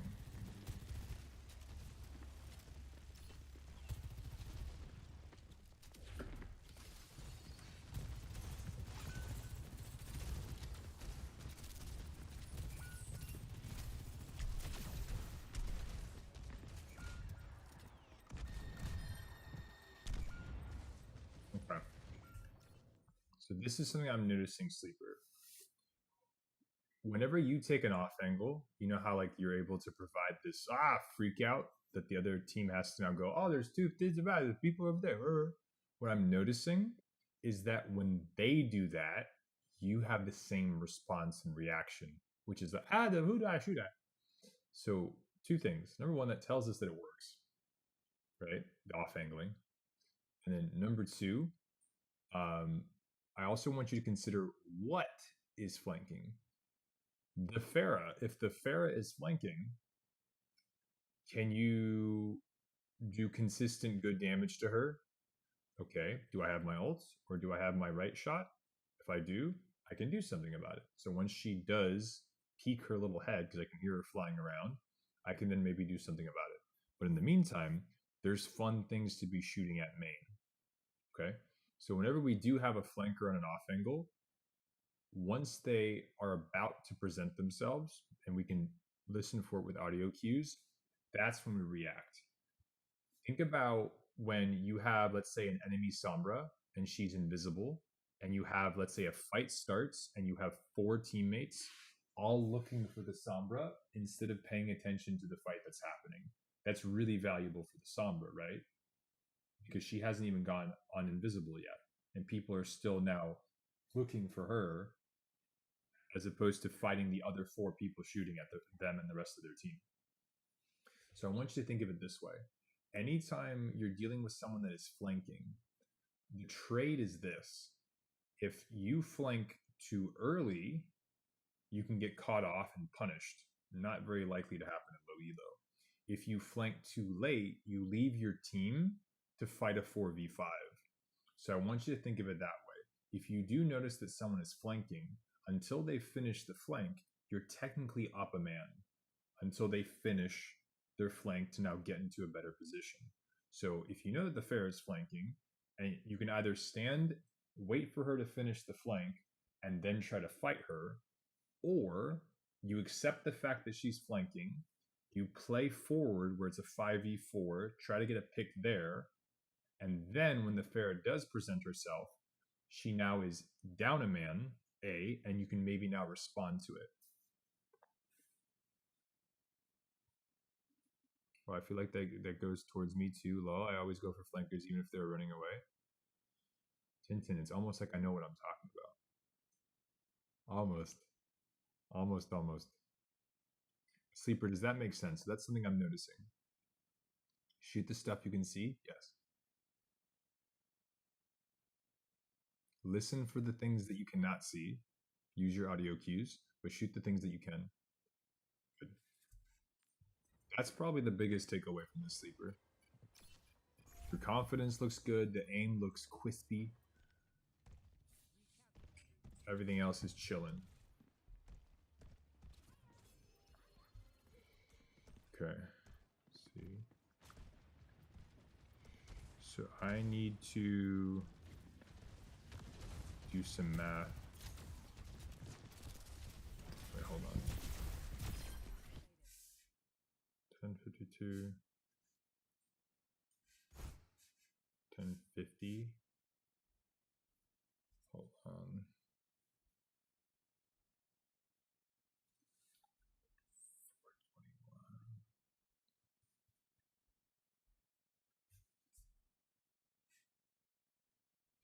And what elo did you say you were, Sleeper? What math is being done? It's just something for my notes.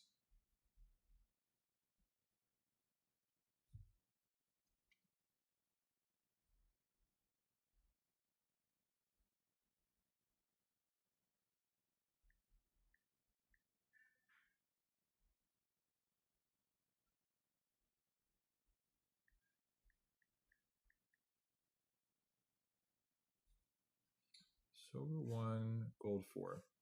Okay. So we're about to use our ult here, right?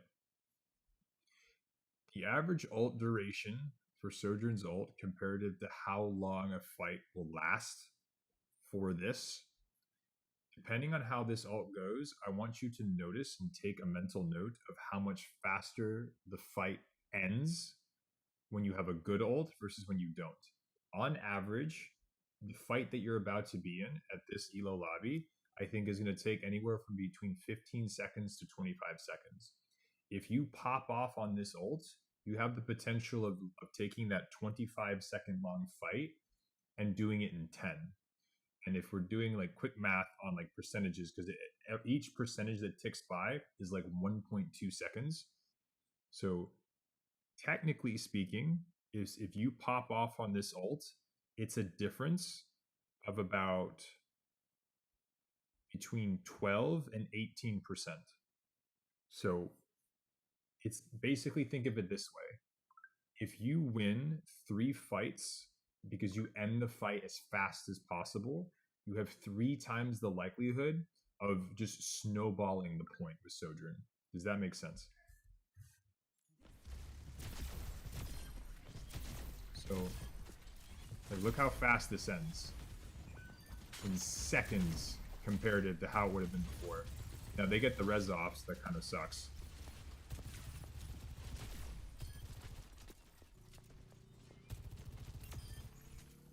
Okay, now pay attention to the percentage that you're about to get, because you did multi-kills, which staggers the respawns. So you're going to probably get close to 78% before the next fight's about to start. 78%, fight has now started.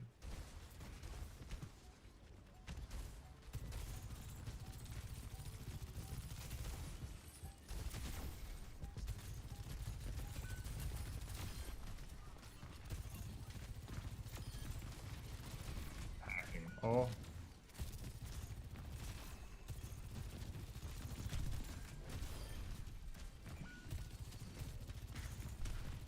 Oh.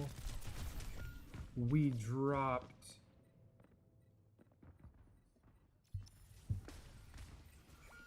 Okay. Well, what I just said, Sleeper, does that make sense? So think of it this way.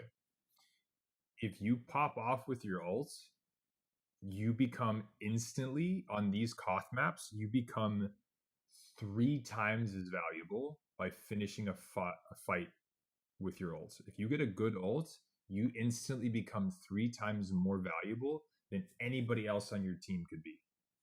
Anybody else. That's what I want you to kind of like, if we're talking about numbers, Sleeper, is if you're like, all right, my ult's up, I'm about to be 3 times better than every other Murasaka in this lobby. I'm about to be the most valuable runway model. I got the nicest legs on the strip.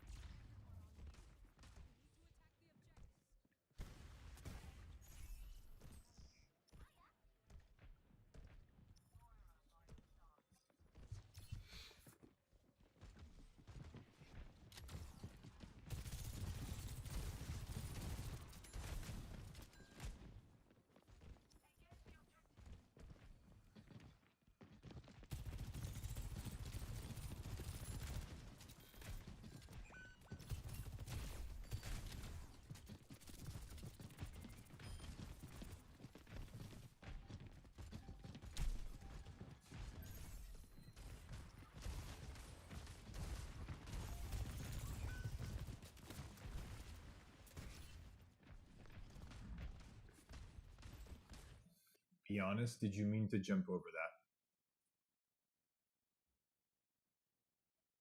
Be honest with me. Did you know that that was about to happen?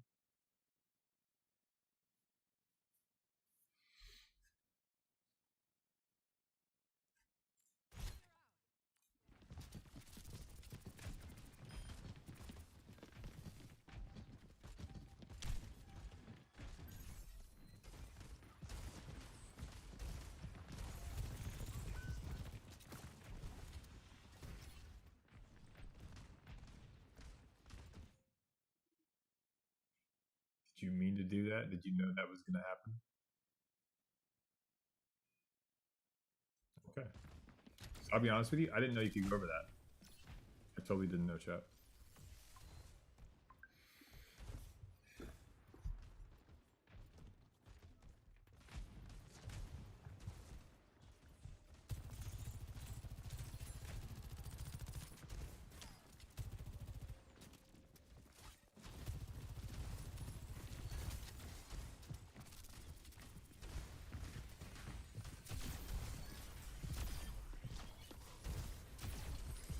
I love that ult.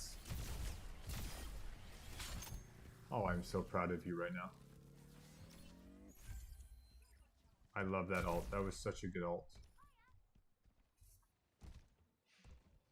That was great. So why did I like that ult? You got the first shot off, and you were able to use your ult to complement and increase the frequency of damage, which means you could finish a kill. I love that shit. I love that. I loved it. I loved it. You tried?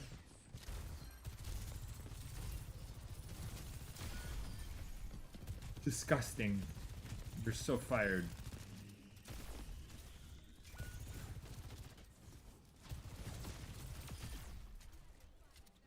Disgusting. Hey. Hey.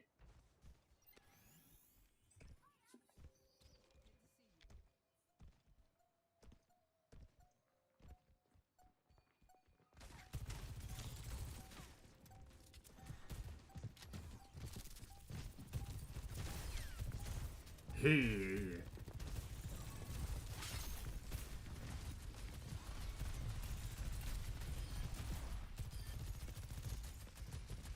Hey. Hey. Woof. Sleeper, that was fantastic. I really, really enjoyed that. Yeah, but like I said, the only thing I would kind of be aware of is how much time you spend giving value to flankers while they're still flanking. That's it. That was clean. That was mean. That was lean. And your name is Green. That was damn good, Sleeper. That was damn good. All right. Any questions or complaints to management?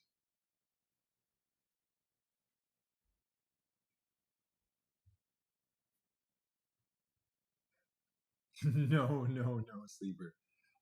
Again, submit VODs where you think you're like, hey, I think I could have done better where, or like a game where like, how did we lose that? Those are probably going to be the best. If it's one where you know you did horribly and you're like, that's not, I don't usually do that, those aren't as helpful. Or one that you absolutely roll them and you're like, huh, shitted. Those aren't really that helpful. So look for ones where you think you can go, I have a question and I think Atlas can answer it. Those are the best VODs to submit. Now, speaking of sojourns, Sleeper, thank you. Tintin, if you can hear me.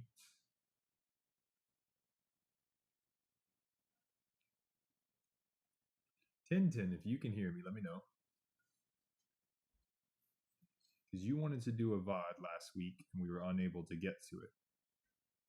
If you have those channel points and you'd like to submit a VOD, now is the time. So it'll be a Tintin VOD review real quick, and then we're going to end stream so I can kind of go deal with some stuff that I need to deal with. Appreciate you, Sleeper. Enjoy your shower.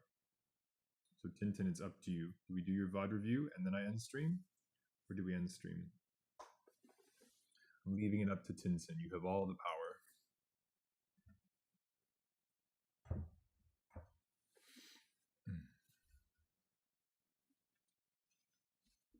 Sounds good. Now, Tintin, I need to know a little bit about the VOD. So the rank that you're playing in, your in-game name, as well as a little something in terms of information. I need to know, what am I looking at?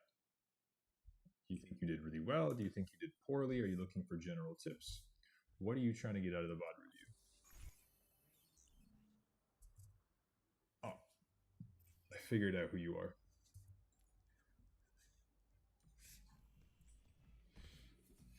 So all I need is basically rank and then a little something about this. Plat 3, okay.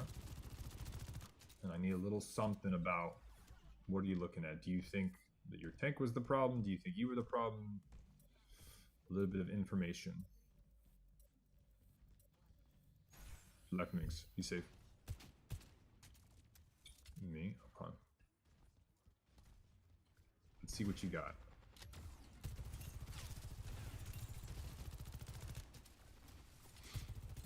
Okay, I am curious to see how long you stay up here, because the fall off is really bad.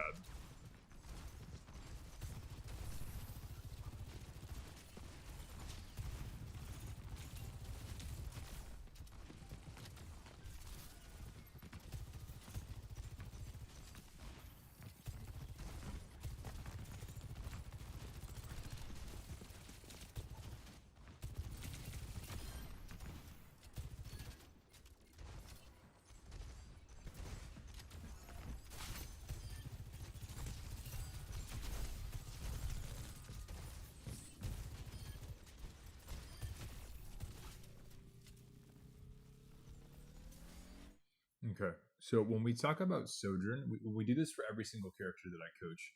A couple of basic fundamentals that we need to ask ourselves, Tintin, is number one, where are we going?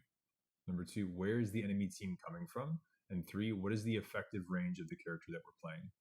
If you were playing Widowmaker and you're up on that high ground, that gives you information, and it also gives you an effective range, high ground, from where you can shoot from and be helpful and beneficial.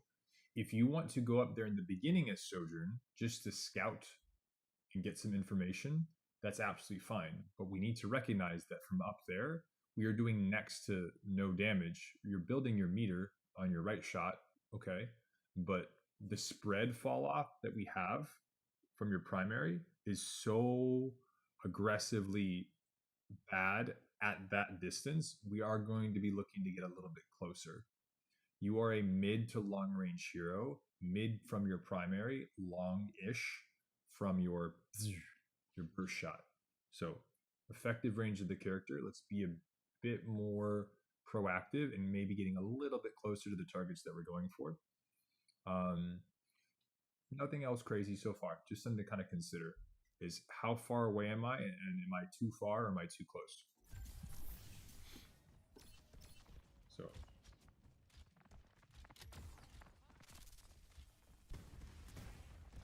it's okay. Whoa.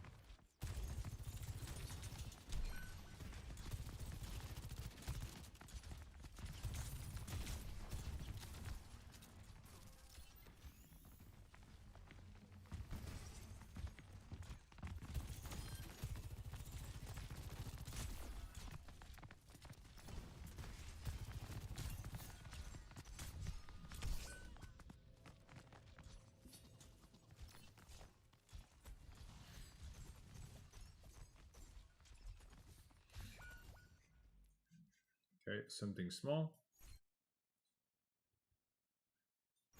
Right here. Too greedy. Too greedy, but let's talk about why.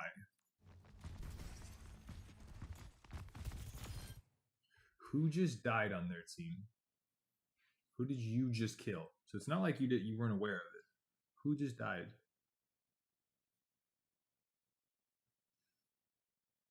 The tank. Okay. Is it significantly harder or easier for them to push if their tank is dead? If their tank dies and they're just like, "Ha, I get to push you," or is if their tank dead, they're now going to have a really hard time pushing you. Way hard. So right now we have a man advantage, which a lot of lower elo players, they'll throw away man advantages or they won't take advantage of them. when they lose someone on their team and you haven't yet, that means you have a man advantage. So you should push them a bit more to snowball that advantage. Same way, if you're already defending, which in this case you are, you already have point control, you're defending space. That's what this is. You have the man advantage. So you have two options. You either push into them aggressively, but you still have to maintain a safe, understanding of what do I need to push, or you recognize that they have no push in the first place. So you play for what you are doing. If you are defending, you prioritize map control and keeping their push out. If you are attacking, then you take advantage of the fact that they're down a man and you look for more.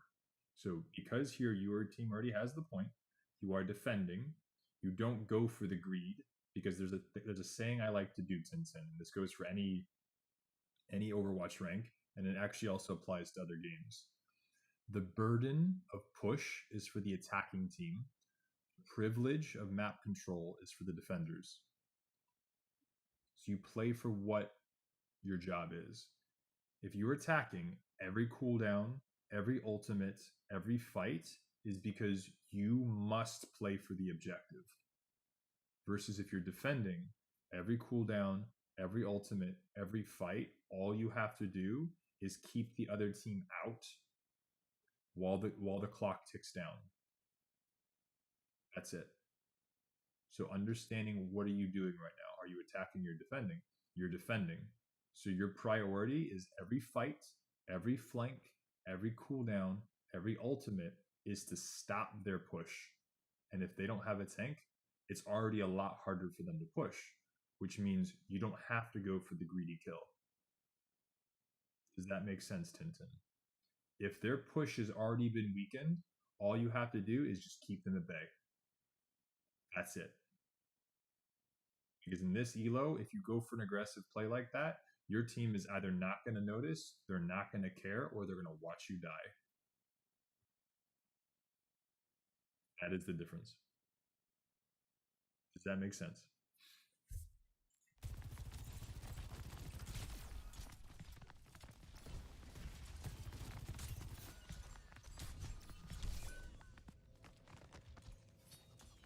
Your diva could have flown up to help you. Your Zeng could have orbed you when you went up. Your Hanzo could be shooting up there to maybe help. Your Bat could have jumped up and shot you. Not a single one of those plat players either even noticed you were up there or gave a blue fuck about what you were doing. They didn't give a damn.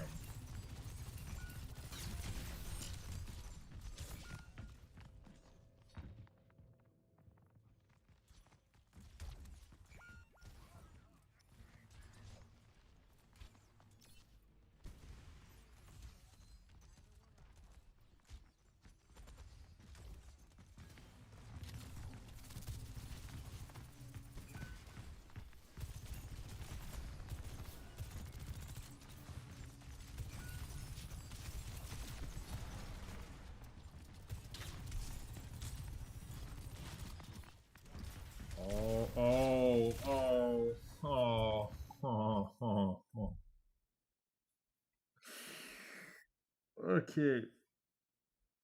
Oh, Tintin, I'm gonna make you better, but in the beginning like this, it's gonna suck. Tintin, I'm gonna give you cold water to the face. I'm gonna wake you up. Why did I not like that ultimate?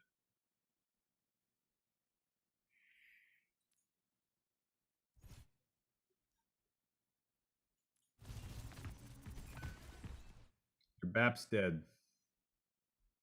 No. It has nothing to do with the Zen ults. The fact that they're Zen ulted and you're Zen ulted, that's really stupid, but that's fine. I'm more concerned about you. I want to make you better. I don't give a damn about your teammates. I want to make you better. We just lost our BAP, which means enemy team has a man advantage. And we are the ones that are attacking. The burden of push is on us. So we want to make sure that every cooldown, every flank, every ultimate, every fight has the highest chance of success towards pushing and taking the objective. So we do not want to take it with low odds of success. We want to take it with high odds of success. So we're already down our BAP.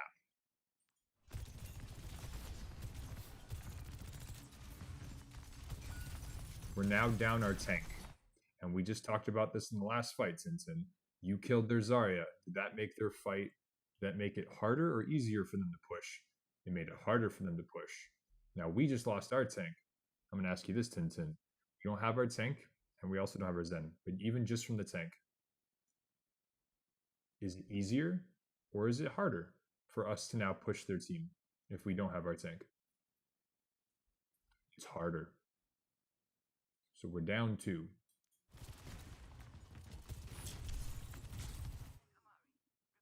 Our Zen now wastes their ultimate.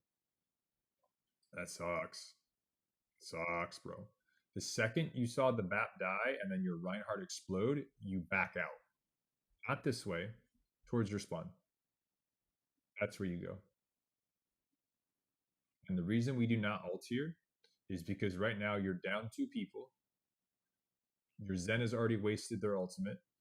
They're pushing into you with 5 people and one of their ults that you've managed to get one of their ults out, which is nice. The Transcendence being used here is fantastic because it means that when you are ready to push as a team, your ultimate can't be stopped by anything directly. And that's really good. So you should go, hey, they wasted Transcendence. I still have my ult. I'm not going to use it. I'm going to die because now when we are ready to push as a team, they don't have that to stop me.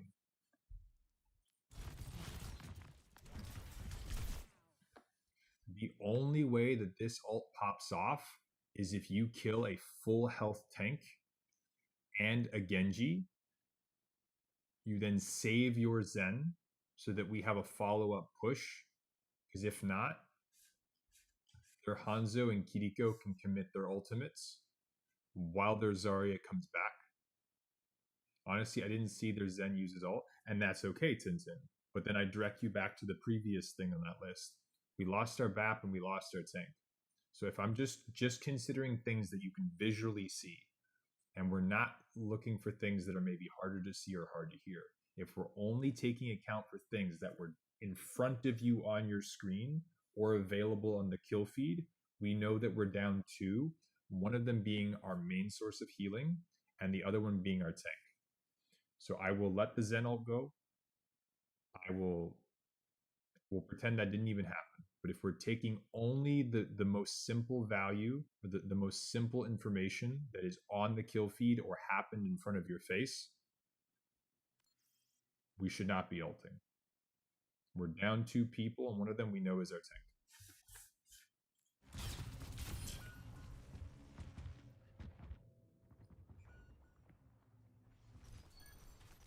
That is insane that your Zarya just died. Or that their Zarya just died. Holy shit. This is so plat, it's not even funny. I love it. The Hanzo was not missing a single bit of health and just left high ground. That's crazy.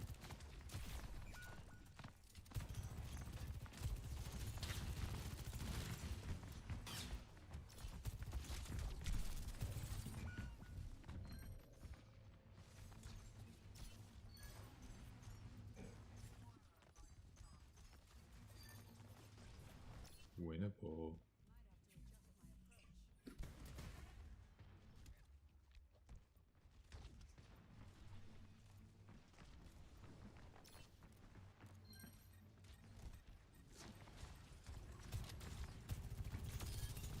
Huge.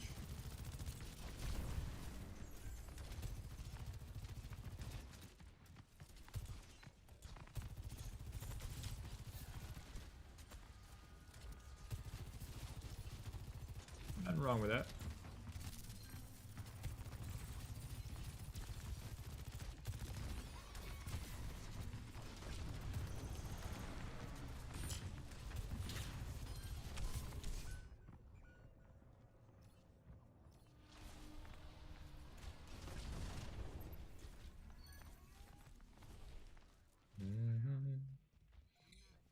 Positioning wise, the only thing I'm noticing, Tinsin, is you're getting a little too comfortable.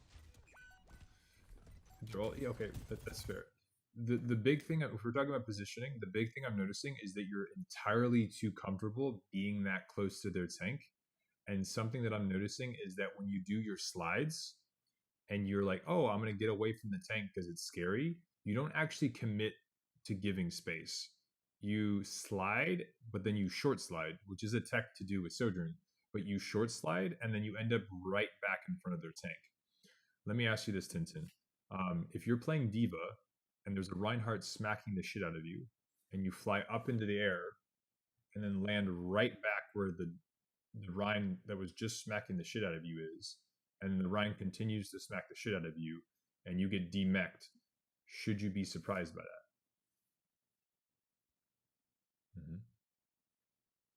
There's no point. Exactly.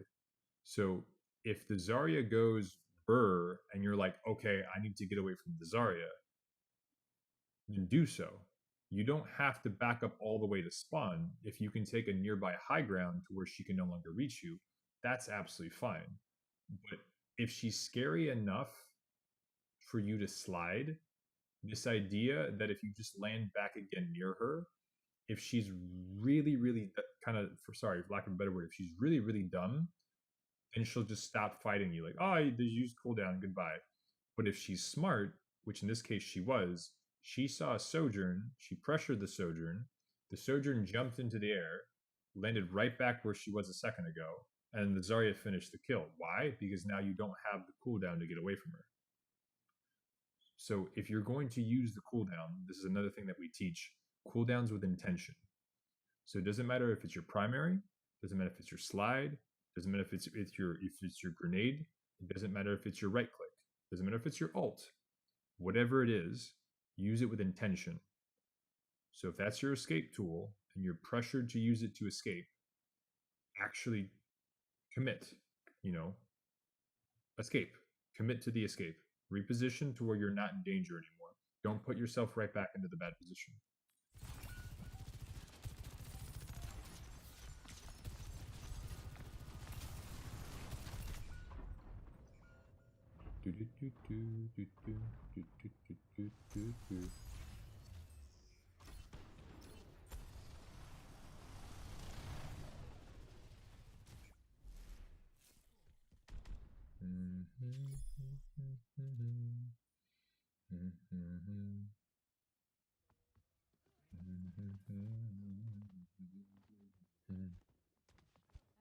When everything's meant to be broken, I just want you to know who I am.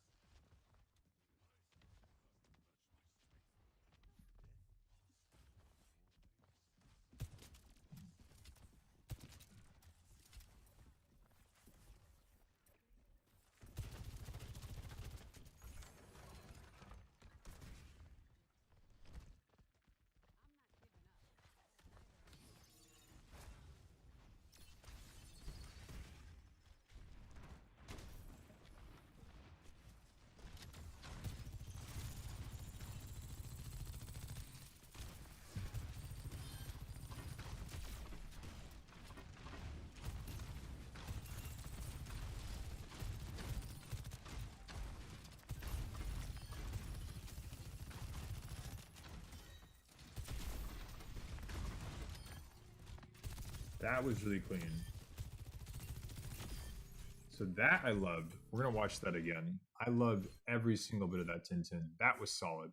Now, let's run through this. Why was this so good? Because this, again, we always also talk about the things that you're doing well and you're doing things you're doing right. Okay, so number one, right here. Number one, very first thing I love. Off angle.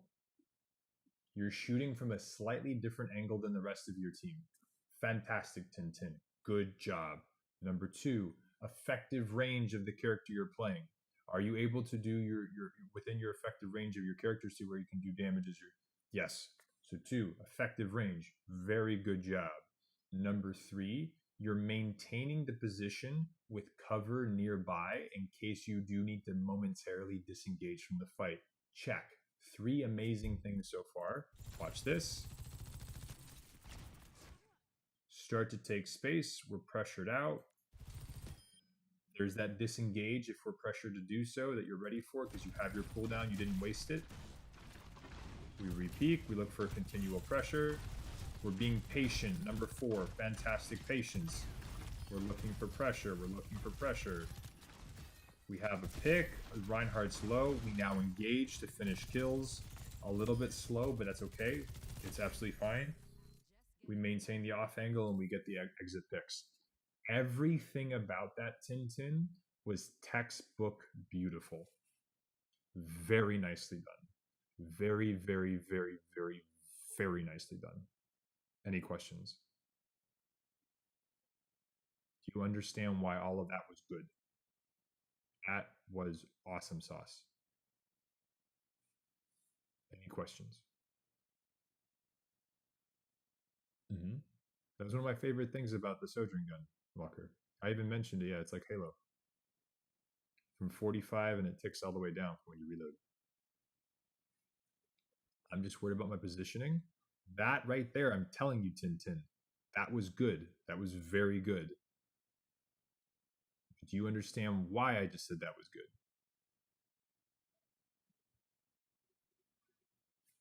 Off angle, played near cover, you're within your effective range.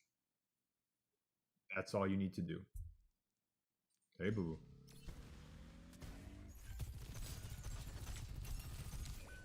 Very in the open there. That was a... Okay, now, Tintin, was that greedy, yes or no? Boo, this is going to be the final one, unfortunately. I am going to end stream after this. I have to go deal with an emergency. Too greedy? Why was it greedy? You already won the fight. Your spawn is right there. Your team's not there to help you. You already won the fight. You're now no longer attacking. The burden of push is no longer on you. The burden of push is on them. They just got to pick. That makes their push stronger. Your team is now down a man for the fight. Do you see how much you screw your team over? Because now a fight's about to start, and they already the team that has to push you already has a man advantage. And we talked about that before. If you're attacking and you have a man advantage, that means you can apply more pressure and go for the next kill. Whenever I see DPS support alone, I see it as a kill. Well, where are they standing? Do you put yourself into a risky situation where you're not actually fighting 1v1?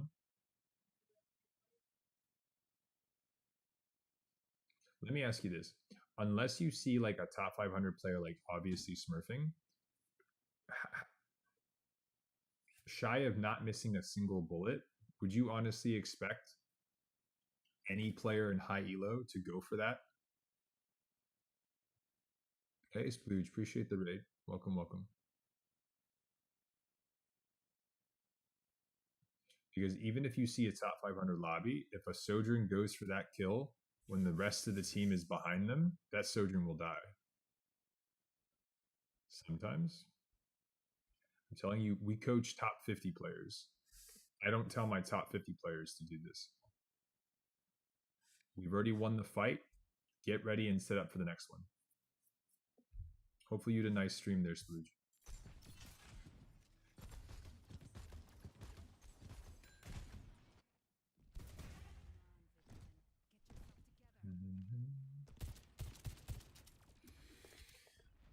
Oh my goodness. So this fight is now lost.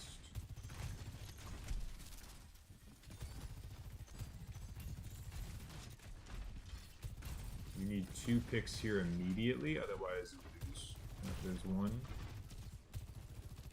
then they're now going to walk you.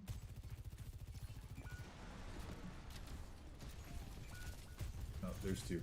You lost. Okay. So before you even got back, I knew that the fight was going to be lost because they got to take all that space, and instead of having to fight 5, they had a man advantage, which means they had to use less cooldowns. So they already got map control as a priority because they pushed into a team that was missing 1. And then number 2, all they needed to do is basically to turn the fight is they needed 1 pick versus you, because you came into a man disadvantage, you needed to get 2. If you would have gotten 2 kills immediately, that would actually have been winnable.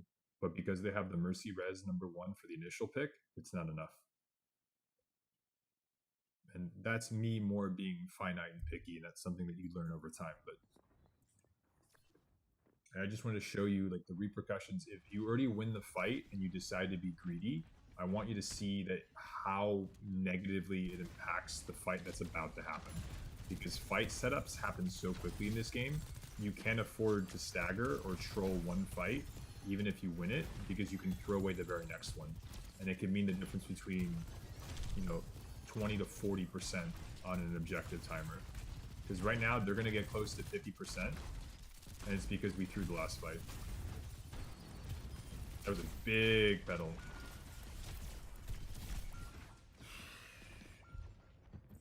Okay. All right, ready, Tintin? Count with me.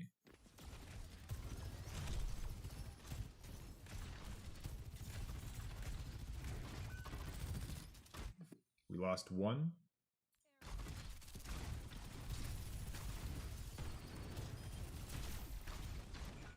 We lost 2.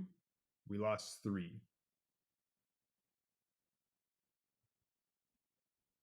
Oh, no. I know it went through, but the pedal could have saved, but big disadvantage. Okay, so we have 3 that we've already lost, and this is not stuff that we can't see, Tintin, because this is available on the kill feed. Every player is able to go, look, kill feed.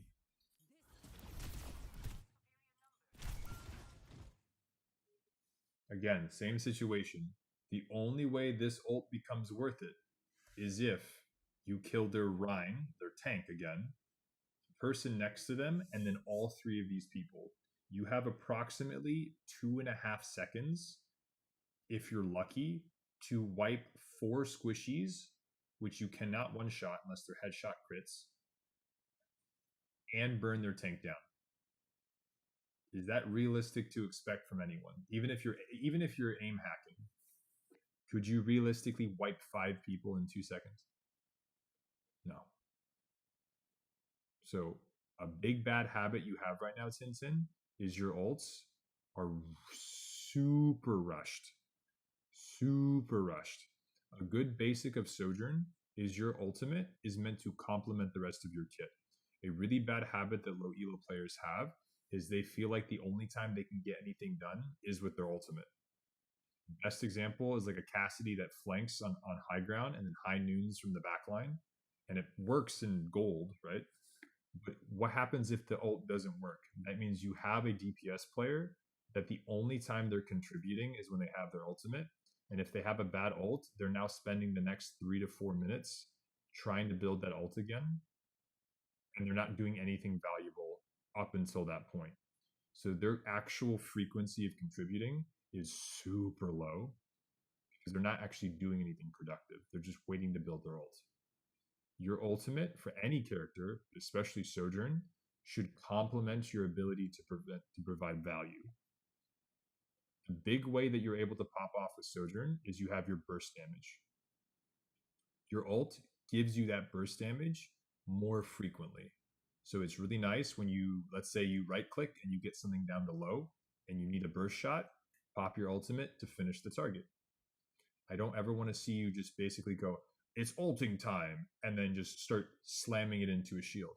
Use it to confirm kills the same way you would with your normal right click. You build up your meter, you get it to 100, you confirm a kill. Your ult lets you do that more often.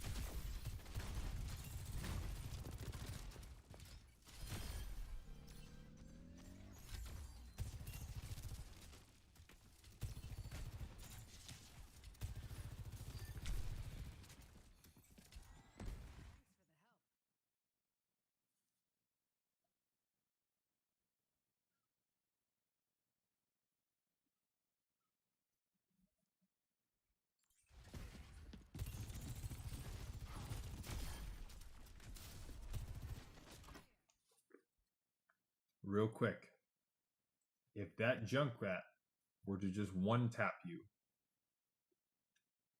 is it more valuable that you get the pick, or is it more valuable that they get the pick? They're at 91% on the cap, and it also means if they win the next fight, they win the entire game. You landed your shot. Cool. Your Zarya was with you. Increases your chances of being able to hold that. But if you lose that 1v1, is that more valuable for you or more valuable for them? Or rather, is it more valuable that you get the pick there, or is it more valuable for them if they get their pick? Okay, Plankton.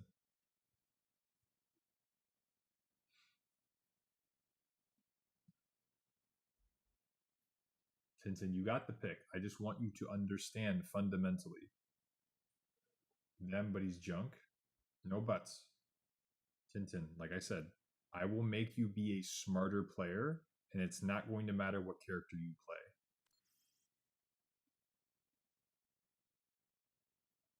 But is an excuse, 100%.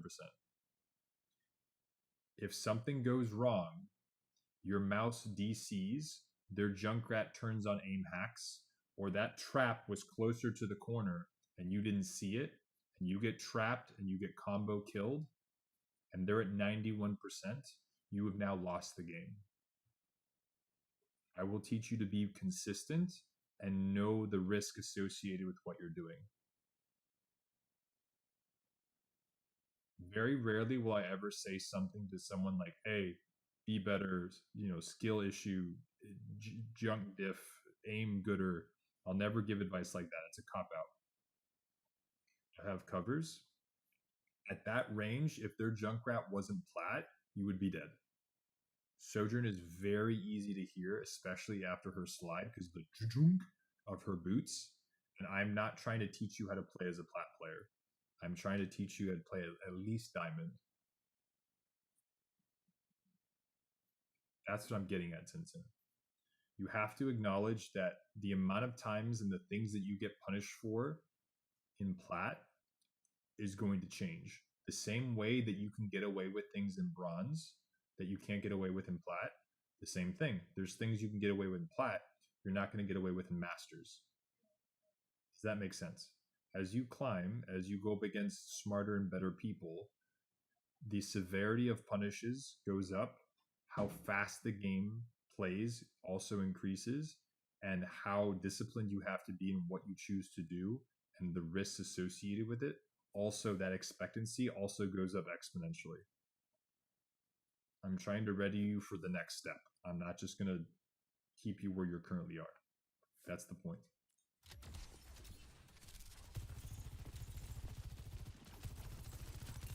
Minna, I had a couple of y'all asking, I need to go take care of an emergency. I'm sorry.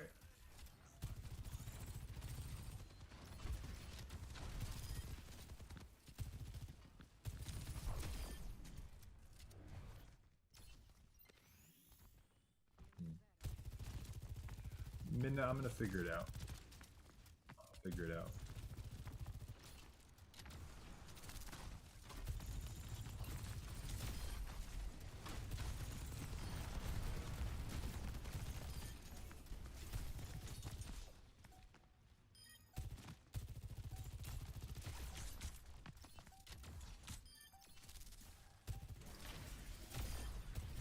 Thank you, Minna. If you know of a sugar daddy, let me know.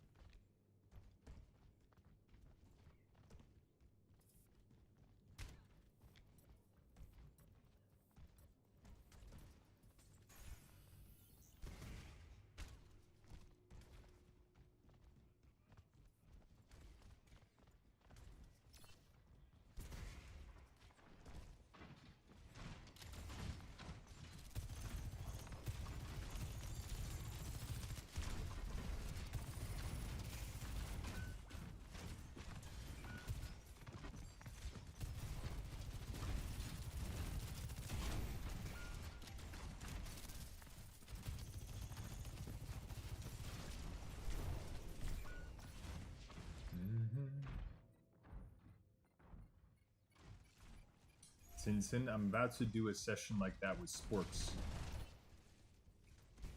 It's another program that we do.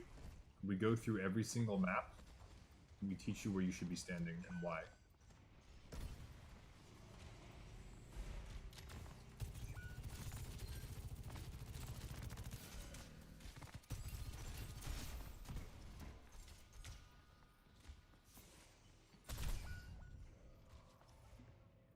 You go through every single map. Yes, pizza.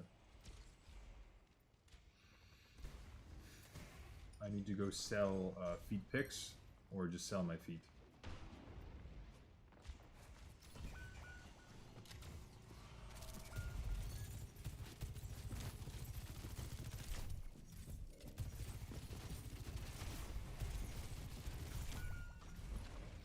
Okay.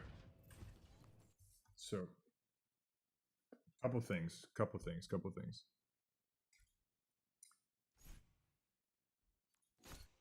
If I could break, and for some reason it happens on this map more than any other map that I see. Chat, what is the whole point of this game? It's an objective-based game, right? I didn't join with my team because the point was free to take.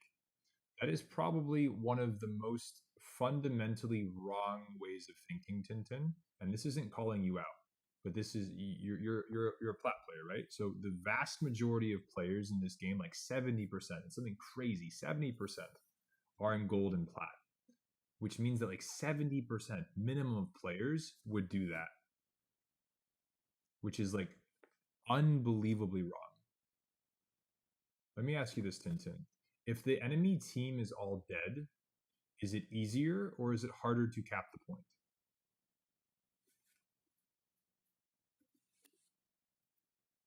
If the enemy team is all dead, is it easier? It's easier, right? So you were saying how the point is free to cap. Okay, so let's say you cap the point. Your team is now fighting a 4v5. They lose the 4v5. What is about to happen a few seconds later? Let's do some like prediction of the future. Your team is now all dead. This point that you have just capped, you're going to either A, have to leave the point, which means they're just going to recap it. If they decided to focus on me, that would give space to my team. Again, why would they? They're now fighting a 5v4 because the DPS has decided to go try and cap the point.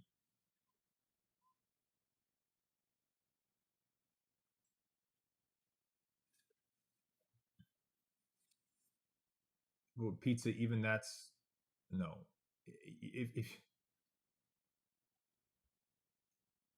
there's a reason you don't see this in tier 2. It's kind of a last ditch effort.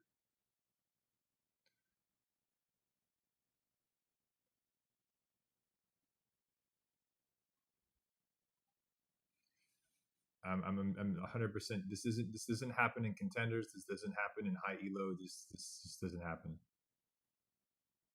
In no situation do you play to go, I'm going to stand on the objective and hope I pull away 5 people. If you have 5 people on their team that aren't stupid, they're just now going to push the rest of your team because they're down 1, slaughter them, and then come kill you on point or force you off the point anyway. And again, this is like 70% of people would do what you just did, Tintin. This isn't calling you out. This is just, it's 16 seconds in a cap, no need to run to objective like that. The reason this is bad is because you go to stand on the objective, you put your team at a disadvantage, and either your team wins a 4v5, which means you're getting carried, or you have to hope that you being on point makes the majority of their team come and drop to you, which means that they're idiots. That doesn't mean you did a good job. It means that you took advantage of their stupidity. Or your team loses the 5v4, and now that the 5-man drops and just kills you. Yeah, it's not a consistent play. So I should have flanked them instead of going to the play. You should have been involved in the fight. That is the most simple answer I can give you. The way that you win a fight is you have to, number 1, be a part of it. And you have to do something valuable. So you're looking to do damage that results in kills. If you're standing on the point, you can't see anyone to shoot at. You're only hoping that they come and get to you. And even then if they do get to you, they have high ground advantage. There's just everything about this is wrong. I see Brig players drop while a fight starts, and this will even happen. And again, it's this map in particular, where you'll have both teams come out of high ground. They'll start fighting. A fight is still happening. The objective unlocks, and you'll have one or two idiots go, "Hey, I can cap the point," and then they drop, stand, do nothing. These 5 people now kill the 3 that have been left here alone, turn, and then kill the other 2. And then these 2 people will go, "Why didn't you guys drop?" And it is wild to me. It is wild to me. Tintin, I'm going to make you smarter. I'm going to make you better. I'm going to make you more.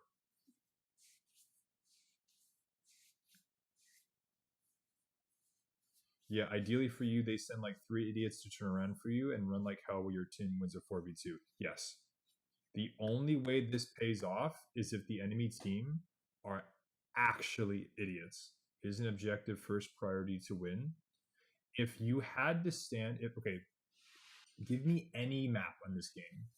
If the fight had to happen and the whole point is to get on the objective, that means that the only way for that to exist would mean that the game becomes unbelievably linear and that every single map would essentially be a box. That would mean there would be no natural cover and there would be no high ground. Again, and this is like 70% of the player base that is playing the game wrong. Every single play you make, you take an advantage point to take, and then you commence for the fight. Map control, map control, map control. If wherever the objective is not in an advantageous part of the map, then why would you take it from there? If I stand here, if this is where I want to start a fight, and I know that the enemy team, if let's say my whole team is standing here, how many places can I be shot from? Serious question, chat. If we're standing here, how many different places can they shoot me from? Many. All of them. All of the places. Look how many options they have. Okay? Now, if I want to shoot back at them from any of these places they are standing, is it easier or harder for me to shoot them? It is harder, right? Because they have high ground. They have multiple angles I now need to choose for. You always, always, always, always, always, if you can take more valuable map control, then you go for that. Here, they have options, they have choices, they have space to move and aim from, they have natural cover, they have a more visible line of sight on you. Everything about map control screams an advantage. You play for the objective. The vast majority of players think that, oh, it's an objective, means you stand on it. How many of y'all have had a tank that goes and stands on the point and just holds their shield? What in the blue fuck does that accomplish? Nothing. That is absolutely useless.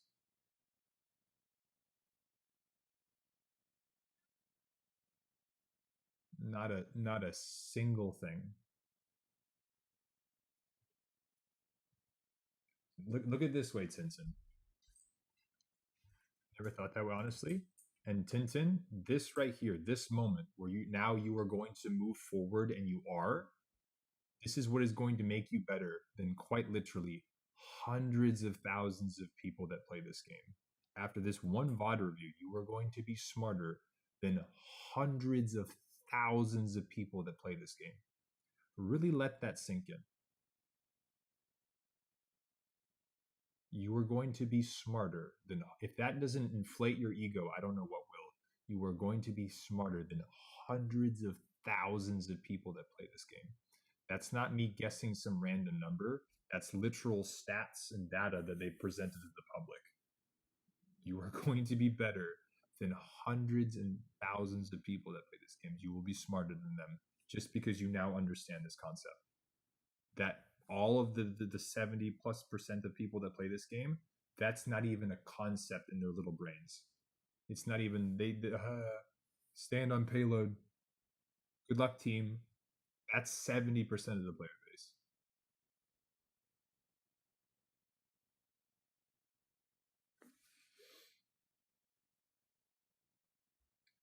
So, if anything, Tintin, congratulations.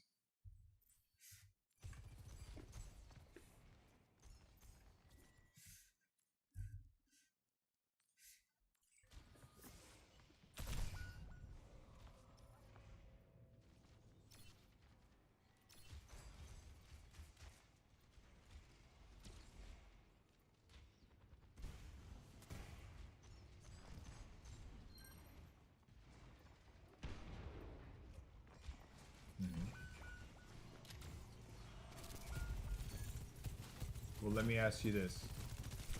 Does Frogger's Lucio have the same mobility and self-sustain and utility that Sojourn does? No.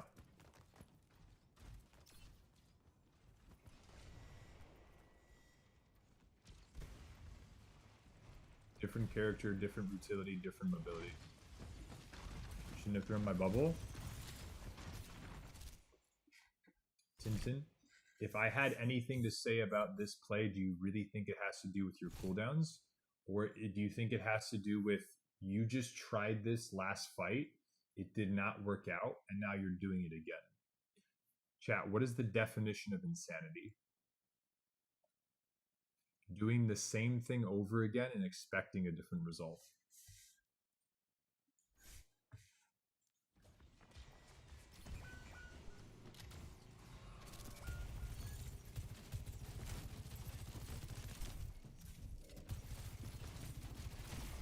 Good.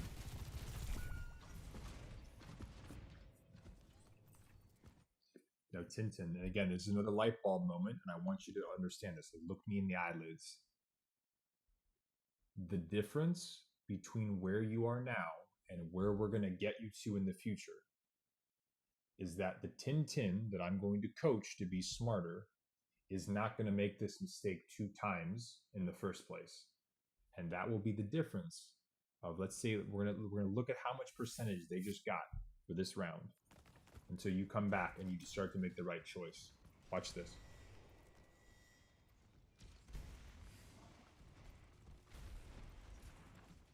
Okay.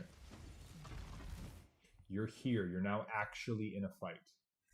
The 60% that you just gave them because you let your team go in a 4v5 and did nothing to contribute, the Tintin in the future isn't even going to do this one time. The Tintin now just gave the enemy team 60%. The Tintin that we're going to build you into, this would not even, you wouldn't be caught dead doing this. And that is going to be what we call improvement. Does that make sense, Tintin?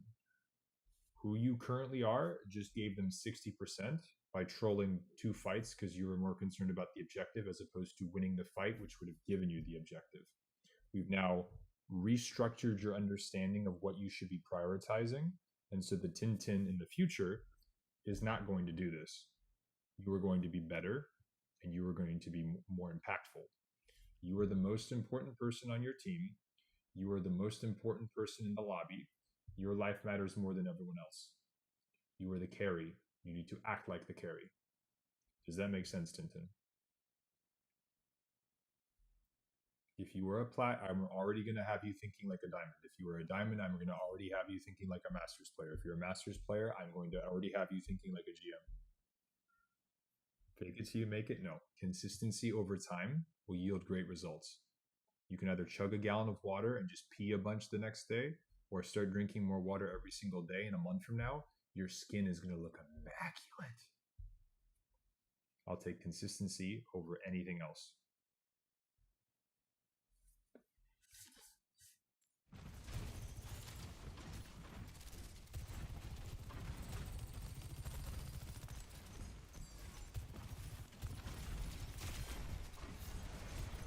Did you just get a kill? Delicious. Because you were in the fight contributing.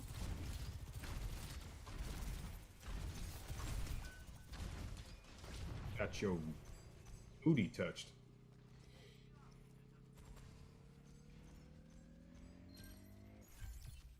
Okay. Go. Go. Tintin. Go. Tintin. Well.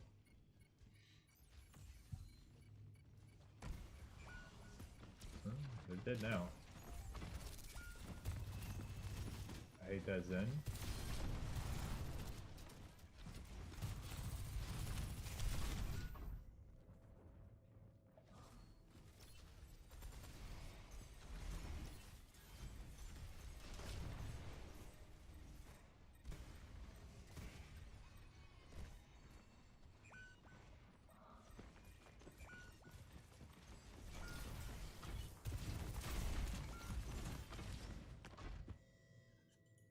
Okay, so 99%, 100%.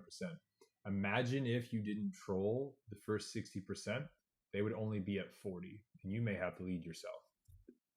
So, Tintin, that was my very first VOD review with you. Hopefully, you can see that I'm very passionate about what I do. But for the people that take me seriously, I will take you seriously, and I will do everything in my power to make you better.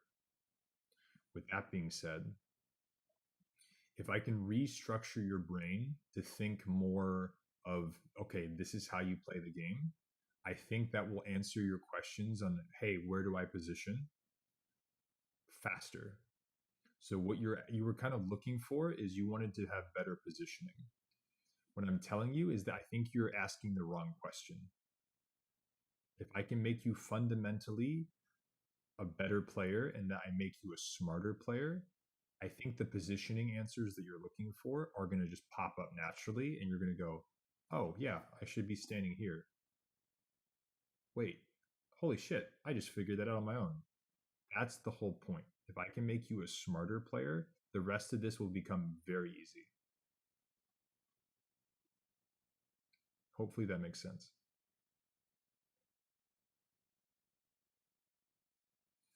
Cooldowns with intention. Think about what's going around you. Think about what you're trying to accomplish and what is in your way. If you want to cap the points, is it easier or harder if the enemy team is dead? It's easier when they're dead.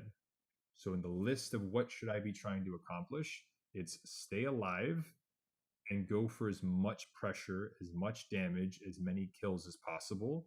And then the objective, which is what you're trying to play for, becomes infinitely easier. Think of the enemy team as obstacles.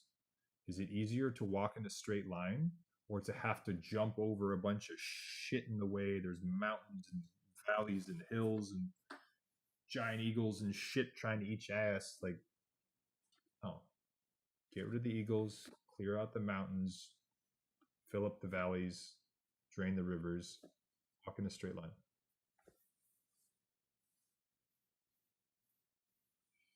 What's my main role as Sojourn? Chat, who can tell me what is your main objective? What is your main role as a DPS hero? What is your main objective as a DPS hero? I'll give you a hint. DPS, shoot shit, pressure, and picks. I'll give you a hint. It is not any different than any other role. It does not matter what role you are playing. Your objective should be able to secure map control that leads to picks. Doesn't matter if you're playing tank. Doesn't matter if you're playing support. Doesn't matter if you're playing DPS. The only difference is if you're playing DPS, the way that you pop off is by getting kills. As tank, you can occupy space easier than any other role and hold that space, which then leads to a fight win by getting kills. If you're playing support, you can heal your team as well as do damage, therefore extending the fight while you build resources that then lead to winning the fight. As DPS, you can't make your tank tankier. You can't heal your supports. all you can do is look for space that's unoccupied and drop bodies. So your very first objective is look for an angle, space that you can take that puts the things you're looking for in your LOS and go to work. Not just tickle damage and just go, I'm going to shoot shields for the next 20 minutes. No, you're looking for damage that leads to kills. So Tintin, technically you're right. Pressure and picks. I'm going to teach you what that looks like. That's the point. A lot of other coaches will be like, oh, kill stuff. That's really helpful. Real here, Tintin, Real. Real is a Genji specialist. He's a one trick. He's an OTP. Real started in Plat, is now in GM lobbies on Genji only. Every nerf that Genji's had, he still plays Genji. I've been working with Real for quite a while. We've gotten into GM lobbies now on Genji only. Doesn't matter if the enemy team is running Sim, Moira, Hog, or Winston with an Ashe and it doesn't matter. Reals spanked them all. But it's because I made him a smarter player. He was already mechanically very good, but I made him smarter. And because he was smarter, he's now outperforming other people in his elo. That's the point.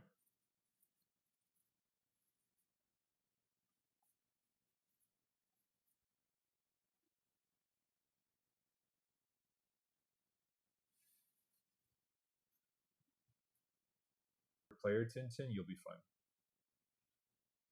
That was the last one. Real, I have to go deal with an emergency. Anywho, Tintin, hopefully you enjoyed the VOD review. I'm looking forward to working with you in the future. With that being said, chat, thank y'all for the support today. It means a lot. It means a lot more than you realize. We are not going to have a stream tomorrow or Thursday. I'm taking some time off for holiday family stuff. But Friday, we should be back at it. And then Saturday as well. We do have some things going on with my tier 2 team on Friday and Saturday. I will let y'all know if it's happening during the stream or not. Friday should still be community day.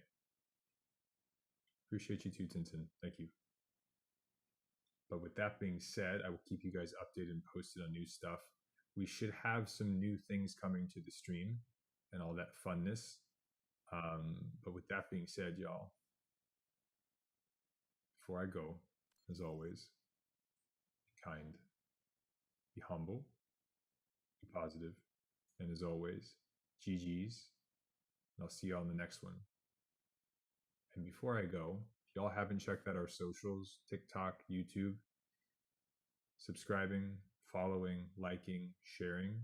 I know that a lot of content creators say it, but that's the only way that we grow. Like, comment, share, subscribe. It takes you guys seconds and it makes the difference for me forever. Thank y'all very much. Atlas AV Pizza. Good luck. Bye, Gloomy.